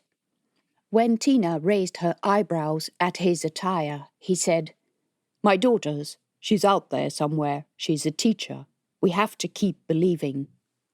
It was precisely those sections, the schools, the administrative offices, the hospital, that were in the section of the station that the pirates had confiscated. Matt had escaped capture because he was working a night shift on the day of the occupation. He detailed with great precision where the greatest concentrations of people were and where their communication hub and command centers were likely to be. Tina asked about the room with the frozen people that Jens had told her about. "Oh, that's likely to be here." He spun his projected model in the air and pointed at a section that was darker. "We call this the cold zone. There is little human activity here. The agriculture plant is in this section as well. I don't know about this room that young Jens has talked about. I don't disbelieve him, but my data simply doesn't show me anything about it, because there is little human activity." "And the command center is here?" Tina pointed at the model. "And this area around it has a high population?" "As far as we can track, yes." Tina was reminded of what she loved about being a scientist, separating truth from hype, fact from rumor, and sometimes whipping the backsides of rumor-mongering politicians with hard data. Never piss off a scientist, the saying went. They were likely to hit back with a list of your little lies and misbehavior dating back 20 years. Damn, she loved and missed people like Matt. She said, "This cold zone is on the other side of the docks. If we could get in, we could walk through this sector into the more densely populated area. You could, or you could not, depending on how the entrances are guarded. My guess, not terribly well. I know a bit about security. I haven't been impressed with what I've seen. I think Artan and his mates are too busy with whatever they're doing to expect any action from the station's population. I think, on the whole, they're probably right, but that doesn't mean we can't sneak in." Thor said, "You could absolutely do this if you pretend you're maintenance crew." "It's too dangerous," Arcady said. "If you were caught, you would endanger all the work we've done so far." Thor said, "What's the point of having the information if you're not going to use it?" "We're too few," Tina said. "Look, you don't have to send anyone with us. You don't even have to give us anything. We'll study the information you have, but won't take any of it that they can use to track back to you. This is my operation. You can help, or you can stay in the safety of your apartments. I'm going." Not much later, the two women and Matt left, but Arcady stayed behind. He said, "Look, I'm sorry. I know this is not what you wanted. I would have expected a bit more support. These people are scared. It is not like they've never tried anything, but they're scientists, not fighters, and many have lost friends and family members even after the occupation. It's all right, you don't have to defend them. But I do because I feel responsible for giving you hope. I never had that much to begin with, but I'm going to try this, because that's what you do for your family. Yeah," he looked at his hands. "I wish I could still do that for mine." "You really have no idea what happened to your brother?" Tina asked. "We haven't heard from him, other than that message that he was probably going to be dead by the time we got it." "But he might have survived. He would have been far too valuable for the pirates just to kill him." "Oh, he would have realized that. He wouldn't have let the pirates get their hands on him." Tina realized that this was precisely what Vasily would have done. "I'm so sorry for your loss." He nodded, and they were silent for a while. "One thing no one really understands," Tina said, "is the mechanism by which this infection, if you can call it that, spreads from person to person, when it's not done deliberately at least. I feel there is a story to be told there. It has something to do with a rapid growth stage in the life cycle called bloom. We found a few things, Arcady said. Have you continued to work with it? Not recently, but this is from reports made to the Scientific Ethics Commission. We've encouraged people to make submissions about current or past projects, and it's shaken loose a treasure trove of information. Interestingly, it's come from Federacy and private projects. I think this is because we've sold ourselves as an independent body, and to an extent we are. We've been an outlet for scientists who weren't happy with what they're seeing. And what have you found out? We've learned that the infection can be present for a long time, but it only gets turned on with light. That's true for most multicellular organisms, Tina said. The vast majority of plants only thrive in the presence of light. Most animals depend on light in some form. Do we know whether light makes the host receptive to the infection, makes growth in the host possible, or something else? At this stage, we're not even sure what sort of organism it is. It's the ultimate basic form of life, Tina said. It's material from which life is made. I've heard people call it God's putty. All living things could be made from it. Whether it's an animal or plant, it needs nourishment, and light provides the energy to turn that nourishment into tissue. When she was doing experiments with the material, one of the things that worried her was the material's unlimited capability to grow and morph into different types of structures. Given enough light and nourishment, a simple dish with a few specks of dust would produce an incredible amount of tissue in a short period. She told him about her experiments with Project Charon and how she had first become concerned with the repeated health problems of the people who worked there. Do you know that almost no one of the workers there is still alive apart from you? He said in a low voice. What happened to the others?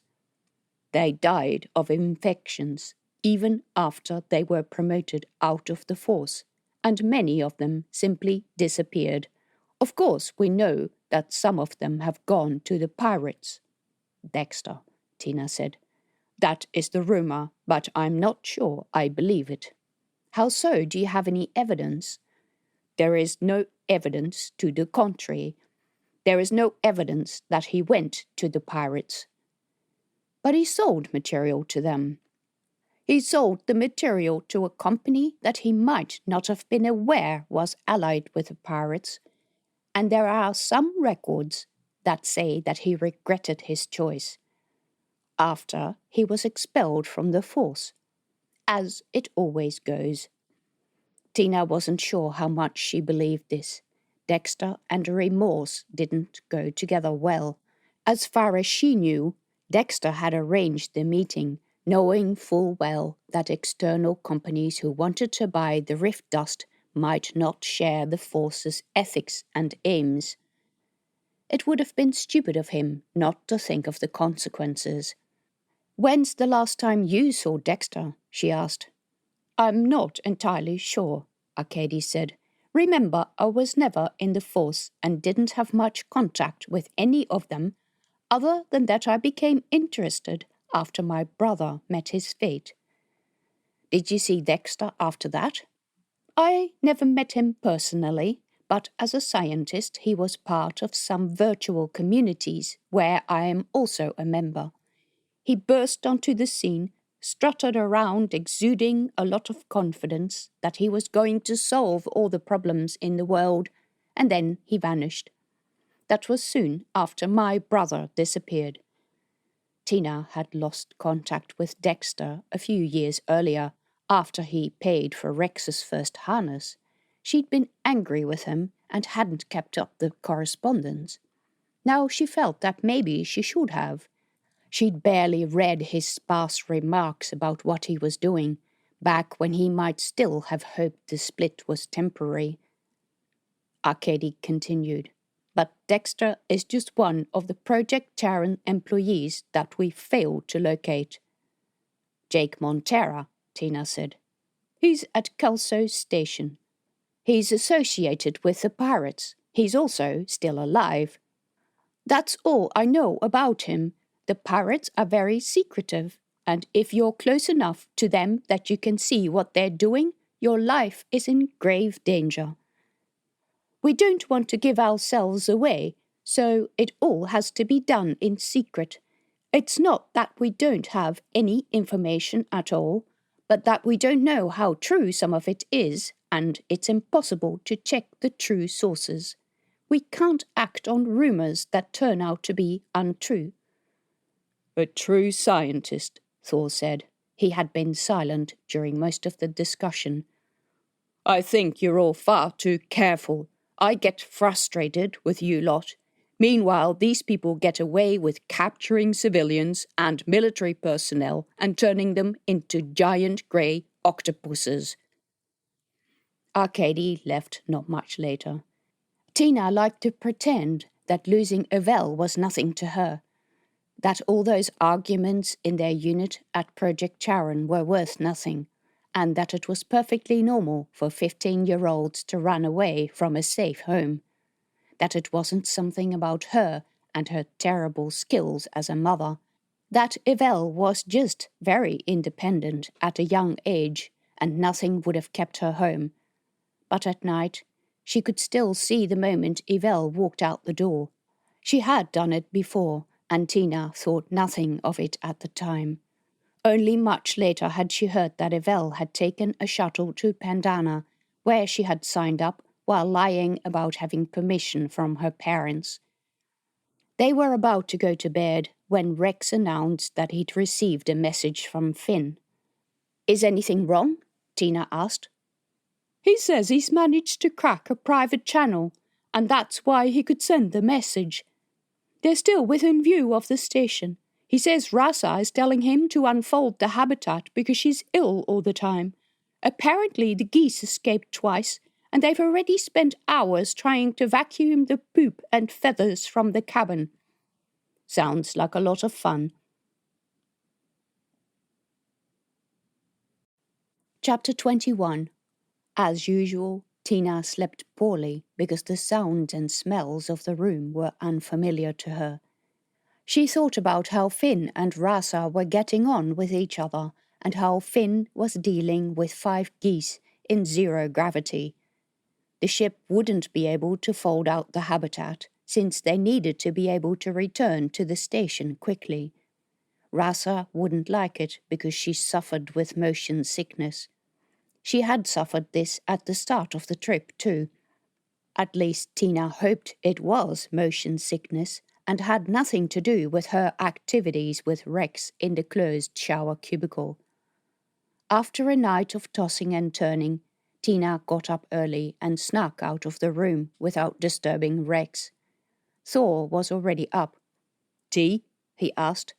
It was uncanny how he was able to figure out who entered just from listening to her soft footfalls on the ground. Tina took tea from him. He sat at the table.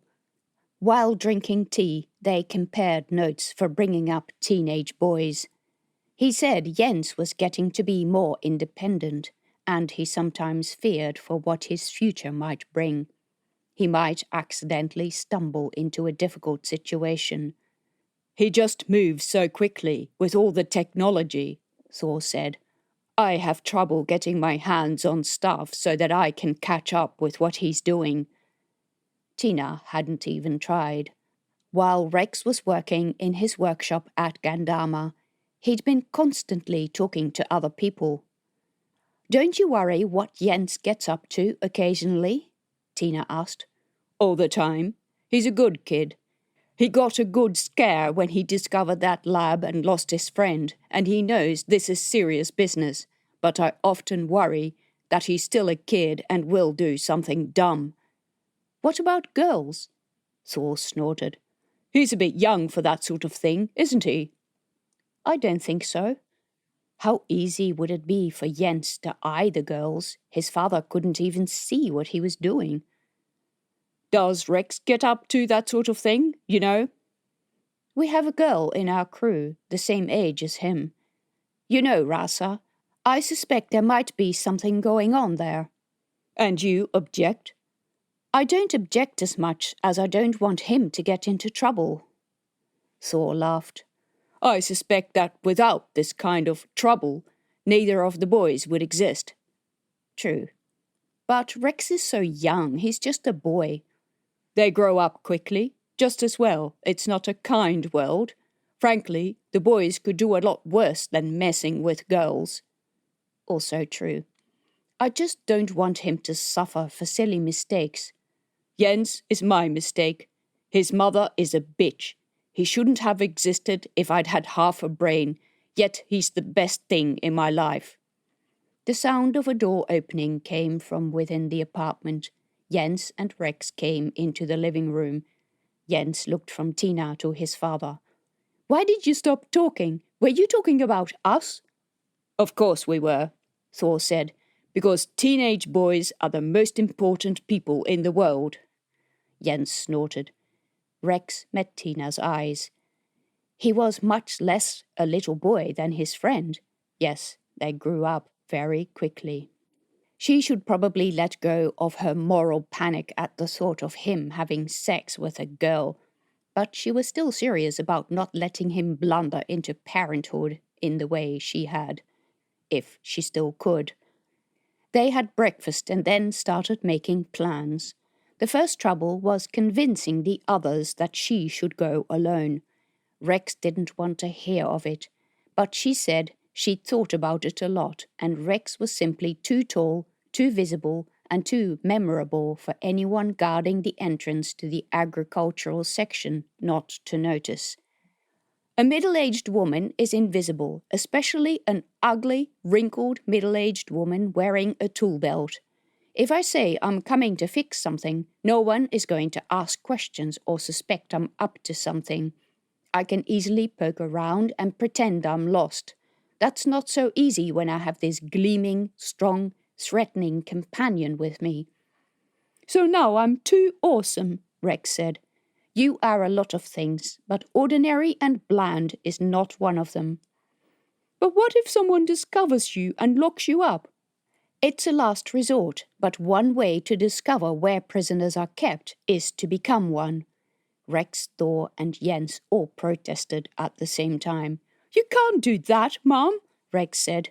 I can because I have you, because you can get into their computer systems. Before I go, I want you two to find out how to disable their systems. And when I give the go-ahead, do it, Rex protested. So you just want me to sit around here behind the computer? You're not exactly making use of my awesomeness here. Listen to the second half of the plan. It had better be good. But she could hear in his voice that he was enjoying himself. All right. I go through the agricultural entrance.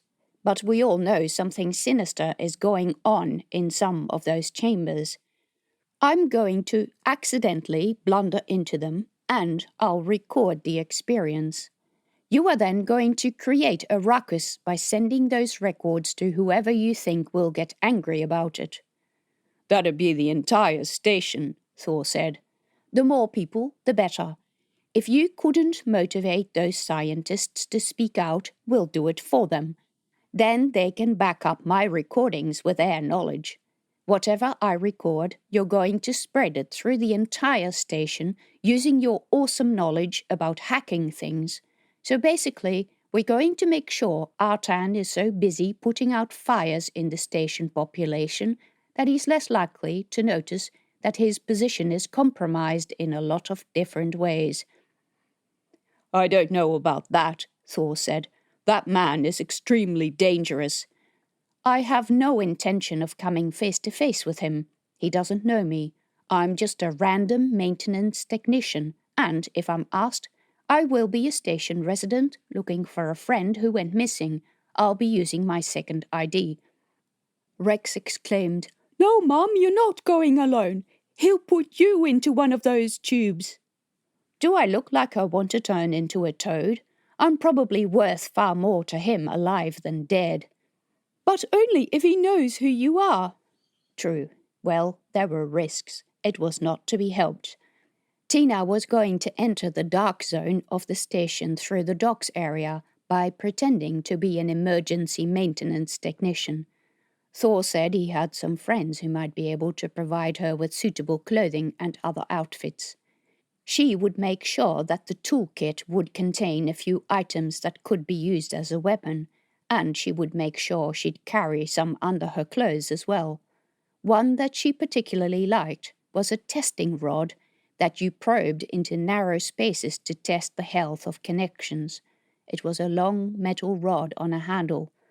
Originally, it was intended only to detect currents, but Thor rigged up a powerful battery so that it could stun a person at the slightest touch. Rex and Jens spent most of the day trying to gain access to as many systems as possible and establishing communication channels. Tina could, of course, contact Rex through her comms device, but using that would be dumb, because that was the first place people would be looking once she started releasing recordings. So Thor rigged up one of the electronics diagnostic devices to receive messages from his account. He wouldn't let Jens do it, because I can pretend that I need it for my work and I don't have a future to protect. Jens and Rex would operate the account, though. Tina liked having lots of options, so she insisted on getting other methods of contacting the apartment. Jens scanned her irises, recorded her fingerprints, gave her several passwords, and showed her ways to get into the station's systems, including how to send a message to him from several entry points. Rex sat next to him, lapping it all up. Tina had a feeling Jens must spend a lot of time waiting around. Since there was no longer a school at Aurora Station, he had nothing to do for most of the day. She had thought Rex was lonely, but Jens must have been leading a very lonely existence indeed, trailing after his father. Thor asked for assistance from his circle of friends and the Scientific Ethics Society. Soon people started arriving at the apartment. Arkady came back, as did Jetta and Yalinda, and with them were a number of other people who introduced themselves as scientists or teachers. Arkady explained to Tina that these were people in the community who wanted to see action and that they would help spread the information Tina collected. A woman who was a technician brought her a pair of station maintenance overalls. They carefully detached the tag, and Jens printed a tag with her name and a bogus company logo. The woman explained to Tina how people would normally get access to restricted areas and which areas normally saw the most problems. "It's always recycling," she said. "You can tell the health of a station by looking at the recycling plant." Based on that, Tina guessed the station's health wasn't great. It was almost time to go. They had decided to use this time of day because it was when activity was winding down and when it was important that technical problems were fixed before people went home and the skeleton crew of the night shift came in. Chapter 22. Before she left, she beckoned Rex to their room. After they both went in, she shut the door and faced him. He had grown so much, and not just by extending his harness. His face had lost the childish look. The stray hairs on his chin would soon need to be cut. Her baby son was a man. "I know I'm asking a lot of you," she said. "No, you're keeping me out of a lot of things. You could ask more. You, Thor, and Jens are my rescue team. If something goes wrong, you'll need to try to get me out. That is a big responsibility. I want you to take that very seriously. It's not nothing I'm asking you to do." He nodded, his young face serious. "If something happens, I want you to help Jens and Thor and listen carefully to what they say. They know the station better than you. He nodded again. If Finn comes back before I return, I want you to tell him where I am. He doesn't need to know the exact details of the plan unless there is a reason for him to know. Show him what you've rigged up with Jens only if he needs to know. Don't you trust him? I trust him. I don't trust his family. His mouth formed into an O. There is, however, one thing I want you to do specifically that has nothing to do with Thor or Jens. Tina went to her bed and gave him the bag that contained all the possessions she had taken from the ship. I want you to look after this and, if necessary, use the contents. The bag was made of soft material. Rex probed it until his hands met the long shape of the fire seed still wrapped in her jacket. His eyes widened. I thought you said you weren't going to bring it. You said you wouldn't. I did. I changed my mind, and Finn didn't want it. And she hadn't wanted to tell anyone else that she had taken the weapon. Take it. I hate to ask you this, but you are the strongest of all of us and the least vulnerable. If it's necessary, protect our friends. Protect Finn and Rasa if they come back. Protect Thor and Jens and take them to the ship. I thought it was dangerous to fire weapons inside a closed habitat. It is. Keep that in mind. He nodded, his face now very serious. Please come back safely, Mum. His eyes glittered. Of course. She hugged him, feeling the warmth of his body in between the cold metal of his breastplate and arms. Then she playfully pulled one of the long hairs that sprouted from his chin. Ouch! Of course I'll come back. Who else will get you your first shaver? It was time to go. Tina strapped on her devices, her tool belt, picked up her toolbox and left the apartment. Rex stood at the door and watched her go. There was so much that Tina wanted to say, that she cared about him, that she wanted him to be happy above all else, that she thought he was growing into a wonderful young man. But he would just raise his eyebrows and wonder why his mother had gone all sentimental. So she waved to him and hoped she looked confident, because she certainly didn't feel confident. This was a crazy plan. Tina walked quickly through the passages to the docks. For all that the station was under lockdown, it was surprisingly busy, with people returning from jobs as if nothing was going on. It was amazing how quickly people adapted to new situations, and how quickly a stifling situation became the new normal. By the time she got to the entrance of the docks area, most crowds had dissipated.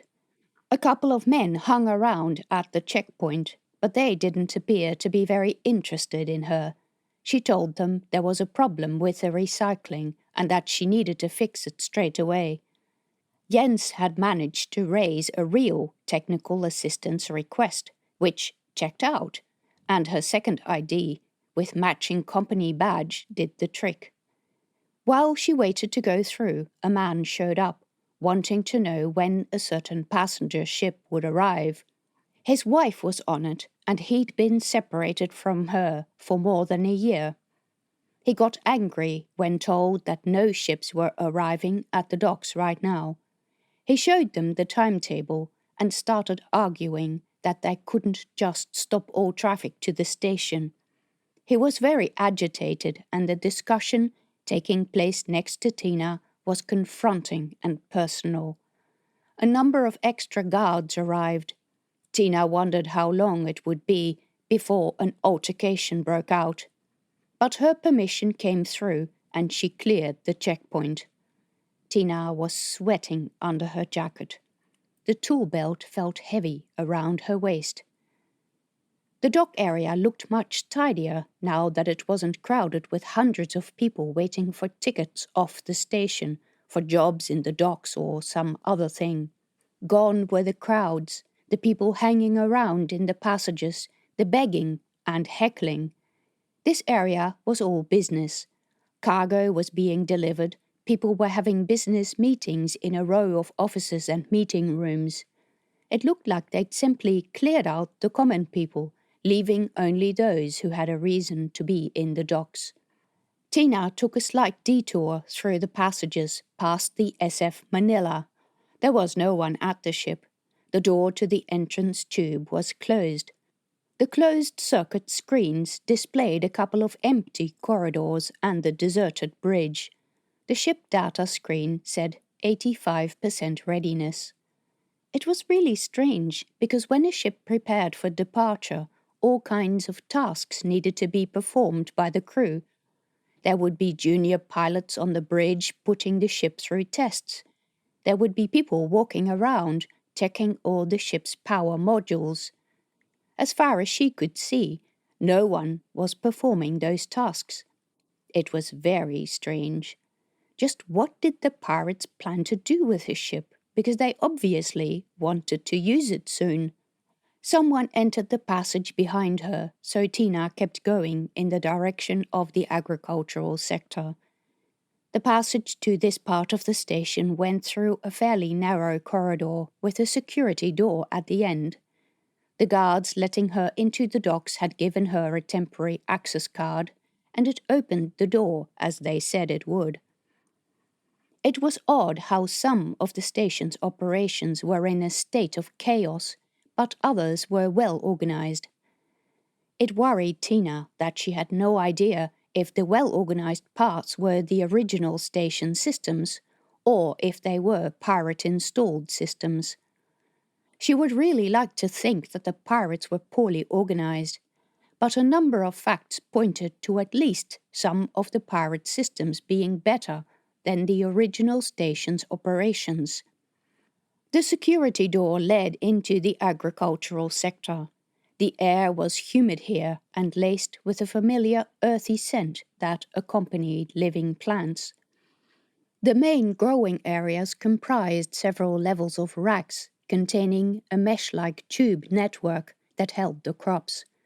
Banks of lights hung on the bottom of each shelf to illuminate the plants that grew underneath. Here and there, clouds of humidity issued from sprinklers that came on and switched off by themselves. Tina walked along the central aisle, looking up at all the greenery surrounding her.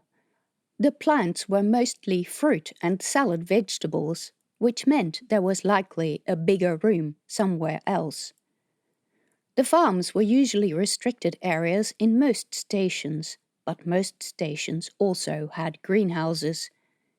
Yet she remembered very clearly coming to Paris City for the first time and being amazed at the size and abundance of plants, even if Paris City was a rather dry place.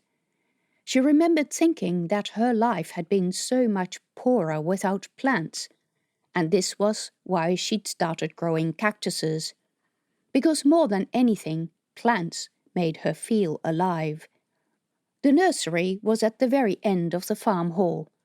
She walked past labs filled with tubes with little plants that would later be planted in larger installations. It was all very familiar. Every station where she had lived had this kind of setup. They even had it in her hometown in Turkala because the desert didn't provide enough food.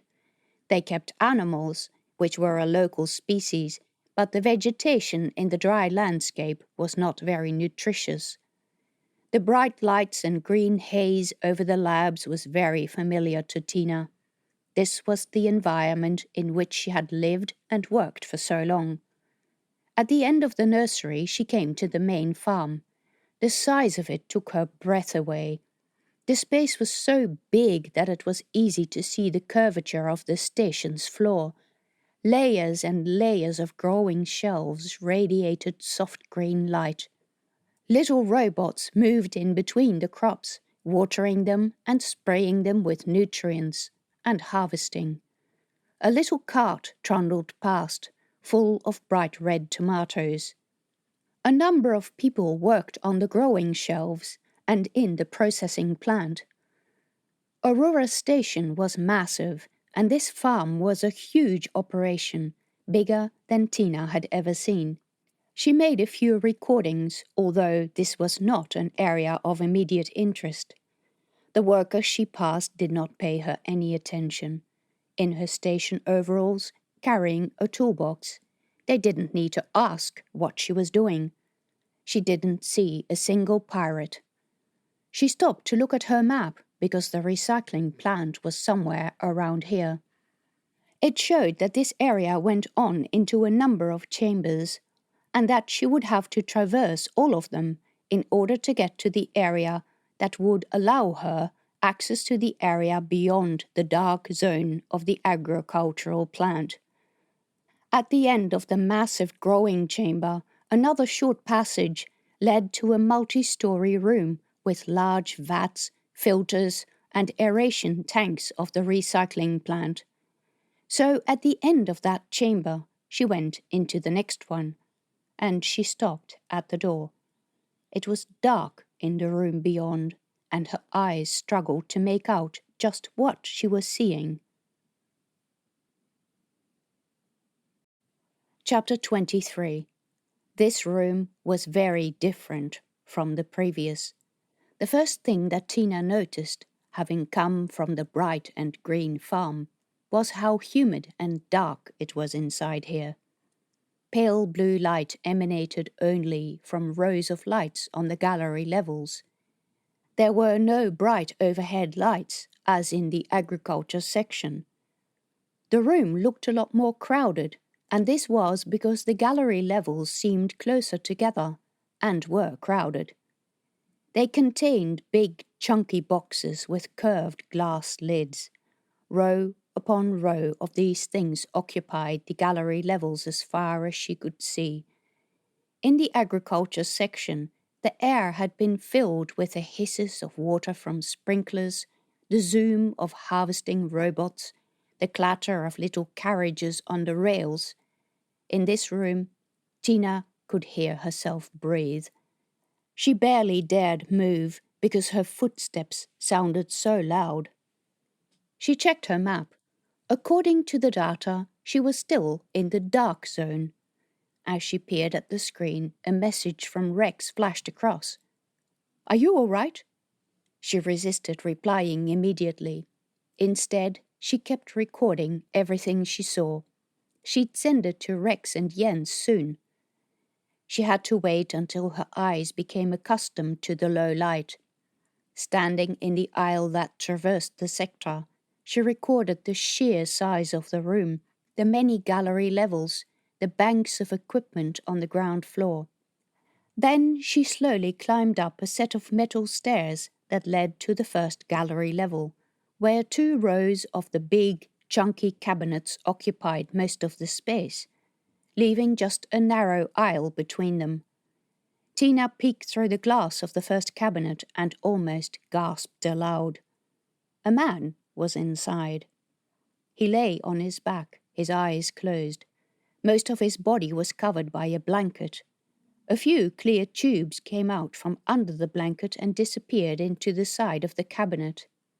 The area above his head glowed with soft purple light. The fuzz of beard on his chin indicated that he had been in here for a few days, but otherwise he looked like a perfectly healthy young man. He couldn't have been in here for long. In the next cubicle lay another man in a similar condition, and the same with the next one and the one after that. She walked along the row, recording everything she saw. In the 4th cabinet, someone had left open a small panel cover on the outside. Inside was a screen that indicated the temperature inside the chamber, a number of dates, and a name, Joshan. Tina figured how to open this panel on the next cabinet. This man's name was Loktar, and the next was Markan. All names that sounded ominously like Artan. They were all men, and all within the age range that served in active duty in the force. What was the bet that these were crew from the SF Manila?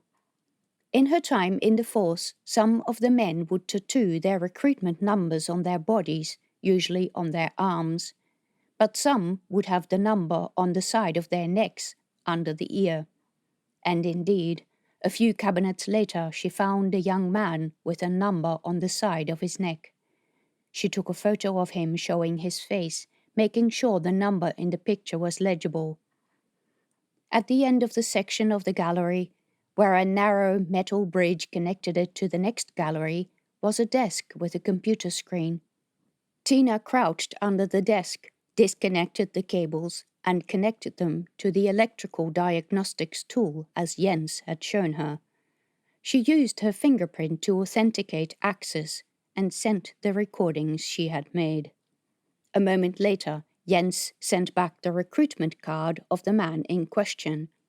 Brett Finlayson, age 26, place of origin, Olympus, time in the force, 3 years and 2 months, employment, SF Manila. Her heart jumped. Tina went back to look at the young man's face and spotted what she hadn't seen the first time, a faded bruise on his forehead. This young man had not asked to be put in this tube. She walked along the rows of the next gallery. Most of the occupants here, too, had been inside for only a few days at most. They were all men. Where were the female crew of this ship? She had to find them. As Tina walked, the level of technology and contents of the cabinet started to change. The first men she saw were all just asleep, but later ones were attached to machinery that monitored things she didn't understand. Clear fluid was being pumped into their veins. A while later, she noticed how the men who had been in for more than 3 months started to change. Their skin became grey and mottled, and then warty. Some men were left in this state, with all equipment removed, except whatever kept them in stasis, and others continued to receive treatment. Some of them grew into grotesque shapes, with their hands changing into multi-tentacled octopuses, and their faces becoming unrecognizable as human. Their skin started to darken from light grey to slate grey. Tina stopped and recorded the vastness of the hall. There were at least 50 of these cabinets on this section of the gallery. Each gallery consisted of at least 10 of these sections, maybe more, but it got too dark at the far end of the huge chamber for her to see.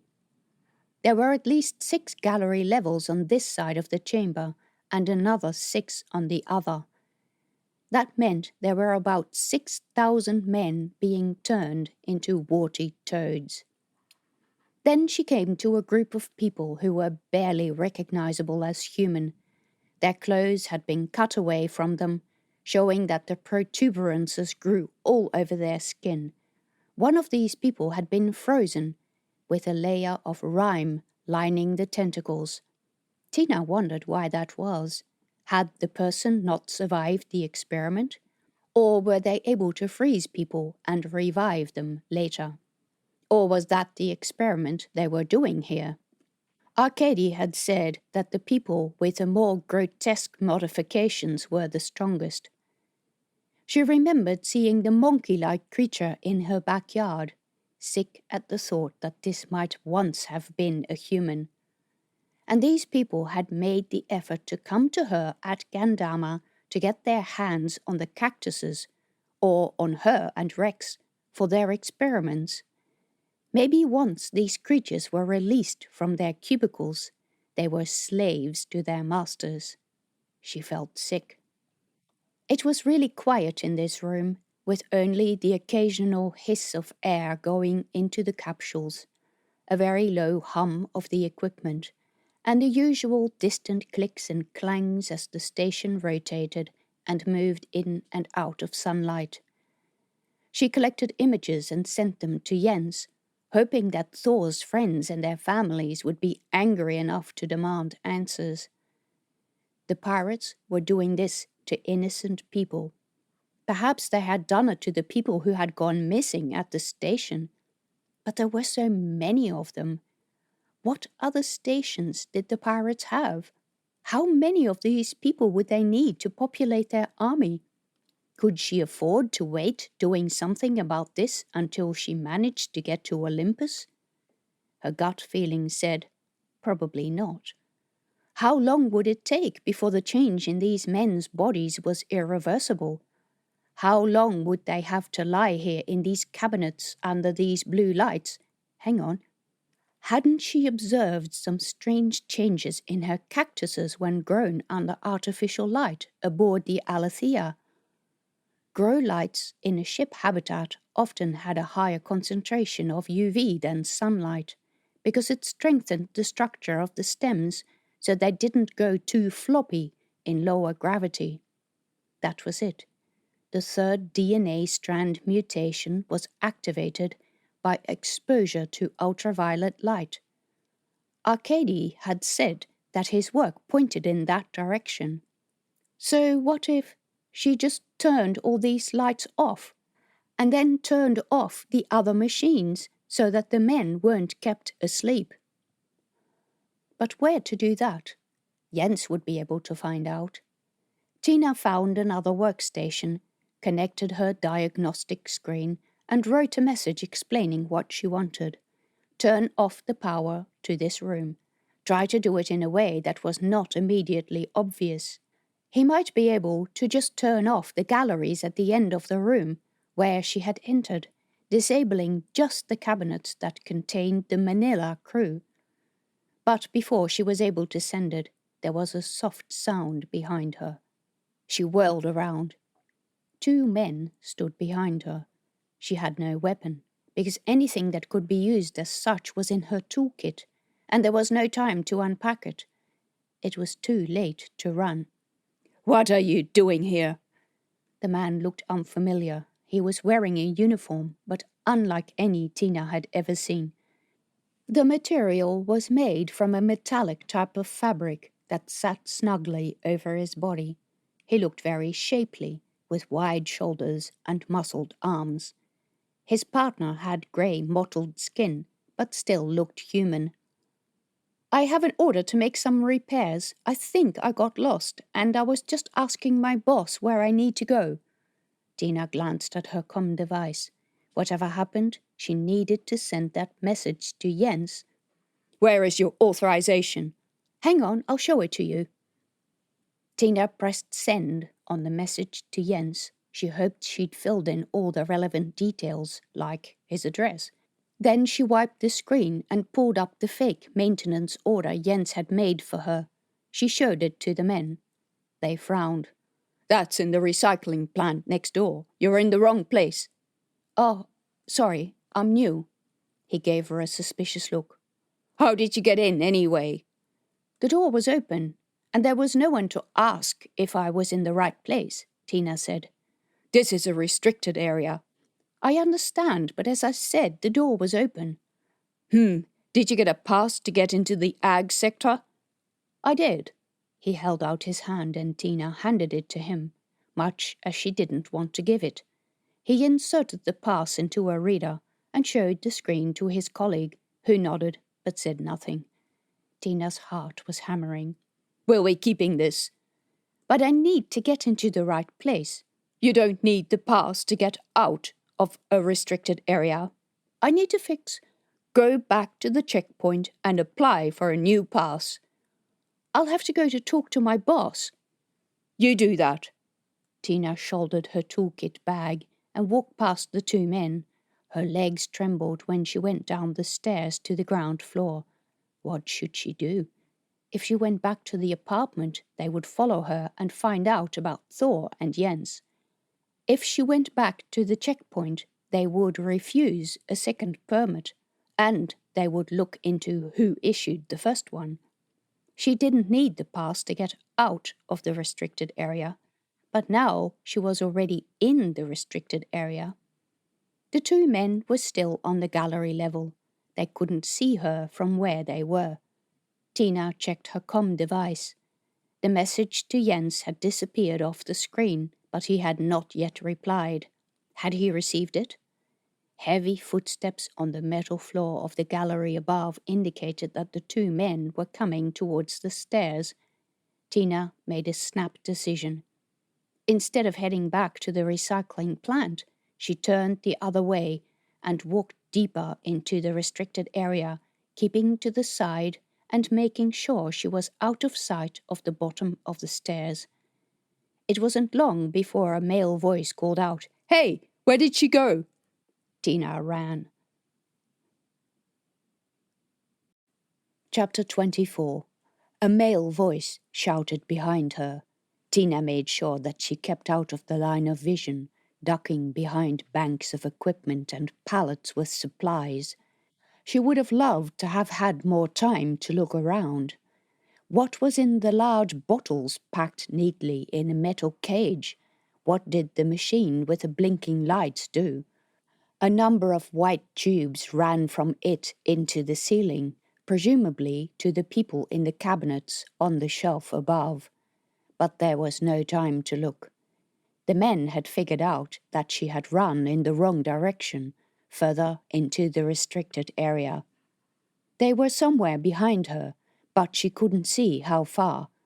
Tina reached the far end of the hall. The main passage was blocked by a solid door that was closed, but a small door next to it was open. She ran in, plunging into utter darkness. With her hands along the wall, she managed to proceed a couple of steps, but then her hands met a corner, and she couldn't work out if it was a right angle or there was a cupboard in the passage. She pressed herself against the wall, her heart thudding. She fumbled for her tool belt. At such close range, she would have to use the stunner. She hoped it had lost little of its charge. The entrance into the large hall showed up like a grey rectangle, dotted with a few glows of purple light. A silhouette stopped at the door. Tina grabbed the handle of the makeshift stunner, waving the business end in front of her. If the man came into the passage alone, she might have a chance, but if they both came, not even a miracle was going to save her. The man said something to his comrade. It sounded like some dialect of Sinhalese, and Tina wasn't good at Sinhalese, especially the informal type. She grabbed the handle with sweaty hands. "Come closer, come a bit closer." She pushed herself along the wall towards the entrance. She did not want to get stuck here. This passage might lead somewhere, but she couldn't see it, and she couldn't make a light because they would know where she was. Come closer, come a bit closer, a bit closer. Tina hit out with a stunner. The zap of electricity was so loud that she could feel it through the handle. The man didn't even have time to yell out. He dropped to the ground with a heavy thud. Tina didn't wait for his colleague to come over to check. She ran out of the passage, straight into the second person. Something soft and sticky lashed around her arms.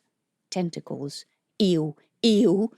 She hit out with a rod, hitting soft and springy threads. They lost grip on her arm. Tina ran.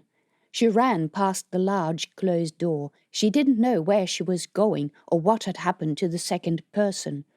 There was another entrance on the other side of the large closed roller door. A ceiling light cast a pale glow within the depth of the passage. It was impossible to tell where it went. Some sort of maintenance corridor, she guessed. Maybe the inner shelter of the station that Jens had been talking about. She ran. The passage looked deserted. There were no doors to either side, just a metal walkway suspended over a set of pipes. She chanced a glance over her shoulder. A person was just coming into the entrance. She spotted a recess in the space under the walkway. She climbed over the railing, stepped onto the pipe and jumped down.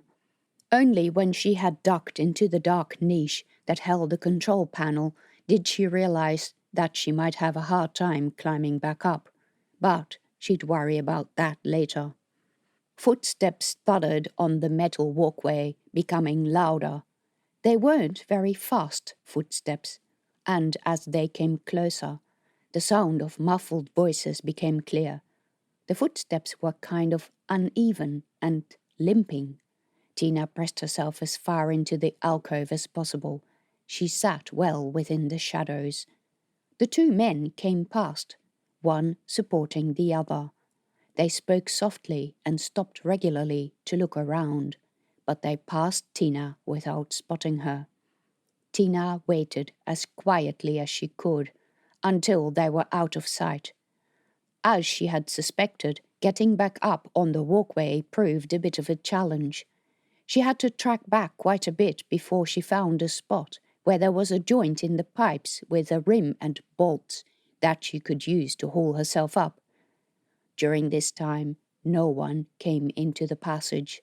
The light remained on, which probably meant a motion sensor kept it on for her, and this might also mean that someone was watching into the passage through a remote channel.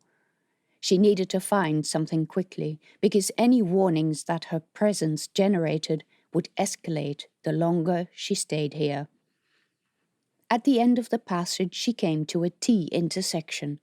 Her map told her that if she turned left, she might end up in a wider passage that was part of the main thoroughfare, presuming the door between the two was open.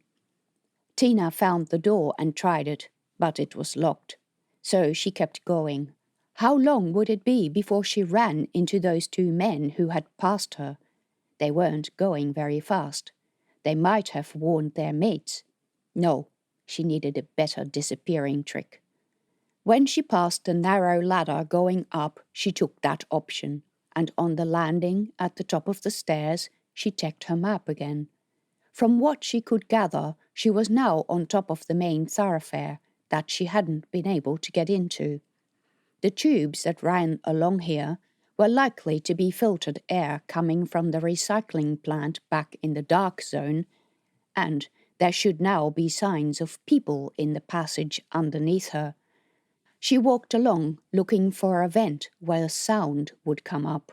When she found one, the air going through the duct made so much noise that any noise from the passage was drowned out.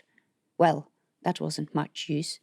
She considered going back down the ladder, but that was just going to put her into the path of people looking for her. The map told her that the passage underneath her led past several local authority establishments, like education and healthcare offices, and after that past a primary school. A station this size would have several schools, nothing like the small school at Project Charon that Evelle had attended, where most education was done remotely anyway. The next sector was a medical precinct. The walkway zigzagged in between structures poking up from below, likely related to imaging equipment. She also came past a vent where she definitely heard voices. They were men, and it sounded like they were in some sort of heated discussion. No matter how much she listened, she couldn't make out any words. The next vent was closer to the source, and the discussion was clearer, but it was conducted in a language Tina didn't understand, something like Transigian or Vertolian. One man was not happy, though. Apart from his raised voice, there was also some banging, as if they were kicking a door or wall. Someone else shouted, "Shut up!" which was followed by a heavy clang, like the shutting of a door. What was the chance that this was where people were kept prisoner? Was there a way she could get in? Tina looked around, but all she could find was a control panel. Using Jens's diagnostic tool, she managed to break into the local computer system. It showed the existence of several video inputs, likely to be security cameras, because she recognized the model numbers. Infrared cameras. They showed her live images of dorm rooms, each occupied by a number of people. From the way they sat and walked, Tina guessed they were all men. Not the crew from the Manila, but possibly captives from earlier missions. Jens confirmed that the area had been a school and that the men were locked up in the classrooms. She asked if Jens could make the door locks malfunction. He told her that since her last contact with him, He had managed to dig up an override routine that he could send if she thought she could use it. Tina said she could. She didn't know how good it was going to be. Most security systems were robust enough to have at least some resistance to these types of hacks, but maybe bringing down the entire system was not what she wanted anyway. So he sent the routine, and Tina recorded the specifics of the cameras and the locking mechanisms. They definitely seemed a little primitive. She presumed that a detailed security system had not been part of the original school. She was working on a plan. Maybe she didn't even need to go into the main part of the station. If this passage continued and led past all the now closed institutions where the pirates kept prisoners, then maybe she could find out how their security systems worked and disable all of them at once. If all the prisoners got out at the same time, the place would descend into utter chaos, and Tina could escape with Evelle, if she could find her, and the others still capable of escaping. She would need help. The big question was whether any Federacy ships were nearby that could pounce the moment riots broke out and help them, or if there would be enough pirates at the station to deal with prisoners running riot in the station. She would like to answer the last question in the negative, but these strange modified people were said to be super strong. Any Federacy ships in the area wouldn't advertise their presence, so she was unlikely to find out if there were any until chaos in the station happened. It was a gamble. Tina sat down on the walkway and looked at Jens's routine. It was indeed very simple, and she didn't think it would work. But then she remembered that she had a library of code snippets that she had written herself to overcome problems in client systems.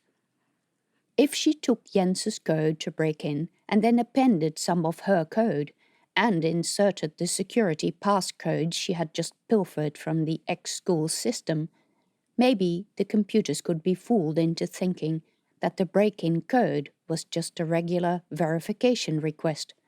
Yes, that might work. Tina tried it on the school system below her, and she got in all the way to the Central Command module.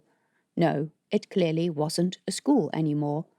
She found lists of how many people were kept in which rooms. Jens gave her an updated map which included observations she had passed to him. Ironically, she hadn't ventured far from the agriculture plant, and this looked like a viable escape route.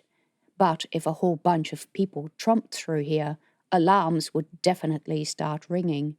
So they only got one chance going out that way, and there needed to be as many people as possible. Tina kept going. She found a couple of other places that had been turned into hostels or prisons: the high school, the administrative offices, and the hospital. The latter was a multi-story affair with a central atrium. The map showed it consisted of hundreds of rooms, and Jens said that the concentration of people in that area appeared to be quite high. She managed to plant the routine and penetrate deep into the security system, but once again didn't find any names. The people appeared to be identified by a number. She needed a way to translate numbers into names. On the other side of the hospital was the old data center, and the place Jens had identified as the likely headquarters for Artan and his cronies. Sadly, the maintenance passage didn't go directly over that area, but passed instead over a commercial area. What a pity! How awesome would it be if she could break into the Central Command module? She studied the map again to see if she could get access to that room in some other way. It was an area of the station where a spoke attached to the ring structures that formed the habitat.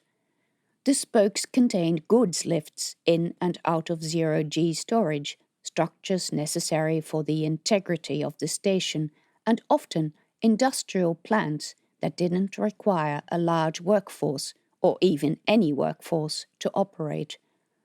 Tina walked around the area where the spoke structure met the ring, and she found an access panel that led to a narrow emergency passage to the level below. While she was climbing, a lift rumbled past on the other side of the spoke wall, close enough to make her jump. The emergency access tube came out in a small, cramped space, with another access panel. She carefully pushed it out so that she could see through the crack in between the panel and the wall. It was quite dark in the room beyond, and she had to press her nose against the panel in order to see through the narrow strip. In the semi-darkness stood banks of computers with workstations, unoccupied. Evidence for the fact that the pirates attempted to run the station with too few people. She pushed the door further open, holding the stunner with one hand. But there was no one in the dark room. She spotted 2 security cameras, but if she made straight for the bank of control stations, she could duck between the benches. Tina took the wall panel out and set it next to the entrance, in case she needed to get back out in a hurry. Then she ventured into the room. She ducked between the workstations to stay out of view of the cameras. Using the screen from the diagnostics tool, she uploaded lists of numbers to try to match them with names. The database spat out a long list of data that, on the little screen, scrolled by too quickly for her to read, but it looked like it might be useful. Great. Now she just needed to... Someone grabbed her from behind. Chapter 25. Tina managed to stifle a squeak. Her right arm was pinned, since the attacker had grabbed her by the wrist, but Tina knew a trick for that.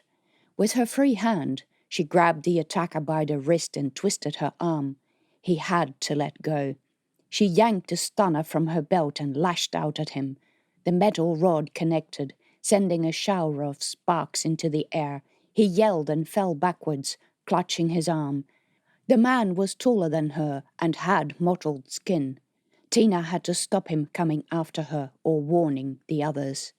She grabbed the back of the nearest chair, intending to knock him unconscious with it, only to find it was bolted onto the ground. She ran to the emergency access and grabbed the cover of the panel. By now, an alarm was ringing. Also, the man had recovered from her strike with the stunner, and he now had help from 2 mates. Tina had nowhere to run. She tried to back into the emergency access, but the 2 men came from the sides and cut off her exit. She tried to keep them at bay by swinging the panel cover, but one of them simply yanked it out of her hands.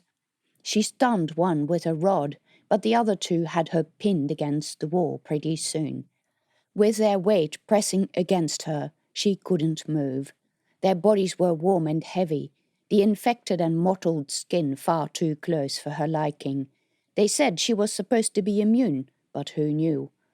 The men spoke a heavy Sinhalese dialect, and Tina's questions went ignored. They dragged her in between the banks of workstations, all of them empty. If this was a control center, they weren't controlling much here. They reached the far end of the room and went out the security door. The passage on the other side looked normal. The lights worked, the floor was clean, and people went about their business normally. There were not quite as many people as in the unrestricted part of the station. Many of the people had mottled skin. None of them looked twice at 3 burly guys frog-marching a middle-aged woman between them. Where were they taking her? In the scuffle in the control room, she had lost her tool bag and was left only with what she carried on her belt. At some point, they would remove that too, and then she'd lose her easiest way of communicating with Rex, Jens, and Thor. They didn't even know what was going on yet, and she couldn't warn them until these thugs let her go. And if they took her belt, she would have to find another device to communicate. From some kind of prison, that wouldn't be easy. The men took her along passageways with rooms to the side. Whenever doors were open, Tina could see people in those rooms at work or in meetings. Many of them were of the watered and grey skin type. They came to a large open area, dimly lit, with a floor of smooth, rubbery material. A couple of seats were in the middle, surrounded by a bank of screens. One of the seats was occupied by a man with grey, warty skin. Another seat was also occupied, but Tina could only see a pair of legs, since the chair faced away from her. The screens displayed feeds from security cameras in the station, including the agricultural sector, the docks, the residential areas, the commercial passages, the large hall where the ship supply office was, and even the area immediately outside the station. Here she was thinking that anything that happened on the station was a secret. She would have been picked up the moment the Alethea entered the station's influence. At their approach, the chair facing away swiveled around, and in it sat a man who Tina recognized immediately. His skin was dark, rusty red, and, rather than warty, it was smooth and looked wet, like a frog's skin. Hundreds of tentacles hung from the line of his jaw, constantly getting longer or shorter, and slowly swaying from side to side. The top of his head was bald, save for a couple of thicker tentacles that branched into thinner ones. Those moved all the time, too. The jacket he wore over a loose singlet showed that his chest was equally smooth and red-skinned. An amulet crafted from what looked like hair dangled from his pirate belt, as well as a knife. His hands, if you could still call them that, rested on the armrests of the chair. Tentacles also covered the backs of his hands, making them look like unruly mops.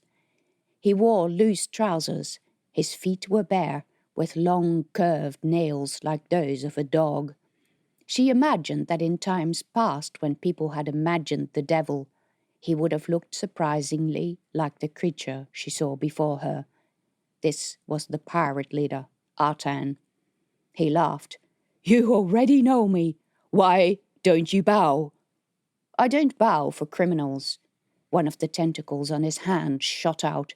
By the time it wrapped around Tina's arm, it had stretched to a thin cord, but the strength in it made her gasp.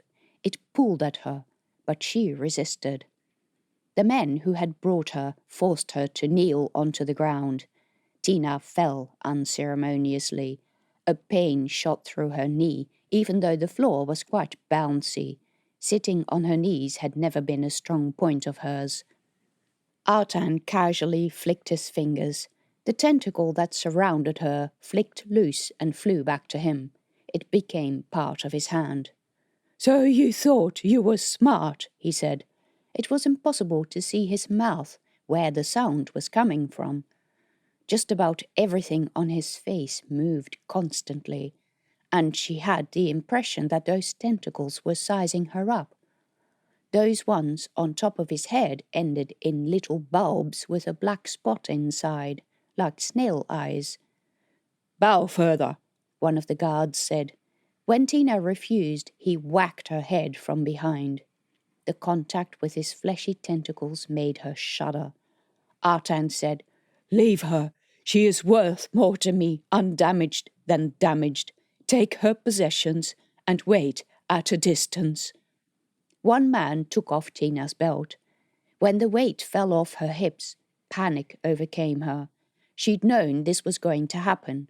It would make contacting Thor so much harder. Tina rose to her feet. "Excuse me, but I have bad knees. Kneeling doesn't agree with me." He laughed. "Always defiant." In amongst all the tentacles, she wasn't even sure where his mouth was. There was something eerily familiar about him, but she was sure she had never met the man Jackson Hirsch, delegate to the Federacy Assembly. "Tina Freeman, I didn't think I ever had the honor of meeting you." How did he know who she was? He laughed.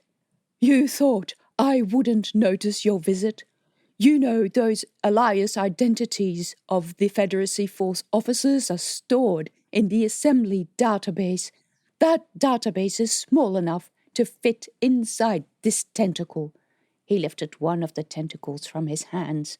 It looked like a worm. I know about all those names. Louise Medvier, David Meds. Huh? Very interesting person. Rasa Vichenko? Seriously, where do you collect those people? Tina's heart was hammering.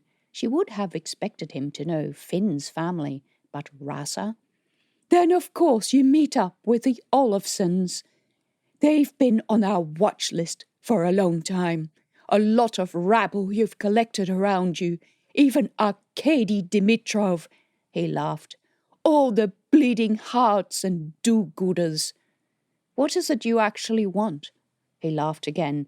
In this room, I asked the questions. Well then, why wasn't he asking them?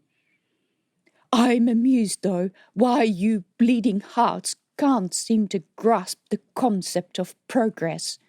By progress, you mean occupying innocent people's homes and turning them into warty toads? Tina, he shook his head. I thought you, of all people, would understand the potential of this mutation. We can turn ourselves into anything we want, defy any disease, and heal any injury. And why then had he chosen to look like a disgusting, slimy toad? She said, I know about the potential, but I also know the danger. Not everyone survives contact with the rift material. No, sadly they don't. Especially women. We need women, right? Wrong, he laughed again. It was becoming pretty annoying. I have no idea what you're getting at. The infection was said to mess with people's minds. No wonder he didn't make any sense. From the corner of her eye, she spotted that one of the two men wanted to come closer, probably for punishing her for transgression or rudeness to their leader. But he waved them away. Do relax. This woman amuses me. Well, Tina found it anything but amusing. He leaned back in his seat. Let's get down to business. I have no business here. Lock me up if you want to. In fact, the sooner he did that, the sooner she could try to contact Thor. You might listen to me before you dismiss me, unless you know the Federacy's plans for Project Charon. Plans? Ha! You don't know. Then listen and be amazed. He let the silence lapse as if for effect. He was certainly a capable actor, and Tina was determined not to fall into the trap of looking interested. This was a carefully rehearsed act by a cunning man, and she should not let his strange appearance distract her or trick her into feeling sorry for him. I was a member of the Federacy Assembly many years ago. I was not influential or important, and the world I represented was small and insignificant, an agricultural outpost, much like Turkala. He had certainly done his research about her, even if all this would have been public knowledge. He wanted to unsettle her. I went to Olympus full of ideals, but as happens commonly, the reality didn't live up to them. The assembly delegates are corrupt, selfish, and don't care about the good of worlds they represent. They go to Olympus to enrich themselves and then to nick off when their time is up, rather than return home to pass on their knowledge to the people there. I suspect the force is full of these types of people. Yes, Dexter was one. The interdimensional rift was discovered before you or I were born. The date of the discovery varies according to who you're talking to. It's one of the Federacy's great secrets. In those early days, experiments were pretty extravagant. People used to fly into the rift and come back. That's nonsense. That's what conspiracy theorists like to believe. Who told you that? Everyone in the force knows it. Those ridiculous stories have been around for years, but they're not true, and no one can prove it. How do you know for sure? He pulled out a reader and showed her a photo of a battered-up ship, an ancient model that hadn't been around for ages. What does that prove? Tina had not seen the photo before, but had seen ones like it. He then showed her an image of a man lying on a table. Was he dead? With growths all over his body. Just looking at the image made Tina's skin crawl. That's horrific, but proves nothing. These could be from anything. I've studied this rift, and I've never seen these pictures. Heck, they could even have been doctored pictures. That's because the Force doesn't want you to see them. That's ridiculous. They paid me to study the material. We took a lot more care with our people than this. She gestured at the screen. We didn't let anyone get into contact with it. They paid you to put a respectable face on a sordid piece of history. They paid you so that they could pretend they were doing good research to keep humanity safe from this infection. What do you even base this nonsense on? He was nothing but a conspiracy theorist. He flicked to another picture, this one showing a row of bodies in the dirt, all of them with mottled skin. There were at least 100 men, women, and children, laid out in rows. In the background was a fence and a line of trees. Another picture involving the supposed infection that she had never seen before. Have you ever been to Earth? I haven't. She assumed the picture was taken there. You would find it interesting. The Federacy tried to kill off a huge part of the population by letting the infection loose, then tried to cover up their actions when it became clear they had done this and people were outraged. That is ridiculous. The Federacy is funding projects to find a cure. Because they can make money from pretending there is a cure by feeding into people's fear. An unsettling feeling crept over her. Finn had said some of those things. And then why are you infecting people on purpose? Because there is no cure. The infection is simply another step in the evolution of the human species. We need to embrace it. We will be a varied, powerful species with useful abilities. You look at me, and I see the revulsion in your eyes. But consider this. He reached for his belt and pulled out a gun. As his tentacles extended further and further towards her, Tina made out that it was a fire seed, the same model as the battered old weapon she had given to Rex. He held the weapon so close she could touch it. Take it, he said, and laughed. Take it and shoot me. Tina resisted the urge. He wouldn't offer it so provocatively to her if there wasn't a catch. The fire seeds were simple weapons, but they weren't nearly as powerful as the plasma weapons like the Q-blaster. They could kill an ordinary person in most circumstances, but if it hit at an awkward angle, or the person wore armor, the result could well be different. Heck, maybe these mutants had grown armor inside their bodies. She looked at the weapon but didn't touch it, because that was what he wanted. She wasn't going to do what he wanted. Huh! He gave a small snort and with a flick of his tentacles withdrew the weapon back to his belt. You've seen a demonstration before? Yes. She had no idea what he was talking about, presumably a mutant surviving being shot. Then you know of the advantages of the new human condition. That is good, because then I don't have to explain why I would be happy if you could work with us. You have a lot of knowledge that we could use. Tina stifled a snort of laughter. Well, that was something entirely different than what she had expected to hear. She'd have expected to be put inside one of those cabinets, not to work on the people inside. The people you're transforming did not ask for it. They'll appreciate it. They're prisoners. No matter what good you say you do, you can't change that. Those people have not agreed to whatever treatment you give them. I'll have no part in that. I would urge you to consider this. You cannot pay me enough to do that. She gave him a hard stare. I'd die before I helped someone who turned people into toads against their will. Pity, You would be paid well. I know you can use the money. Well then, we have plenty of ways to make you change your mind. Be warned, the deal gets worse each time we mention it." He gave a sign, and the three men approached. Two of them each grabbed hold of one of her arms and led her out of the room. Chapter 26. One way to discover the prison's location was to be taken there yourself.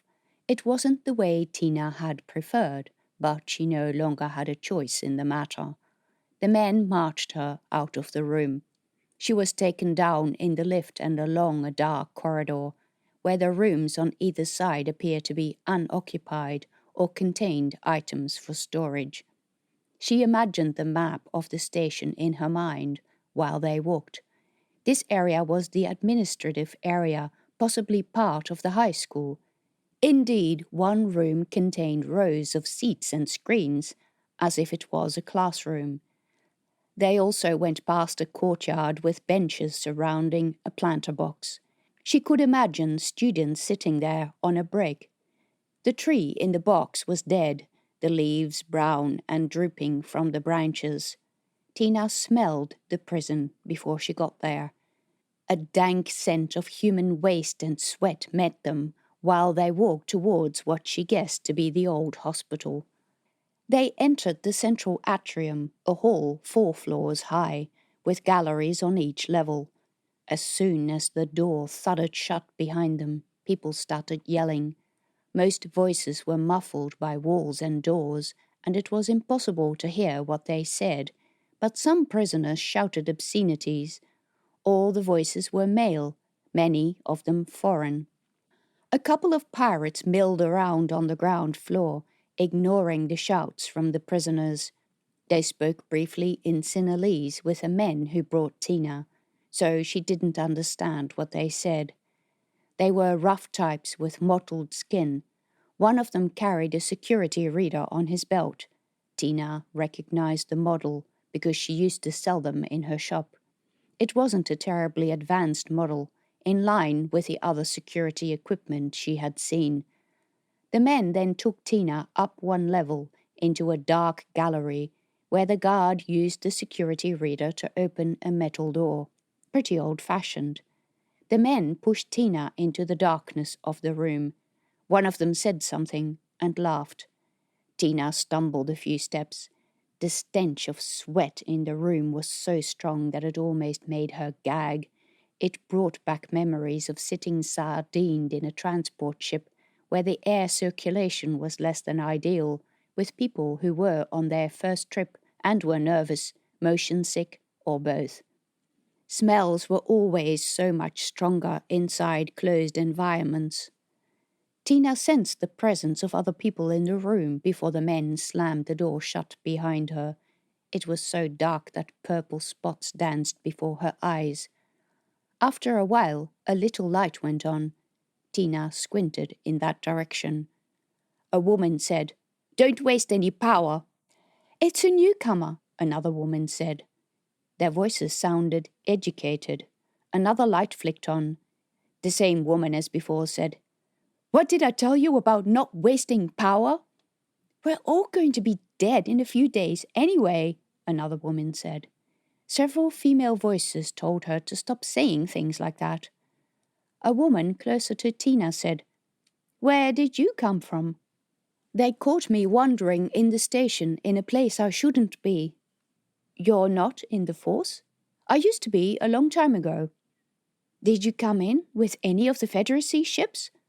A woman elsewhere in the darkness said, "We don't even know that the Federacy has sent anyone to get us out." Tina asked, "Are you crew from the starfighter Manila?" A brief silence. And then a woman asked, "Do you know the ship?" "I served in the force. I saw it was brought in. I saw you being led away as prisoners."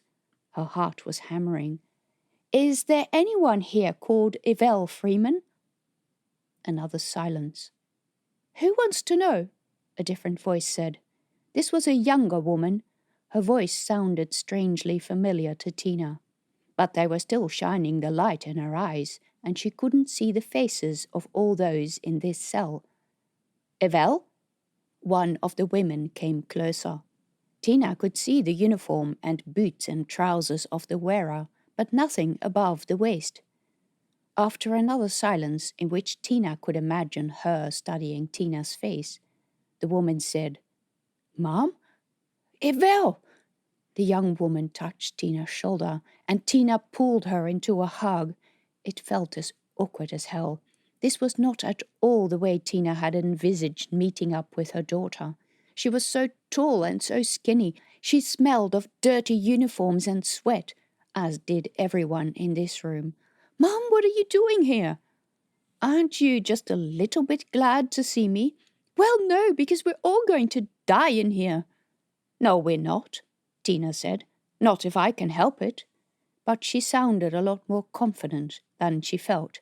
First, she would have to find a way to get in contact with Rex and Thor. Not only that, if she managed to get Evelle out, she would also have to free all these other women, and the bigger the group, the more chance of discovery. Evelle wanted to know why Tina was at the station. She said she'd come on business, but said nothing about the ship, about Finn, Rex, or Thor. These were old, high-care hospital rooms. There was usually fairly advanced surveillance equipment in those places, especially if they also treated mental patients. The pirates might be listening in. She directed the conversation away from her, asking how the ship came to be in pirate hands, and was told they had become separated from the fleet because of an intersecting asteroid cloud, and that they were ambushed by a fleet of pirate ships on the other side. It wasn't easy to turn warships around quickly, so by the time the other ships in the fleet would have noticed the ship missing, it was too late. Tina was familiar with the protocol. When one ship stopped communicating, you continued on to your destination and reported the matter, at which time other people got to track the missing ship. "The pirates weren't supposed to be dangerous," someone said. There was some laughter at that. The pirates had taken the ship to Aurora, and the crew had been taken off and brought here. 12 women were in the group. Tina asked about the rest of the crew. "They kept us separate, men and women. We don't know where the men are." Tina knew, but she didn't want to talk about that now. She didn't know if all the men had been taken to the dark zone to be infected with Rift virus. Maybe the pirates had only done this to a few people. Maybe by now Jens had disabled the system and the cubicles had opened so that the men could wake up and hopefully walk away unharmed. From all she understood about it, the infection took longer than a few days to take hold and didn't transfer easily. Exposure to ultraviolet light was a factor.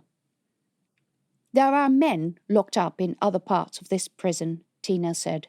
"Yes, but none of them are part of the crew. We already checked that." "Maybe they took the crew back to the ship." "Why? We have the captain and pilots here." "The ship is being prepared for departure," Tina said. "How do you know that?" another woman asked. "I saw it myself. The readiness percentage is going up." In the darkness of the room, a female voice said, "Shit, are you sure?" Evelle asked, "Elise?" "Who are you?" Tina asked. "Elise Paduano, Flight Officer First Class, SF Manila." "She's the first pilot," someone else said. "I'm familiar with the language," Tina said. Then she asked Elise, "Is there a problem?" "Are you absolutely sure the readiness is increasing?" "I saw it myself. I know what to look for. I used to work for the Force as a biological scientist at Project Charon. I've been on many flights. I know what it looks like when a ship is being prepared for departure." "When you saw this, was there a sign of crew on board?" "Not that I could see." Elise said again, "Shit." And after a short silence, she continued, "The SF Manila has 2 reactor cores. After arrival, they need to be manually powered down before the engine can be shut down and the ship is ready to remain in dock for any length of time. Normal passenger ships with reactor cores don't have this requirement because much of it is automated and starts without involvement from the crew, counting back from the scheduled arrival time. It's a safety issue. However, this process hampers the engine output, so it's unsuited to a warship like the SF Manila. This means the reactor will keep burning and will start to ramp up power and readiness again, save that the ship is not actually being prepared for departure. That sounds nasty. What are the consequences? A lot of damage to the ship? Sure, but the immediate concern is that if nothing is done, the reactor will blow up. Shit. Yup. Chapter 27. So, we're kind of screwed, Evelle said. You said it, Elise said. When the ship goes, it will take out the entire station. How long before that happens? I've never tried it myself, probably a few days. And Manila had been in dock for a few days already. How about we get out of here before that time, Tina said. I would love to, but overwhelming the guards is very risky. We've already tried that once, when they came to bring food. Several of us got taken away. We haven't seen them since, so we're reluctant to try again without a plan, because we'll still need a skeleton crew to fly the ship, and if we lose too many people, we might not be able to occupy all essential positions. Tina said, I have some options. What kind of options? Elise sounded interested. Ways of getting out of here. Extra crew, maybe. Go on. Tina lowered her voice. Make a bit of noise while I'm speaking. I'm sure someone is trying to listen in. We've already ripped that thing out of the wall, a woman said.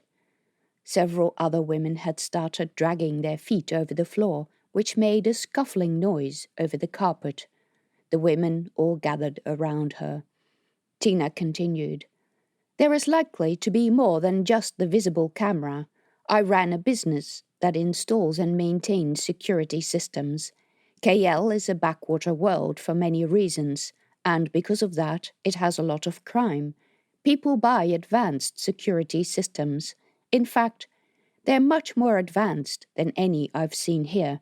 I know how to disable these systems. That's pretty hard to do unless you have access to their computer systems. I have a solution for that too. She told them about Thor, Jens and Rex without mentioning their names. But how would you get in contact with them? I have some options. I may need some help. She explained that she wanted the women to study the walls of the room very carefully, to look for panels or other ways to open the wall recess. Keep chatting, talking about personal things, whatever. They all spread out over the room and inspected the wall panels closely.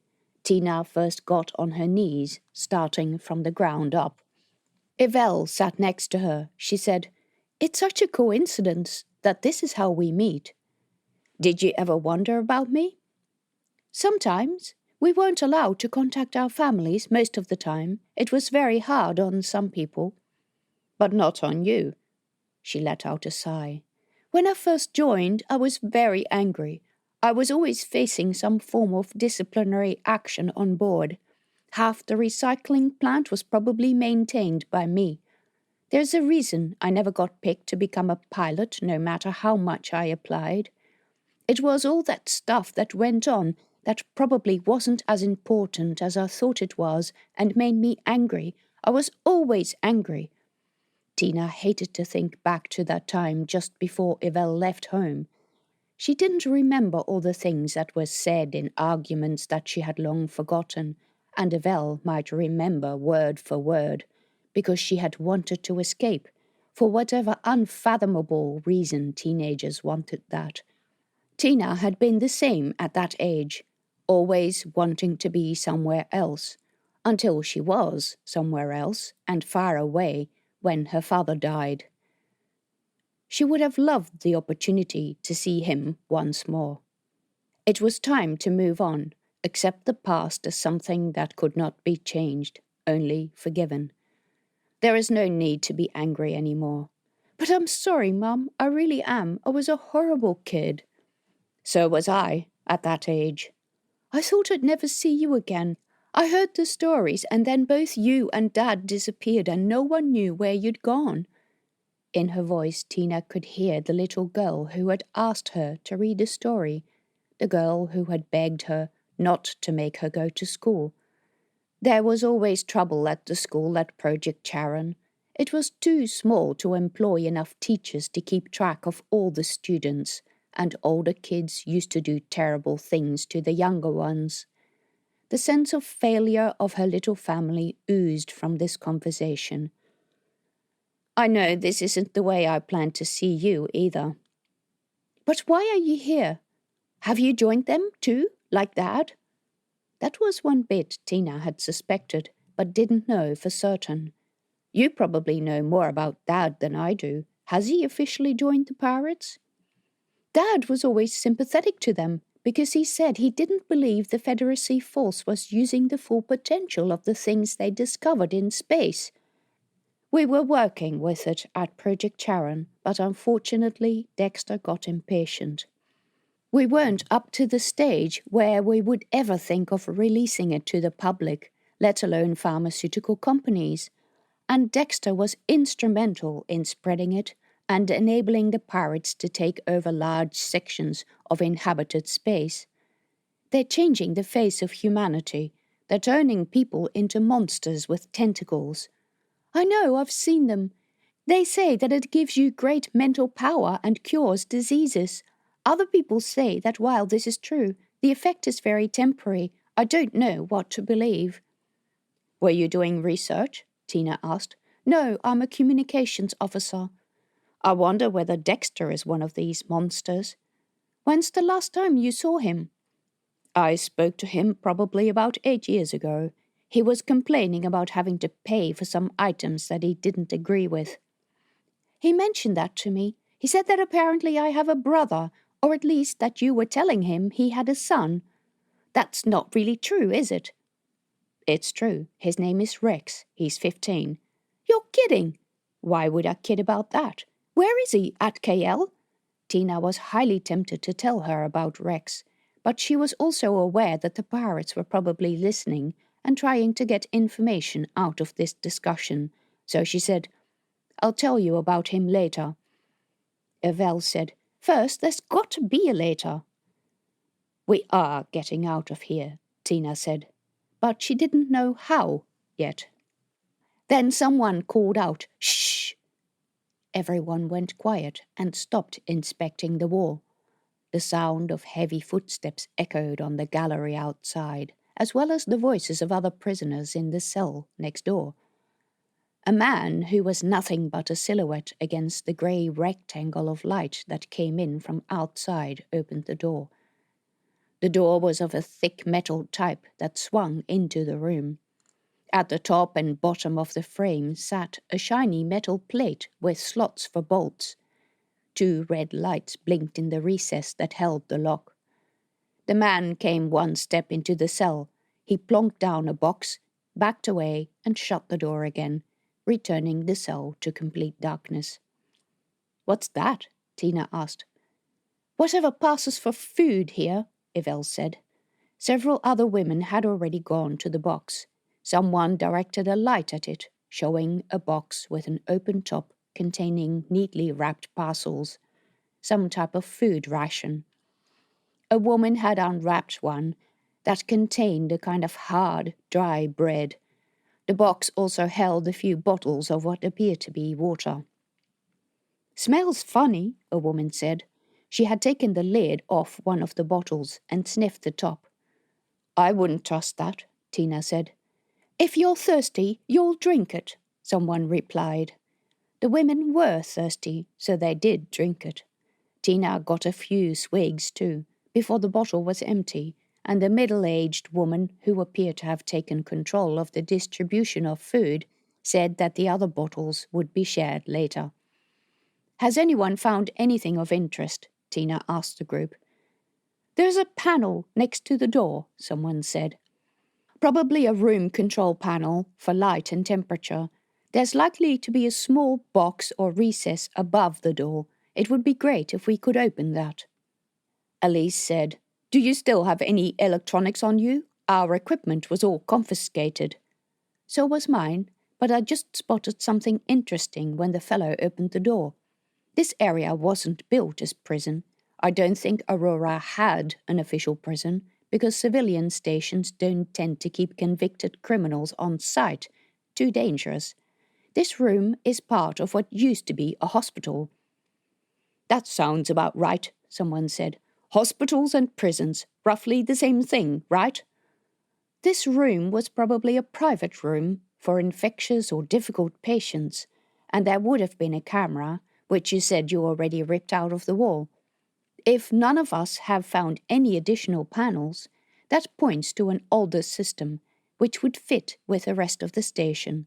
This was only a hospital, after all. No need for huge security investments. I'd hoped to find a second camera. "I have the old one in my pocket. Would that help you?" "No, I'm after the control box that would be associated with it. With the older system, I'll need to get into the one that's associated with the control panel, and there is a greater risk of accidentally doing something stupid. Anyway, that's not to be helped. The box is probably above the door. I've installed a lot of those systems. Give me a leg up." Tina took off her boots and stepped into the linked hands of someone, probably Evelle. She heaved herself up and ran her hands over the wall above the door and the nearby ceiling. After a while, Evelle said, "Oof, you're heavy. I'm going to have to put you down." "Are you calling me fat?" But she jumped down. Evelle was slight and Tina had the build of a middle-aged woman. "I better lift you instead." "Okay, what am I looking for?" "A panel that can open or anything that feels like it's not part of the wall." Evelle stepped into Tina's linked hands and moved around, feeling the wall as far as she could reach. "I don't feel anything. What if they put it somewhere else in the room?" "Then they're stupid. You put the camera over the door because when people walk through the door, they always face the same way. It's your best chance to get a look at their face. If you're only going to have one control box, you put it next to the camera."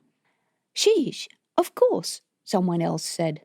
Then Evelle said, "I think I have something. There is a smooth panel here." "Can you find a groove or screws?" "Not really." "Let me have a look."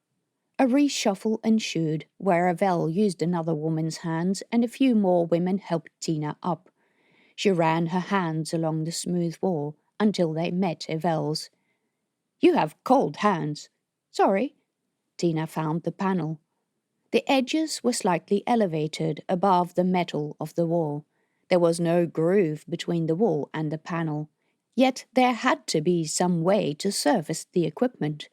She pushed on the panel. It moved into the wall and sprang back to its original position. Ah! Now she pushed two corners with both hands at the same time. The panel popped out of the wall. She handed the cover down to the women who stood there. Inside the panel, she found wires neatly bunched together and tied with a clip. She'd need some light to see which one she could cut. There was also a small display which lit up when she touched it. Now they were getting somewhere. Chapter 28. Tina jumped to the ground. "Before I touch that computer, we need to have a plan for what we're going to do. As soon as I start fiddling with the wiring and sending people messages, they'll know we've broken in, and they'll be over here in no time. We have a very short time frame to get out of here, warn my people off-site that we're coming, and find a safe place to hide. Do you know anything about the likely situation we'll face in the area around this room?" Evelle replied. "When we came here, it was, from the ground floor. To the anti-spinward direction, an exit leads to a corridor that goes to the docks." That was different than the way Tina had come in, but likely the way through the agriculture sector was quicker. Of course, the pirates had avoided taking prisoners through the labs. She described, as best as she could, the layout of the rest of the station as she remembered from the map. It was hard to do this without visuals, but one woman called Margot, who was a cook, proposed to allocate letters to the chambers that Tina described. They worked through chambers A, the old hospital, to the lab, which was B, and the recycling plant, which was C, and then the agriculture plant, which was D.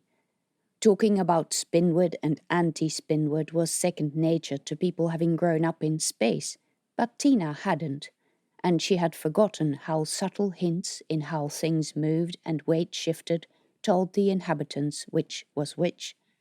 She led the group on a virtual tour of the route to the docks twice. She asked if they knew how to find the ship, and, as it turned out, Elise was one of an experimental generation of pilots who were awarded their position for the duration of their careers and carried an implant that linked them with the ship. It doesn't work in here, of course. The silence in my head drives me nuts, but once I'm close enough, nothing will stop the ship showing me how to reach it. And I need to get back to the ship as soon as possible. Tina asked, "Do you think you can stabilize the ship enough that we can use it? Or do we try to get out some other way?" Although that might be hard, because as far as she knew, the docks were still closed, and there might not be time to wait for the Alethea to come in. Tina didn't think they'd all fit aboard her ship anyway. "I don't have a choice," Elise said. "I either stabilize the ship or die.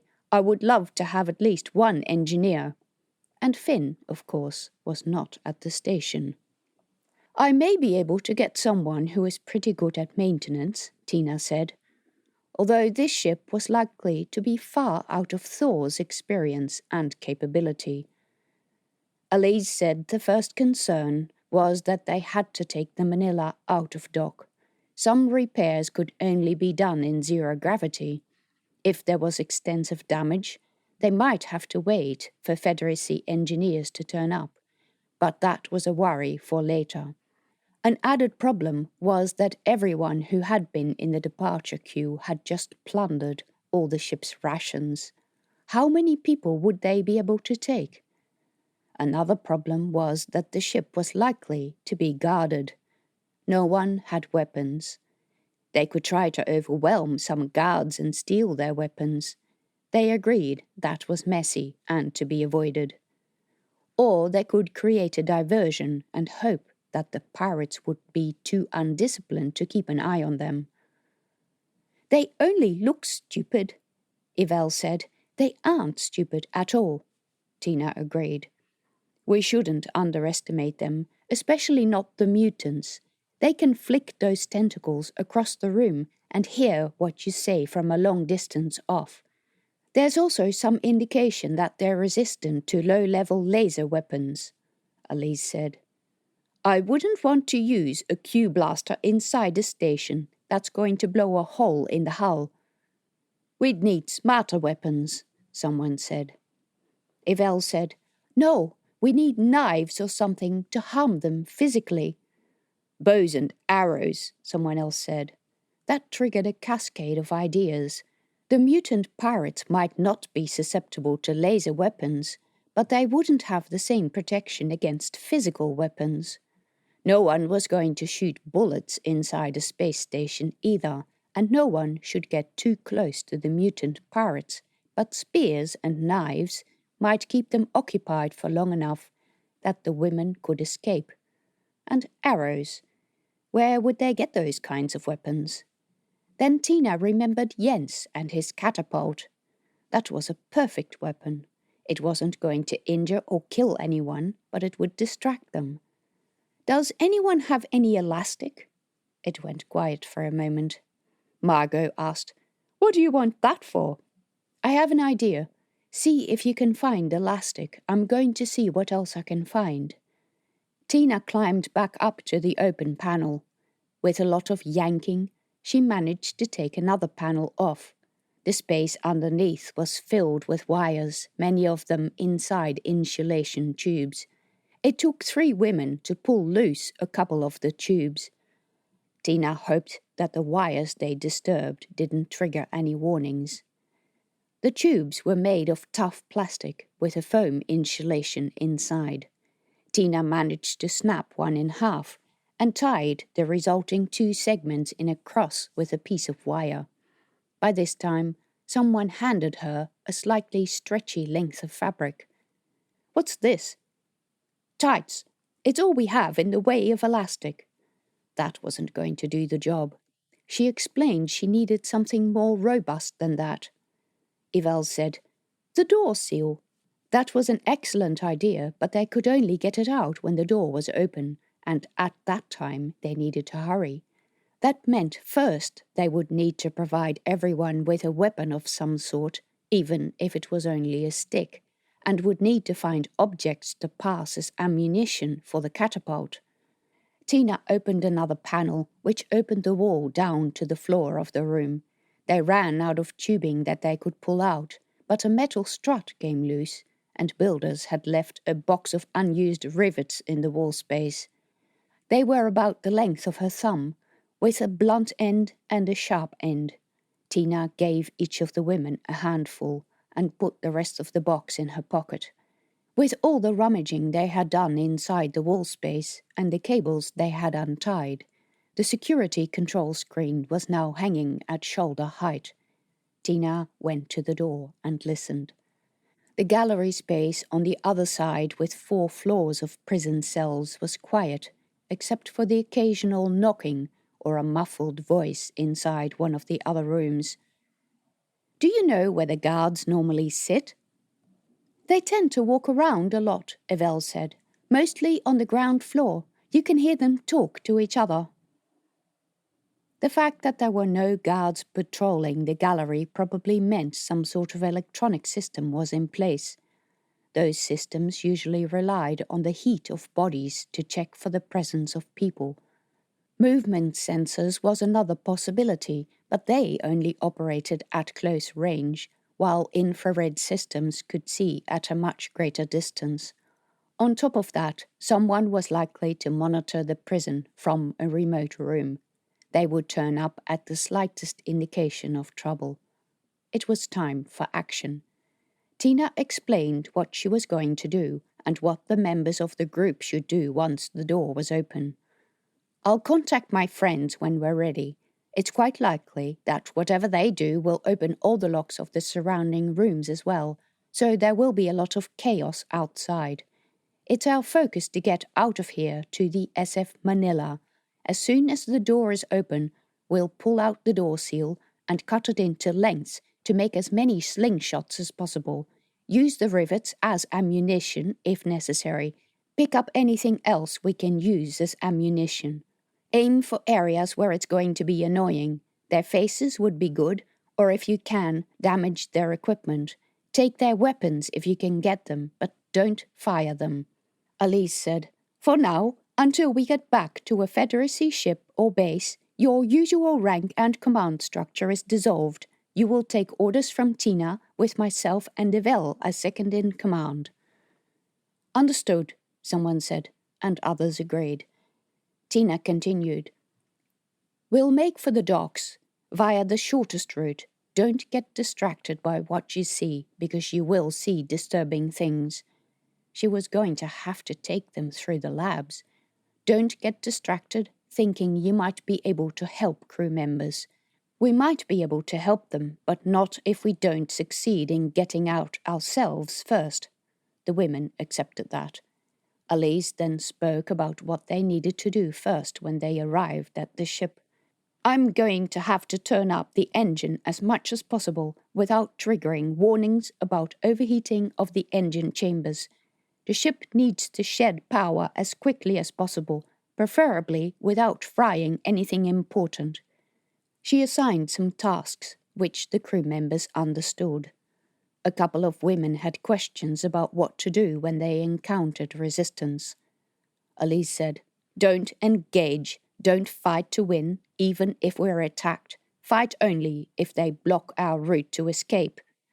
Tina went again through the basic layout of the station so that they could find their own way in case they were separated or the way ahead was blocked. She told them about the passages that Jens had used to enter the sector illegally. The message was simple: get to the ship. If people got caught and left behind, keep going. The ship would leave when there was an essential crew on board. The Federacy force would come back later. Only one thing was left to do: contact Rex and Jens and get them to disable as much of the security system in this sector as possible, and tell them to keep quiet and then contact Finn to pick them up once the docks were open again. She might not see Rex for a long time. Tina activated the screen. Chapter 29.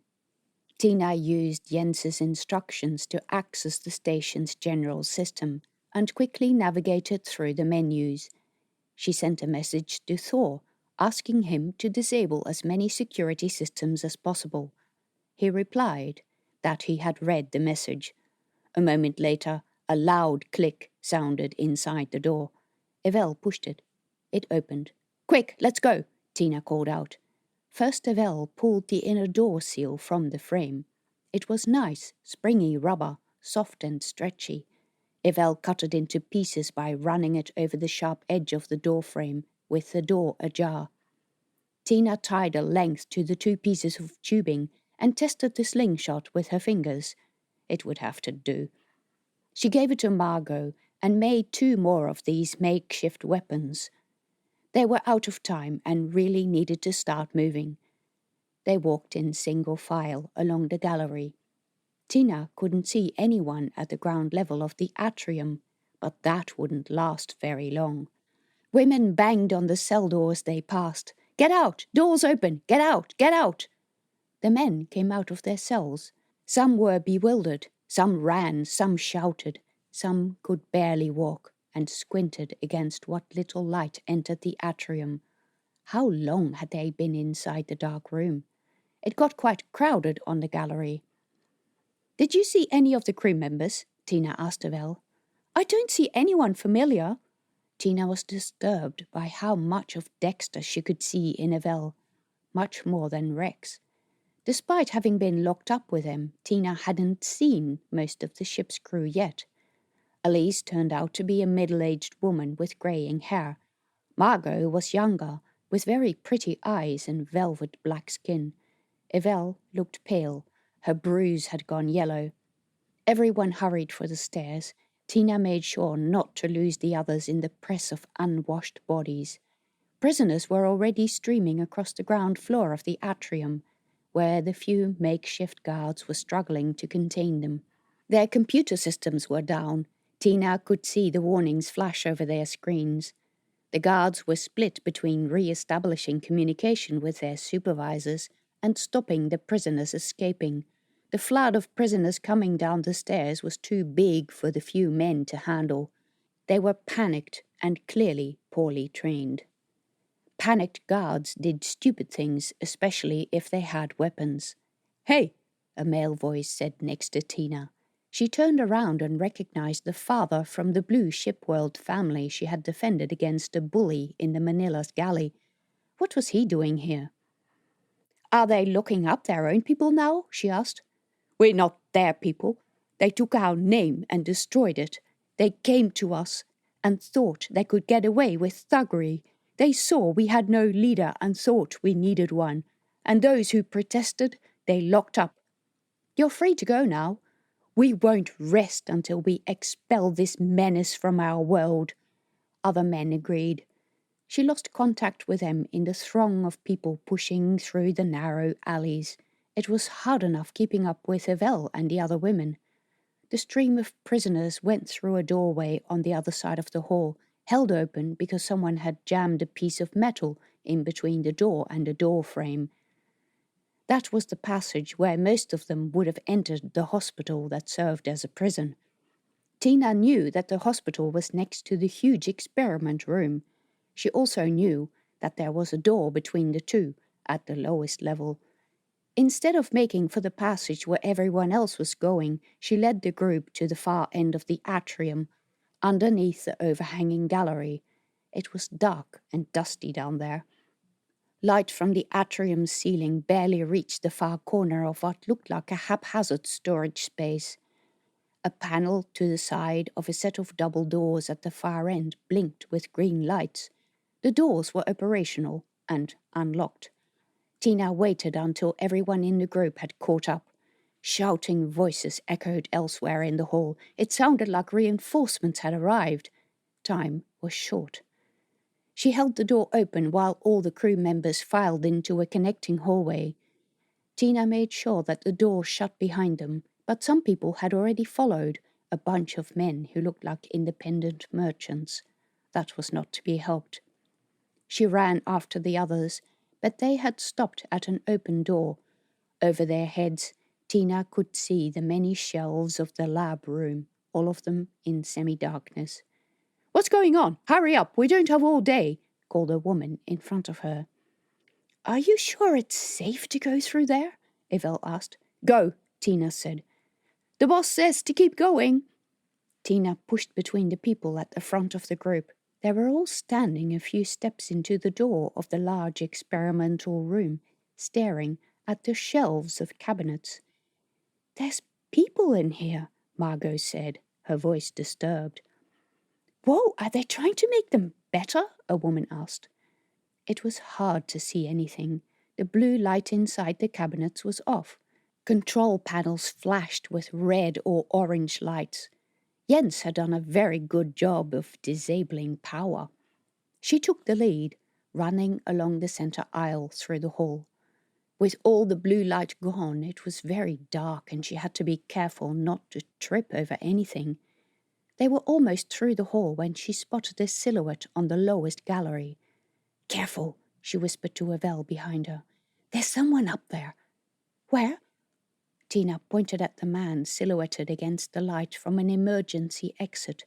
He walked awkwardly, as if his legs weren't working properly. "Who are you?" Elise asked. A male voice made a gurgling sound and then coughed. A woman said, "Vito?" The only reply was more coughing. The man stumbled down the stairs where someone directed a light from the emergency lamp on his face. The man looked pale, thin, and his clothes were all wet with a slimy substance. His eyes were unfocused and he was shivering. "Vito, it's me, Miriam!" He didn't react to her. "Quick, give him a blanket." "Look, there are some others. Jerry and Stan." Those men were just coming down the stairs. They too were wet and their expressions were distant. Tina ran up the stairs. Several of the cabinets where the men had been asleep had been vandalized. Broken glass lay on the ground. The lid was open and the control panel flashed red lights. Wait, the glass had sprayed outwards on this one. That meant the cabinet had been opened from the inside. Tina could only guess what had happened. The man had woken up because of the power failure and had smashed the cover from inside before helping others. The women discovered 8 crew members amongst the men. The others were merchants or pirates or travellers or maybe people from the station, but their Sinhalese was hard to understand. It was hard not to stop and help them all, but they had to keep going. Elise and some of the other women helped the men who were unsteady on their feet. They didn't say much, the empty expressions disturbing. "Come on, walk as quickly as possible," Tina said. The pirates would be on the lookout for the source of the trouble, and she didn't yet know how hard it would be to get through the checkpoint at the end of the agriculture sector. They walked through the recycling plant and the agriculture hall. Whatever Jens had done had also disabled the banks of lights that hung over the plants. Only sporadic lights on the outer edges of the gallery illuminated the central aisle. Just as well, it was wide and uncluttered. Ahead, Tina could already see the checkpoint. With the men from the crew still shivering and weak, they walked slowly. A few people caught up with them. These were free-ranger pirates in their ship-world's dress. Tina couldn't see the blue ones anywhere. The most prevalent ones were a group in mustard-colored dress. They even had children with them. From a distance, Tina spotted at least 4 guards at the checkpoint into the docks. A number of people also stood on the other side. One of the guards called out. Someone behind her replied. Damn, a group of pirates had come up from behind. Tina could hear voices and footsteps approaching through the dark hall.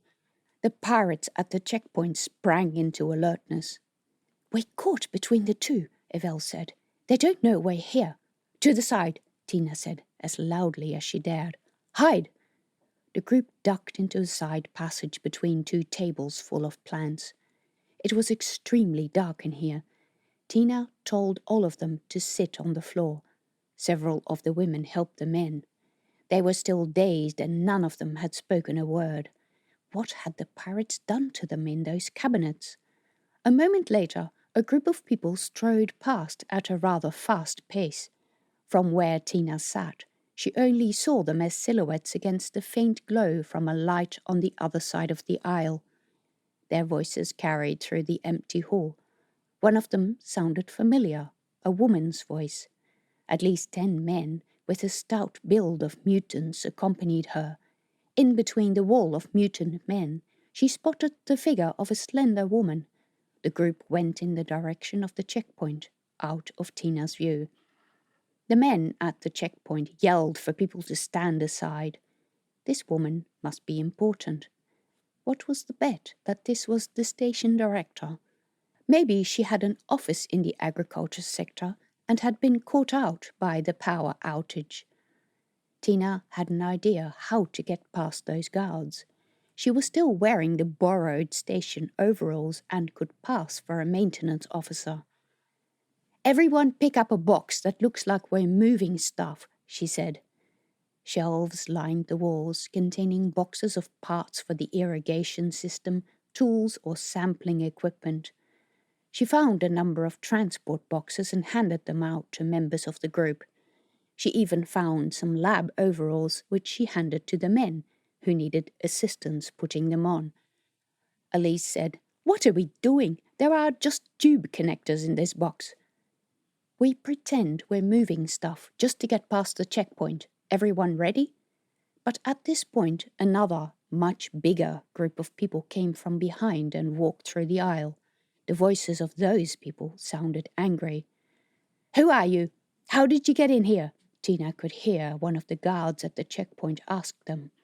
The reply got lost in angry shouts and an argument broke out.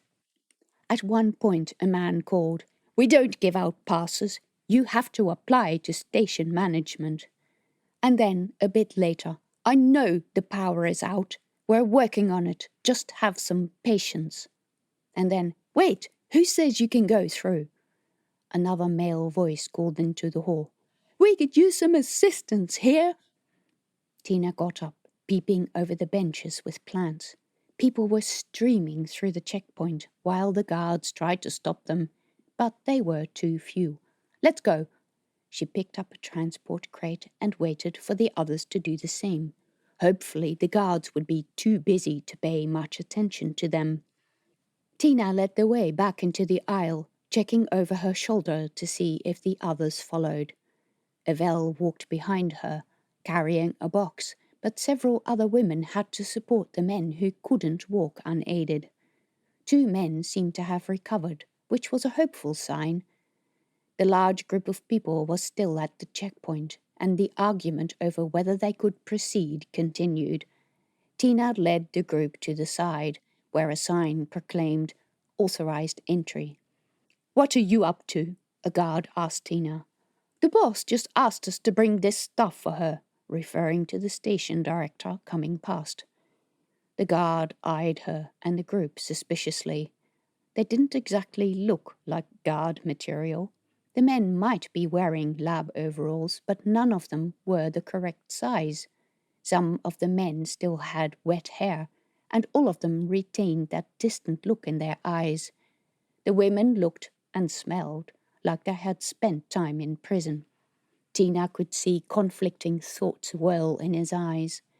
Were she and her group worth creating more trouble, while his mates were already dealing with the other, much larger group? All of those people were free-ranger pirates, supposedly allies. But one elderly man in the group had the guards hauled up and was shouting at them. Several of the younger men, the old man's sons, crowded around the guard. The man nodded at Tina to proceed.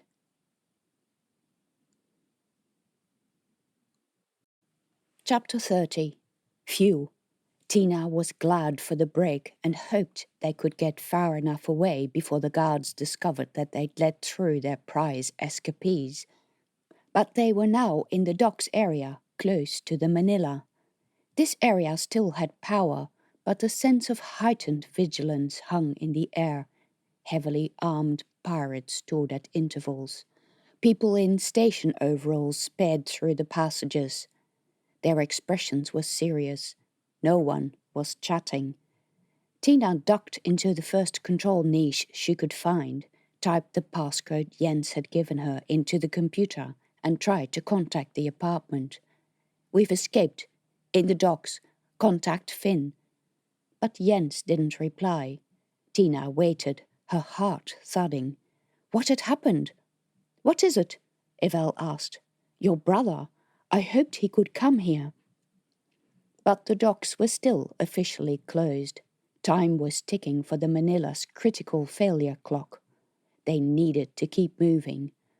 A few of the men were visibly weakening. It wouldn't be possible to make a run for it with this group, or get involved in a fight. "We need to go to the ship as soon as possible," Elise said, her voice rough with urgency. She held her hand to the side of her head, as if the feed she was getting from the ship was so noisy that she could barely hear what went on around her. "If it's not too late already." "How about you go with a few crew members to help you?" Tina said. "Once we're at the ship, we're going to leave with it immediately," Elise said. "I need to shed power, and I can't do that while moored." "I know. I have to find my son and our friends. They haven't responded to my messages." She had not received a confirmation, only one that the message had been read. "I could really use you," Elise said. "I don't have anyone else with flying experience, no matter how unrelated." "Mum, please." Tina met Evelle's eyes. She was strong, independent, and Tina saw a younger version of herself in her, desperate to escape and to be happy. Did Evelle have a partner? Did she think about her scattered family during her daily routines? Out of the group of women, Elise and Evelle were the most technically competent in terms of operating the ship. Evelle wasn't even a pilot. She couldn't leave them alone. But Rex needed her, didn't he? Rex had been independent for the last few months, ever since getting his new harness. He was with Thor and Jens, and those two would be smart enough to keep their heads down. Besides, Rex had Finn and Rasa to collect the three of them off the station. Rex had good companions, his own quasi-family. Evelle needed her more than he did. She nodded. "Let's go." But while they made their way through the passages, Tina kept looking over her shoulders, just in case Thor, Rex and Jens turned up. They didn't. It was surprisingly busy in the docks. She caught shards of conversations about the power outage that had brought down many of the systems the pirates used to guard the area. Were the docks still closed to incoming or outgoing ships? It didn't look like it. There were too many people around. Elise led the way, her expression haunted. Now that they were close to the ship, she could communicate with it again. "The ship is in distress," she said. "Systems are critical. We need to hurry. We have 15 minutes to major failure." "Run ahead," Tina said. "Start whatever procedure needs starting. We'll catch up." They came into the lift foyer where Tina had first seen Evelle. The room was packed. What were all these people doing here? They were all facing the lift doors. The station director stood there, dressed in ship overalls, wearing an earpiece microphone. Her voice carried through the hall, but she spoke in Sinhalese, and Tina understood none of it. Every now and then, the people cheered and clapped. The selfish bitch, Elise said. What is she talking about? Tina asked. She's talking about how she's going to ask her friends for help, Evelle said, and then frowned at Tina. You don't know Sinhalese? I hated learning it so much at school that I've forgotten all of it. I never used it anyway. Screw asking friends for help, Elise said. She knows the Confederacy forces underway, and as a pirate supporter she has no chance of escape once they're here. Look over there, Evelle said. Tina looked where she was pointing. A couple of screens displayed the status of a long list of ships in dock. They had strange names like Futility Notwithstanding and Only Joking, and many of them were shown as loading pirate ships. Do you think they're vacating the station? Tina asked. Was that what this dock closure was about? No, that's not what I mean. Look, Evelle said. The list on one of the screens had changed. These were cargo ships, mostly idling in dock at 15 to 20% readiness. Except one line said, SF Manila, readiness 105%.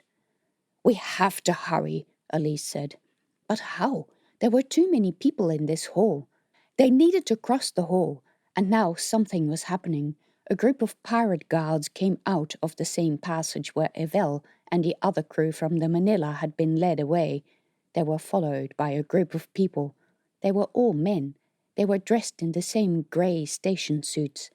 Each one had a number painted on their chest pocket. The men all wore the same blank expression. They were human, but several showed mottled patches on their skin. They marched in neat formation across the hall over a path cleared by the pirate guards. The lift doors opened, and about 20 of them went in, loading. What was the bet that this was the cargo being loaded? Mindless soldiers, cannon fodder being sent off to war? And all this was happening while the Manila was getting dangerously overheated, a time bomb ticking inexorably towards a catastrophic ending. Why had no one properly disengaged the engines? Was this done on purpose? Were the pirates unable to stop the process? Then Margot said, "No!" She stared, horrified, at another group of prisoners being led into the hall. "Those are Manila crew," Evelle said. The men all still had healthy skin, but their eyes held an eerily distant expression. "They've been sedated," Evelle said. "That's disgusting," Elise said. Next to Tina, 2 women struggled to hold back one of the male crew members they had rescued. His face was sweaty and he opened and closed his mouth as if he wanted to call out, but no sound came out. He yanked himself free from the women and lunged to the path through the crowd. A pirate soldier stood there and noticed the attack from within the crowd, too late. The crew member grabbed hold of the pirate's weapon, a fireseed model. Before the pirate could react, he had pulled the weapon free, turned it on, aimed and— "No, don't!" Tina called out, but it was already too late. The crackling beam hit the pirate. He froze. A shudder went through his body. He stood there with a surprised expression on his face for what seemed like a long time. And then a volley of crackling, lightning beams flew from his skin, hitting bystanders. People screamed and tried to run away, but there was nowhere to run.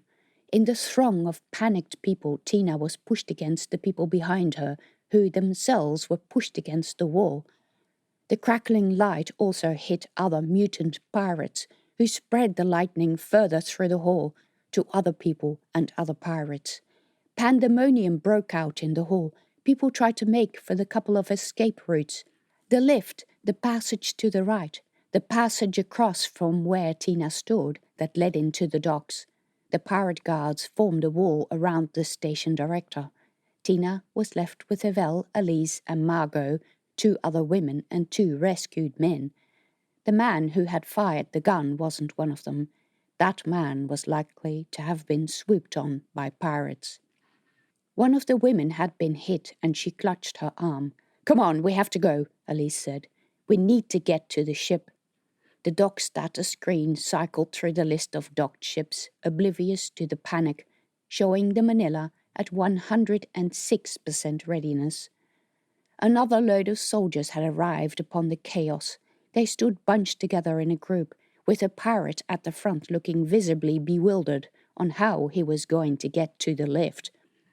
Onlookers were shouting at the new soldiers. Many of those men only displayed the beginnings of mottled skin, and they retained their human features. The pirate guard frantically tried to keep the onlookers away, but several people from the crowd were trying to pull the soldiers out of their formation. Tina guessed these men were some of the missing locals. "We can't get out," Elise called over the yelling and shouting. Her eyes were wide, her face pale and sheened with sweat. Tina couldn't imagine what it was like to be paired with a ship and feel its distress. "This way," Evelle led them through the crowd. They dodged fistfights, arguments, jostlings, but at the exit that led to the Manila's position stood a group of pirates. Tina stuck her hand in the pocket of her jacket and grabbed a couple of rivets. She put most of them in her breast pocket, but kept one, placing it against the elastic of the door seal catapult. She pulled, and pulled, and pulled as hard as she could. Then she released the elastic. The rivet flew over the heads of the crowd. It missed the pirate's shoulder by a hair's width and hit the metal wall next to him with a sharp thwack. The man turned around, presumably saw the projectile, and shouted, pointing across the crowd, roughly in Tina's direction. Tina pulled out another rivet. This time she aimed for the light in the ceiling. The rivet hit the light cover with a thwack that was audible over the shouting. The light shattered, spraying shards of glass everywhere. Then she aimed at the lift panel and broke the screen with a shower of sparks. Next to her, Margot was doing the same, hitting a pirate guard in the face. He searched the crowd for the origin of the projectile. The crowd surged back and forth. A man who looked like a private merchant yelled, "Let us go to our ships!" "Yeah, no reason to keep us here." Zia Partlow was wrestling with a wrecked lift screen, trying to punch it back into action. Tina led her group of women through the chaos. In the throng of the crowd, Evelle took her hand. Tina squeezed it. They were going to get through this together. The merchants and other visitors to the station ganged up on the pirates, demanding access to their ships. It was strange how so many people had managed to stay at the station when she knew for a fact that all the ships had been told to leave. It didn't make any sense. Then a thought. What if Thor had sent these people? They were no merchants. They were locals helping her out by creating a ruckus. Whether or not this was intentional, the effect was that they had drawn all the pirate guards into this hall. We need to go, or we'll all die." Elise's face was pale. "I'm working on it," Tina said. "No, you don't understand. We need to go now." 3 guards stood at the entrance to the passage to the docks. Unlike the other guards, they were not involved in any arguments. Tina aimed a rivet with her catapult, but it missed. Elise pushed past her. "We need to go now." "Wait!" Tina pulled her jacket, but Elise kept going. "We have to go now." Her eyes were wide. Before Tina could stop her, Elise marched up to the guards. She didn't even talk to them, but tried to sneak between them. "Hey, where do you think you're going?" Elise turned around. She hefted the length of tubing over her head and brought her down on the pirate's head with such force that the casing shattered. Bits of insulation foam flew everywhere. The man crumpled. There was nothing for it. Too close to the pirates to hit out, Tina thrust her catapult forward, poking a second pirate in the eye. Evelle shoved the third man into the wall with such force that Tina could feel the thud as his head hit the metal. "Run!" Evelle shouted. They ran. Elise first, and then Tina and Evelle, followed by Margot and the remaining 2 women and 2 men. Around the corner, and then through a corridor until they reached the position of the Manila. The screen next to the door said 108% readiness. The letters on the display flashed. "Come on," Elise said. Hurry up, hurry up." Tina ran inside, following Elise. turning right and almost tripped over some piece of clothing left there from the fight. An alarm blared inside the ship's corridors. "Shut the doors! Secure the hatch!" Evelle called over her shoulders, up the stairs. The set of screens in the landing was flashing warnings. Overheating, irreversible damage imminent. Tina followed Elise onto the bridge. Elise jumped into the main pilot seat, yanked on her earpiece and flicked levers up and down. Her lips moved. "Go, go, go, baby, go!" And then to station control. "No, I'm not waiting for permission to leave. This is an emergency. Tina, get the maps, get the navigation module online. Plot us a path that gets us out quickly and isn't going to put us on a collision course with anything major." Tina scrambled to find these things. The ship was so big, everything was strange for her, and in places she didn't expect it to be. The Alethea had a navigation post, but this one was huge, with several control panels and screens. She located a map of the ship's immediate surroundings. They were clear on one side, but the access tube hadn't yet disconnected fully, even if the airlocks were shut. Tina said, "I don't know how to disengage the tube. The station needs to do it." Evelle said, "Maybe I can." Elise waved her hand. "Take the second officer's station. I'm declassifying all ship operations. Log into Jackson's account." Evelle took the seat and strapped herself in. A row of lights on the panel lit up in red. An alarm started blaring. "Shut that off. Check on core function." "Overheating. Time to critical. 4 minutes 26 seconds. Status LEC. Ready. REC. Warning. Overheating. LEA. Ready." So they continued for what seemed like a long time. Tina flicked through the maps, finding the navigation, plotting input and planning an escape route. The warning about the access tube would not go away. There were no station workers to disengage the tube. Then Elise said, "All systems ready, or as ready as we're going to get. Hang on, this is going to be a wild ride." Tina said, "The access tube." "Tough luck, that's their problem." She flicked another switch. "Flight Officer Paduano to crew. Secure yourself at your stations. Departure imminent." She placed her hand over the main engine control and pushed it up. The floor hummed with power. Something creaked and hit the outside of the hull with a snap. The access tube. She pushed the engine control further. The ship lurched. They shot forward. Tina was pressed into her seat and the pressure increased and increased as the ship jumped forward and zigzagged. Loose objects flew through the cabin. On the screen before her, she could follow the ship taking the course she had plotted. They were free of the station. Chapter 31. Over the next 10 minutes or so, the red flashing warnings on the controls stopped flashing one by one. Elise pulled back on the engine output and put the main engine on autopilot. Gradually, a sense of calm returned to the bridge. "Phew. That was one of the most ridiculous things I've ever done," Elise said. "I'm going to be severely disciplined." "That would be unfair. You prevented much worse," Tina said. "That's not how those people think. I risked the ship and left port with much less than a minimum crew. I disobeyed station control. I damaged station structures. Lives may have been lost because of it." Tina knew that she was right about all of these things.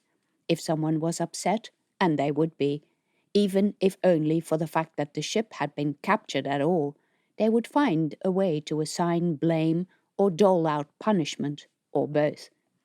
Besides, loyalty to the crew was drummed into new recruits from the moment they signed up, and the ship had left the majority of its crew behind.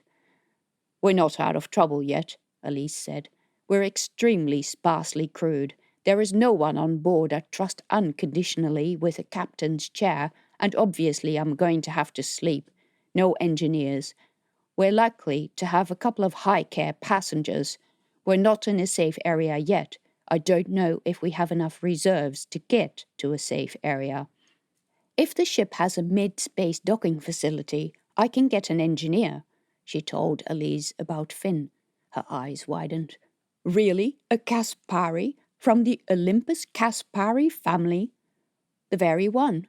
He has some emotional baggage, but he used to be a core shield engineer on the SS Tavanga." "I can use him. We have an internal dock. It's normally used for dragon fighters, but we lost most of those when we were captured. Evelle can figure out how to rearrange the shelving so that it can accommodate your ship. We need to get that engineer on board." Tina then told Evelle about the things they had set up with Thor and Jens.